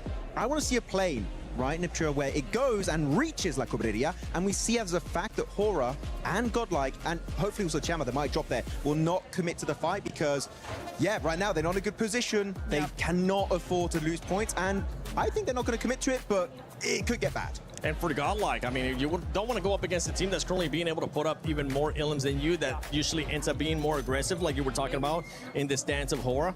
Yeah, no, again, yeah, if they were doing much better in the last 4 matches, if they had, you know, if they were top 5, top 6, something like that, and they were feeling really good and looking very confident, maybe you could try to contest the drop, right? But the way it stands, honestly, for either of these teams, I don't think either of them should really try and contest this. It really is down to who had it first and up to the other team to kind of figure out where else they want to go, because I'm not confident that either of those teams would win against each other. I think it's a 50-50. Even if you lose a player, right, it just hurts your potential performances onto Miramar. So yeah, I do think that Godlike, talking to S-Power, you and me, right, Seven, we had a bit of a chat with him. He's like, you know what, it's not worth it. They had that first hot drop onto, I believe it was Hustler Crew, onto Erangel in their group stage, and like, you know what, it's just not worth it. Let's give it up. And I think that was one of the best changes in this entire tournament, was from Godlike, and I want to see that bleed into Miramar going into today.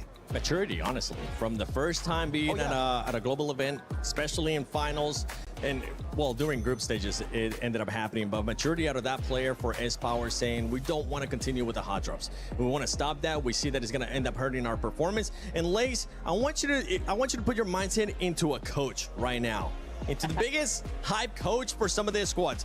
Godlike and Hora, which team are you going to be picking, and what are you going to be telling them if they do decide to hot drop, or if they don't decide to hot drop? Just get it together, man. No.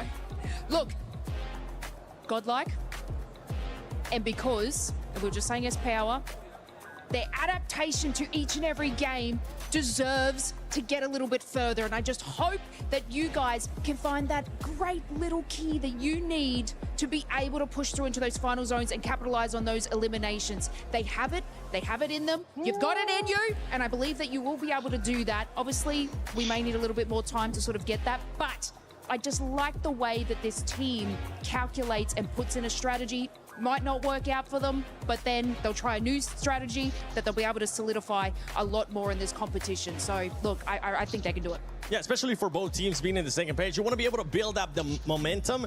We've seen some teams being able to build up momentum and just carry it on throughout the matches. Only 3 days here at PMWC at EWC 26, the finals. We've been sending it to Jackie over and over again. Then I want to see what Hot Jukes and Blank are up to. Woo! Thank goodness the group stage and the survival stage is done. Now we can finally kick back and save our voices for a little bit. Playing some pool was a good time. It's been an incredible event so far, honestly, in Paris. Very, very fun. I mean, we're here right now in the Players Lounge, which is honestly ginormous. I think the first place we saw when we came in. I'm trying to hit some trickies right now, but it ain't happening. Also, I just want to let everyone know that I play pool. But I don't really, I play snooker. So this is very different for me. It's not the same thing, not the same thing at all. Matter of fact, I've never even seen a snooker table in real life. This is the game to play. I thought it was only one singular game. Yeah, I'm gonna break the rules. Okay, what are you thinking? What are you thinking? I think I'm gonna break the rules in terms of He is looking to take the shot. Will he hit the stripe? Little bounce shot. There we go. Well, you know, we're getting things figured out here. Let's see if I can finally hit one of these things. Okay. So what have you thought about the tournament so far? I mean, for me, the tournament's been great. I've really enjoyed it. It's been insane. There's been some crazy moments. That's a good shot. It's a good shot too. Fourth rows look fantastic. I mean, Orangutan, Godlike coming in over towards that top 5 is just some crazy stuff. Couldn't believe it. I think everyone I've talked to whilst they're being here saying they're having a really good time. Again, everyone's really taken care of here as well. Plenty of stuff that we're taking advantage of as well. Honestly, that's the big thing. Like, we're having actually kind of a pretty damn good time here. All right. Yeah, we got 3 games in. I do watch the other ones, but afterwards I like to come chill here. It's a lovely spot. This place is stupid, to be honest. It's ridiculous. You know, by far some of the best food I've ever had at an event ever. And this place really does have it all, dude, right? I mean, like every game you can imagine, manicurists on stage, and dude, that lady's insane. Like I've seen some of the girls walking out of there, and now she's like booked out for 2 weeks, which is wild. But I might even get a haircut in a second. I love it. I love it here. We're so hyped about you taking the mic back off me as well. Yeah, no, I'm about to get a manicure, dude. I'm getting ready. I'm getting ready for mine. Yeah. But overall, genuinely, Pubgmobile is always, I think Pubgmobile might be the greatest event at EWC. PMWC, EWC, so good. We're biased as hell though about that, but we do get like 2 good weeks out here to enjoy the vibe. You know, it's been in Riyadh quite a few other times, but even there it's been very, very fun coming to Paris. For me, Paris is good because it's a 1-hour flight as opposed to an 18. But I'll still take the 18 to go to Riyadh. Very, very good time.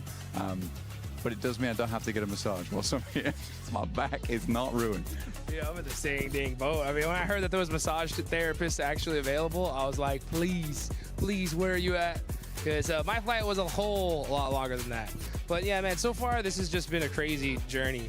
And the survival stage just finished. It was tough leaving the hotel room this morning and seeing like 10 teams go home. But at the end of the day, someone's gonna be the champ and another team is gonna be the not champs. I don't even know what I'm saying at this point. I'm just watching. I saw him shoot 2 different color balls. He really does play snooker here, folks. And that was close. That was close. I like it. Look, I'm just hitting balls in holes right now, okay? I'm playing the equivalent of golf, just with a long stick. I hope that's fine with you, dude. I don't know the rules. Tell me the rules. Right? That's fine. I got you, bro.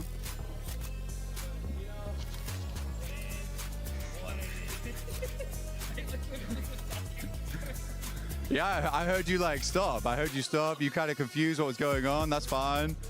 Yeah. So you're solids, I'm stripes. Is that how that works? Or the numbers? I just know. I just go for colors. That's where I'm from. It's just colors. It's so much easier. Black goes in last. Boom. It's easy. That's all I need. So I'm stripes. Okay. Okay, he's locked in now, okay?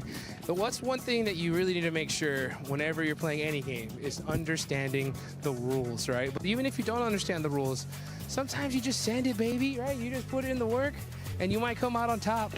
Like, that's what I'm talking about. You see what I'm saying?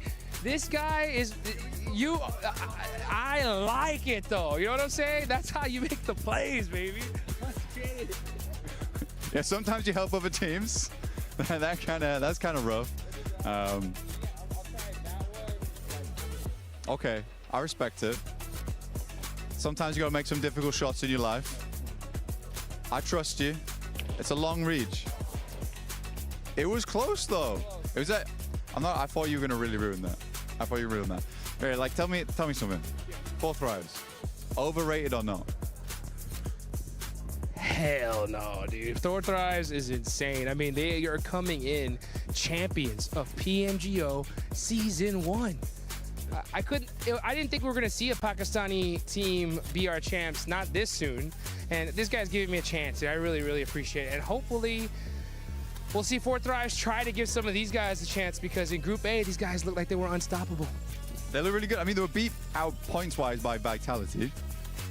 But Vitality... It was ridiculous. You're right. It was ridiculous. It was a good time though watching them play. Big return to form for Indonesia. It's not been like this in such a long time. Oh, almost. But yeah, big return for Indonesia. It like feels like the spiritual successors right now to BTR back in the day, but there's no BTR pranks happening. No jokes. Just gameplay. Just gameplay indeed, dude. The whole Vitality Day was absolutely insane. I just kept on talking to some of these dudes backstage, and I was like, guys, what do you think about Vitality's performance? And all I heard was, what the, and it was like filled in by any word you could possibly imagine. That's what I'm talking about. That was good. That was good. I like it. Purposeful shots here. Let's see how this one goes for Blank. Side pocket. Oh, just barely off the edge. But you know what, dude? That's the one thing I love about Pubgmobile. Sometimes you get put in some beautiful situations, but the best teams always find themselves a way out. I mean, AJL is a good example of that. They got themselves in a real good situation. I mean, top team Tiamba going for the crown, and honestly, they completely flubbed it. That was a lovely shot, by the way, dude. Well played. Winning up against Tiamba in that last game, survival stage. They're given all the chance in the world versus Nongshim Red Force, but Nongshim, I would say they're one of the teams looking to continue on. And I don't think AGL had it in them this year, but Tiamba just had a massive turnaround. But these things happen. Some mistakes happen. Oh, dude, I forgot that you're like right at the finish line. I've got like some more steps to go. You got it. But hey, you know what? That's what it's all about. You just take things one step at a time. No matter what kind of situation you put in, you got to just figure things out and make it happen. Yeah. Take another one. Sometimes you got to take a mulligan. Little combination shot. I tried. I like it. I like it. I've made it easy for you, though. I've lined you up. You're lined up. You're ready to go. Look, I've created a runway for you. Look. Say, you come down here and go in this back pocket. Yeah. I've got the lights. I'm guiding you home, dude. I'm guiding you home. Oh! Okay, that was a real. The lights, they guided him home. It was good to see. Let's hope that some of these teams can get themselves guided home to a victory at the end of PMWC here at EWC. Thanks for watching. My name's Blank, and this right here is Hot Jukes. Catch you guys later.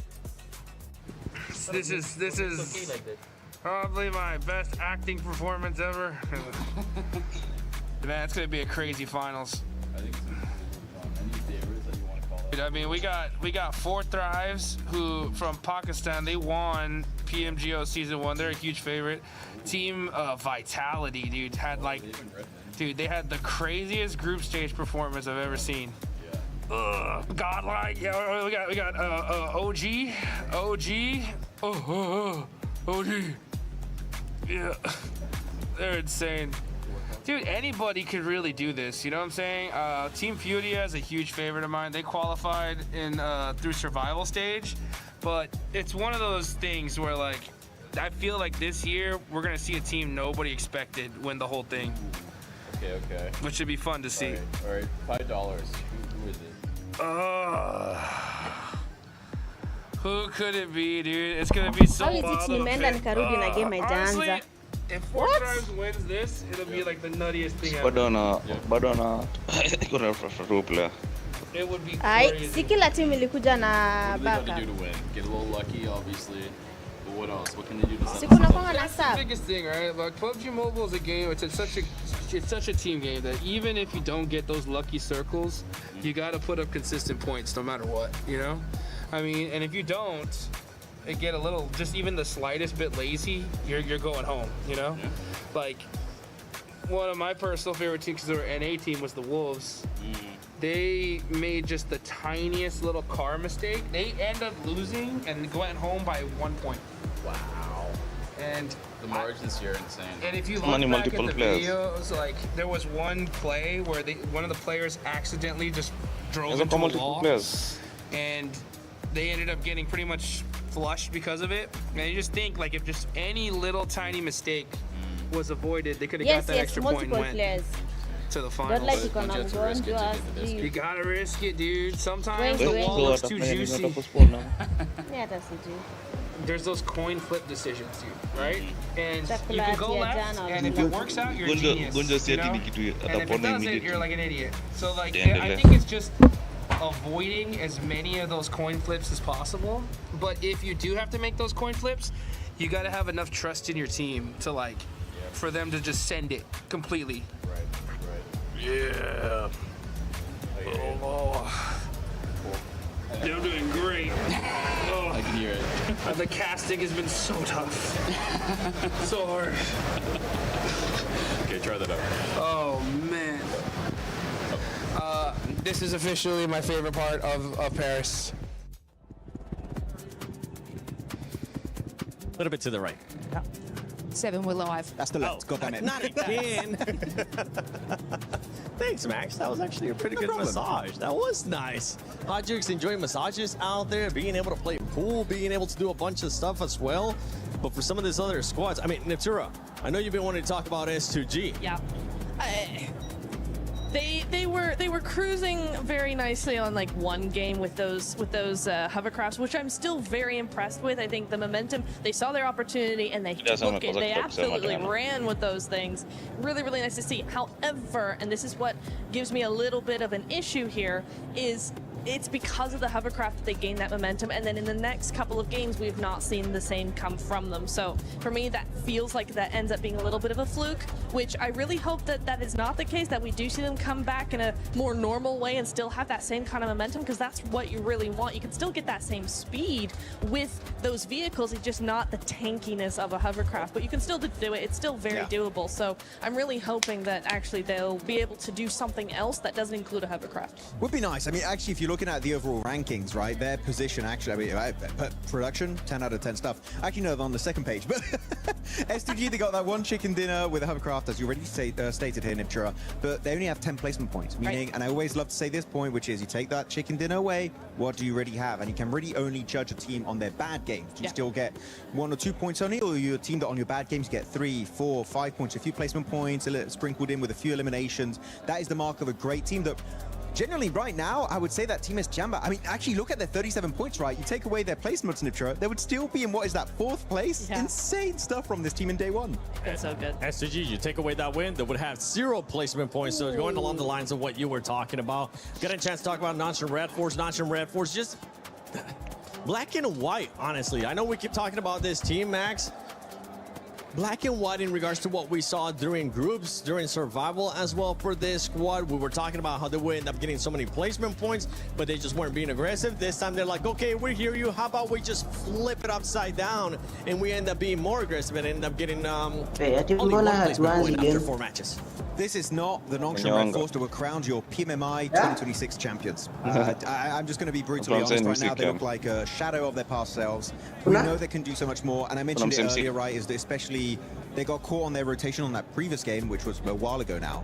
They actually decided 4 thrives outside Potato Hill, and they just didn't have a plan B. They just didn't know how to catch up. And actually, a team that, in my opinion, Niptura, is a great team when it comes to getting a second plan B, plan C, the entire alphabet, right?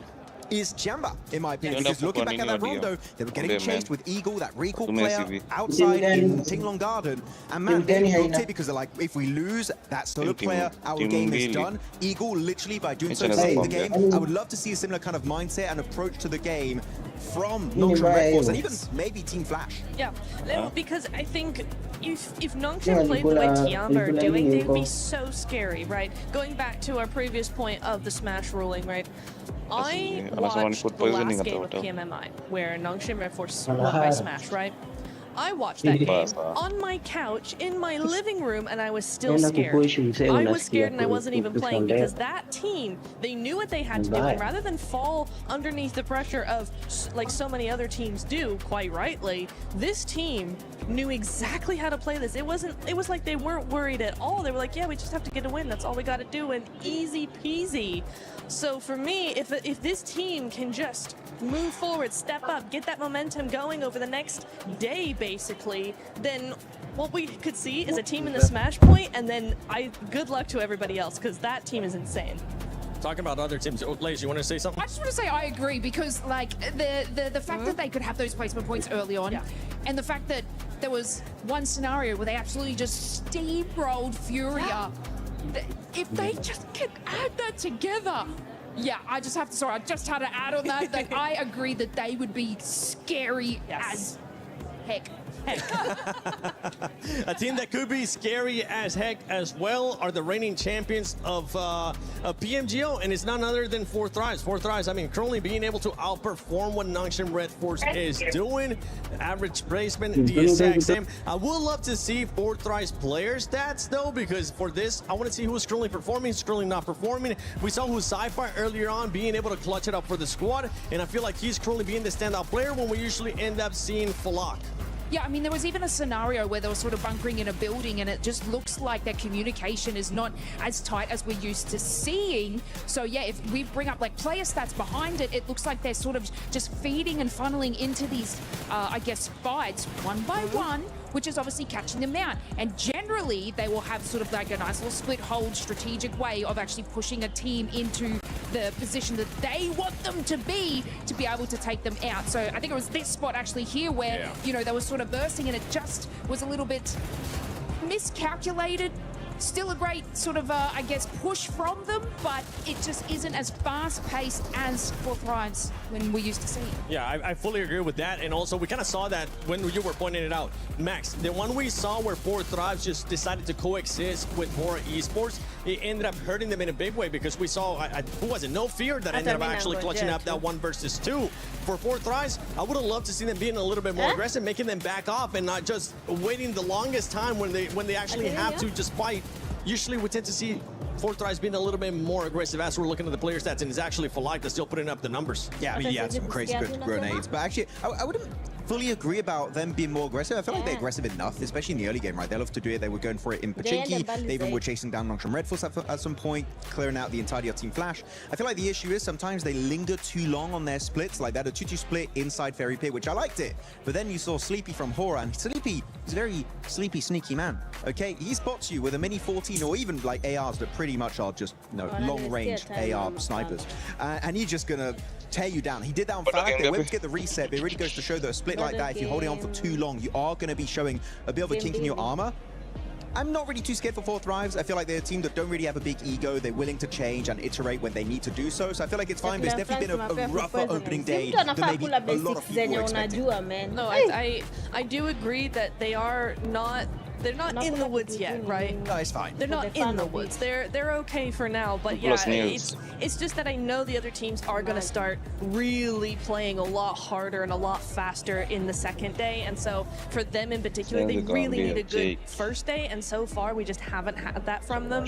I kind of agree with both of you, right? Where you're like, they need to be more aggressive. Max says they don't. I think they need to be more aggressive in their momentum, right? Not in getting the fights, right? But they need to be snappy. We're not seeing this team be snappy in their rotations. They're not being snappy in their pushes. Their splits are very slow. Yes. They need to slay those rotations. No, I'm sorry. They do. I agree. They do. They actually do. They really do. They need to be really like Nigma Galaxy that we've seen. Like, who else have we seen? EA have been very quick. If a player gets knocked, they are all over it immediately.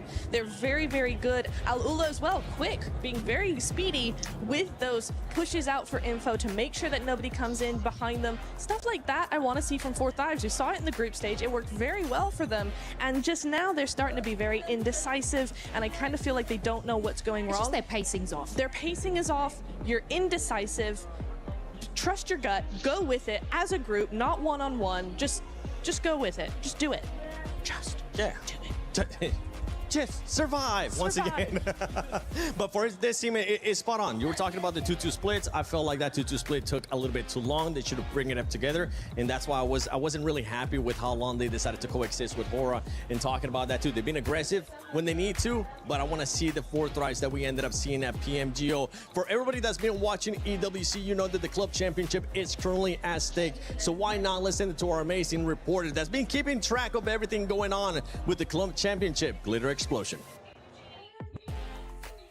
SEC Arena to check in with Ginny about what's going on over here, what's going on with CC and the fans, really. It's a really good time right now. This is our second game where we have the French crowd absolutely cheering out of their minds. Starting off today, Gentlemates had their game, which was in that lower bracket, and they needed to win in order to be CC eligible, which now they are because they ended up in the top 8. Okay. Same thing for KC. They were second on the second game that we had here in the SEC Arena way back when EWC has just started. So they need another top 8 finish. If they win this game, they'll make it happen. But same old, same old. Vitality Falcons have already qualified. Of course. And Twisted Minds playing later today. All right, so then that means we've got way more competition still coming up around the corner, and it could be massive for our leaderboard at the end of it all. Of course, we'll check back in as we have more information. Hello everyone, Jackie Powers and Blank here. We're amongst it right now, Blank, and we're going to be recapping some of what we've seen today. Obviously, day 1 of finals for PMWC.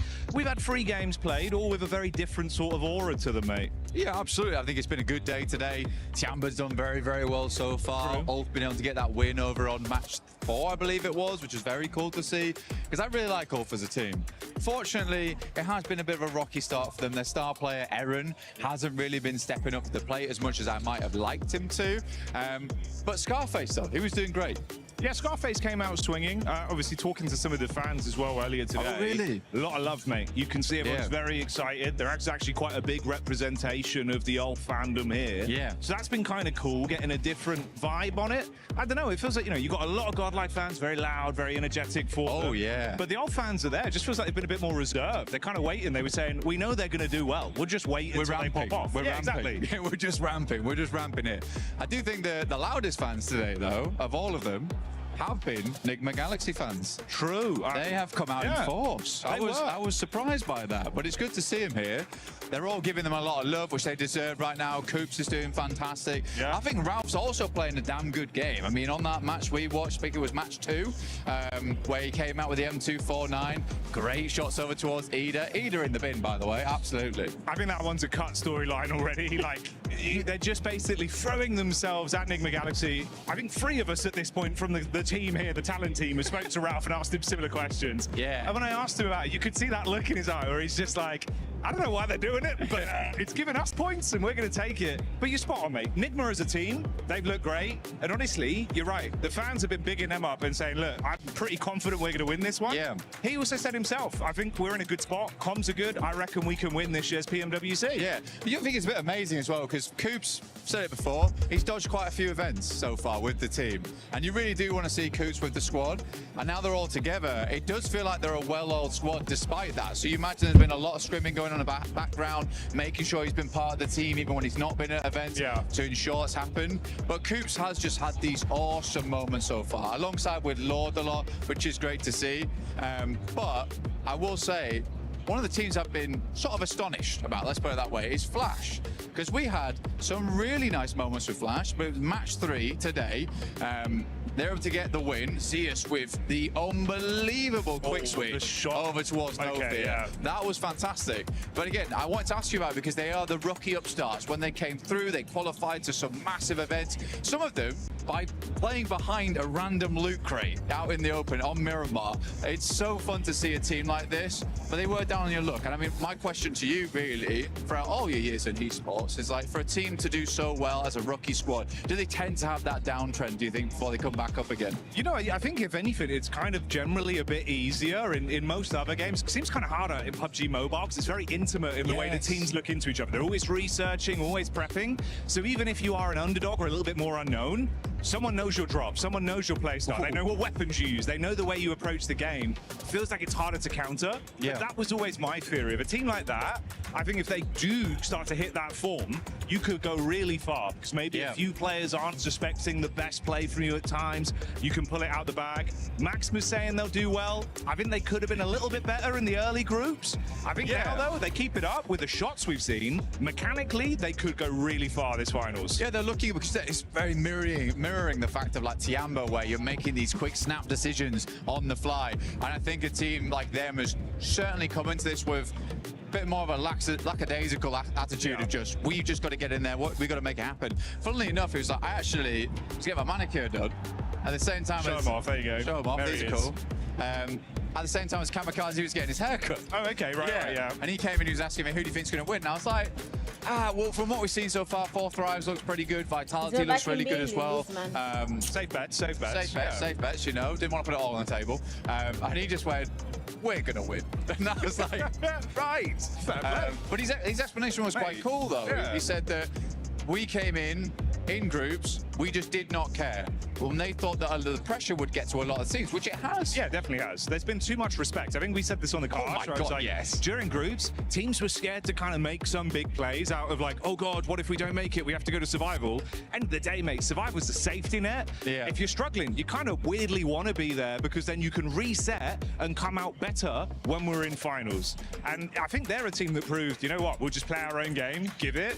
The fans are loving it. They looked kind of sick with how they've been playing today as well. And Kamikaze's like absolutely ridiculous with the plays he makes, but he can back it up, so fair play. He can, yeah. I mean, then he was just in full Zen mode, getting his quick fade, but which was cool to see. But again, I think for Kamikaze doing really good on the team. He played a long while back actually on a fair few squads.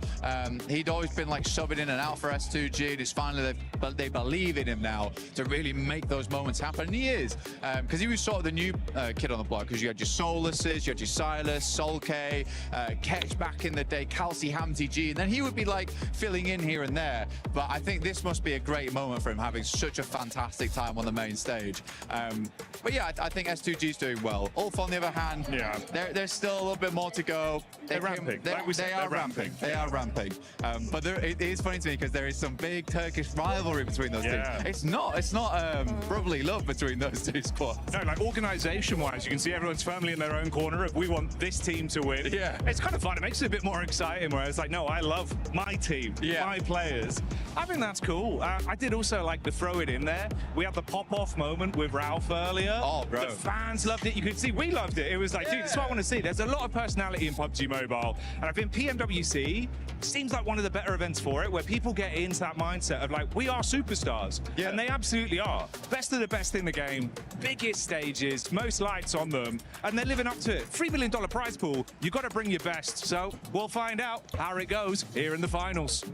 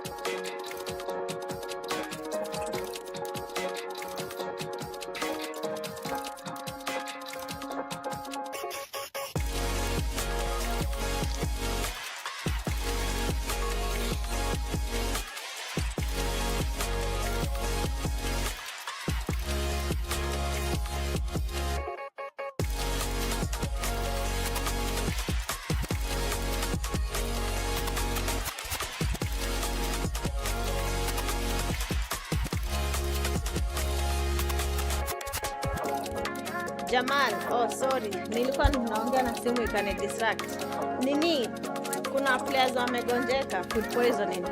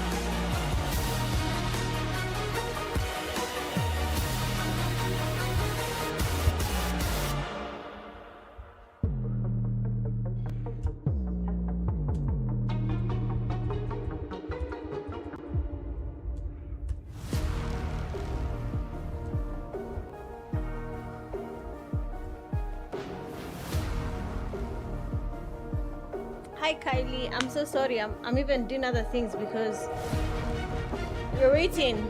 Yeah, sorry, Dance Blick. I was doing work. Sorry, I was working actually.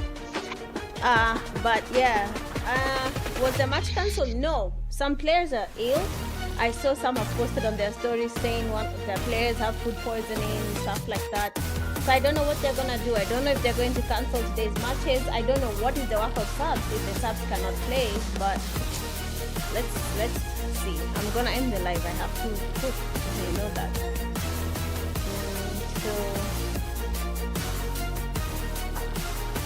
Sasa hiyo umepostpone basi mpaka kesho. Mimi hata nashangaa. Si kila timu inakwanga imebeba sub. But sasa unajua the issue ni kama players wako sick. Unaweza kupata si mmoja. Kwa ni multiple ama kupata ni 3 players per team. Sasa kwani wako na hapa angalia kikula. Maybe unajua say lazima wasneak kitu. Maybe. What? Ndio labda sell sneak snacks ama sneak akaenda ku alienda akanini. Akakula huko nje. So ndio imemaribikia sasa. Hiyo nililearn the hard way. Ile kuramba. Yeah, bali. Alright. What do you do? Hakuna kitu, iliisha tu, like nilikunywa tu maji mingi ikaisha. Akina PTKL Chala ndio walikuwa na shida. Mimi yangu iliisha immediately. When you had unaweza kula mtura sasa. Unaweza kula mtush sasa. No, siwezi.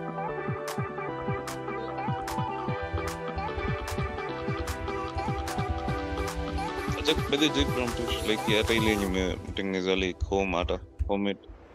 Ati? Unaweza kula hata mtura homemade. Hizo nakula.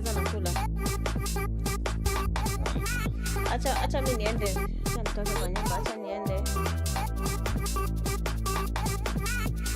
So mpangaje kuhusu kesho? Acha utanipigia, acha niende live na tutakwenda kesho niende. No, sasa. So napigia. But I'll call you in like an hour. I'll call you in like an hour or 30 minutes basi. Haya. Acha niende live. Guys, just watch. Pacha hizo fresh burger. Wallahi ama kuna Mkenya akina kuna Mkenya huko, lakini kama ningekuwa na Mkenya ningesema alimpea mtu raha. But Nisa, let me end the live, guys. I cannot stay here. I have other things to do. I thought because usually it ends at 6:30, but we're at 6:30 and they still have 2 more games to go. So bye. I don't know when the break will be till they decide either they postpone the games because there is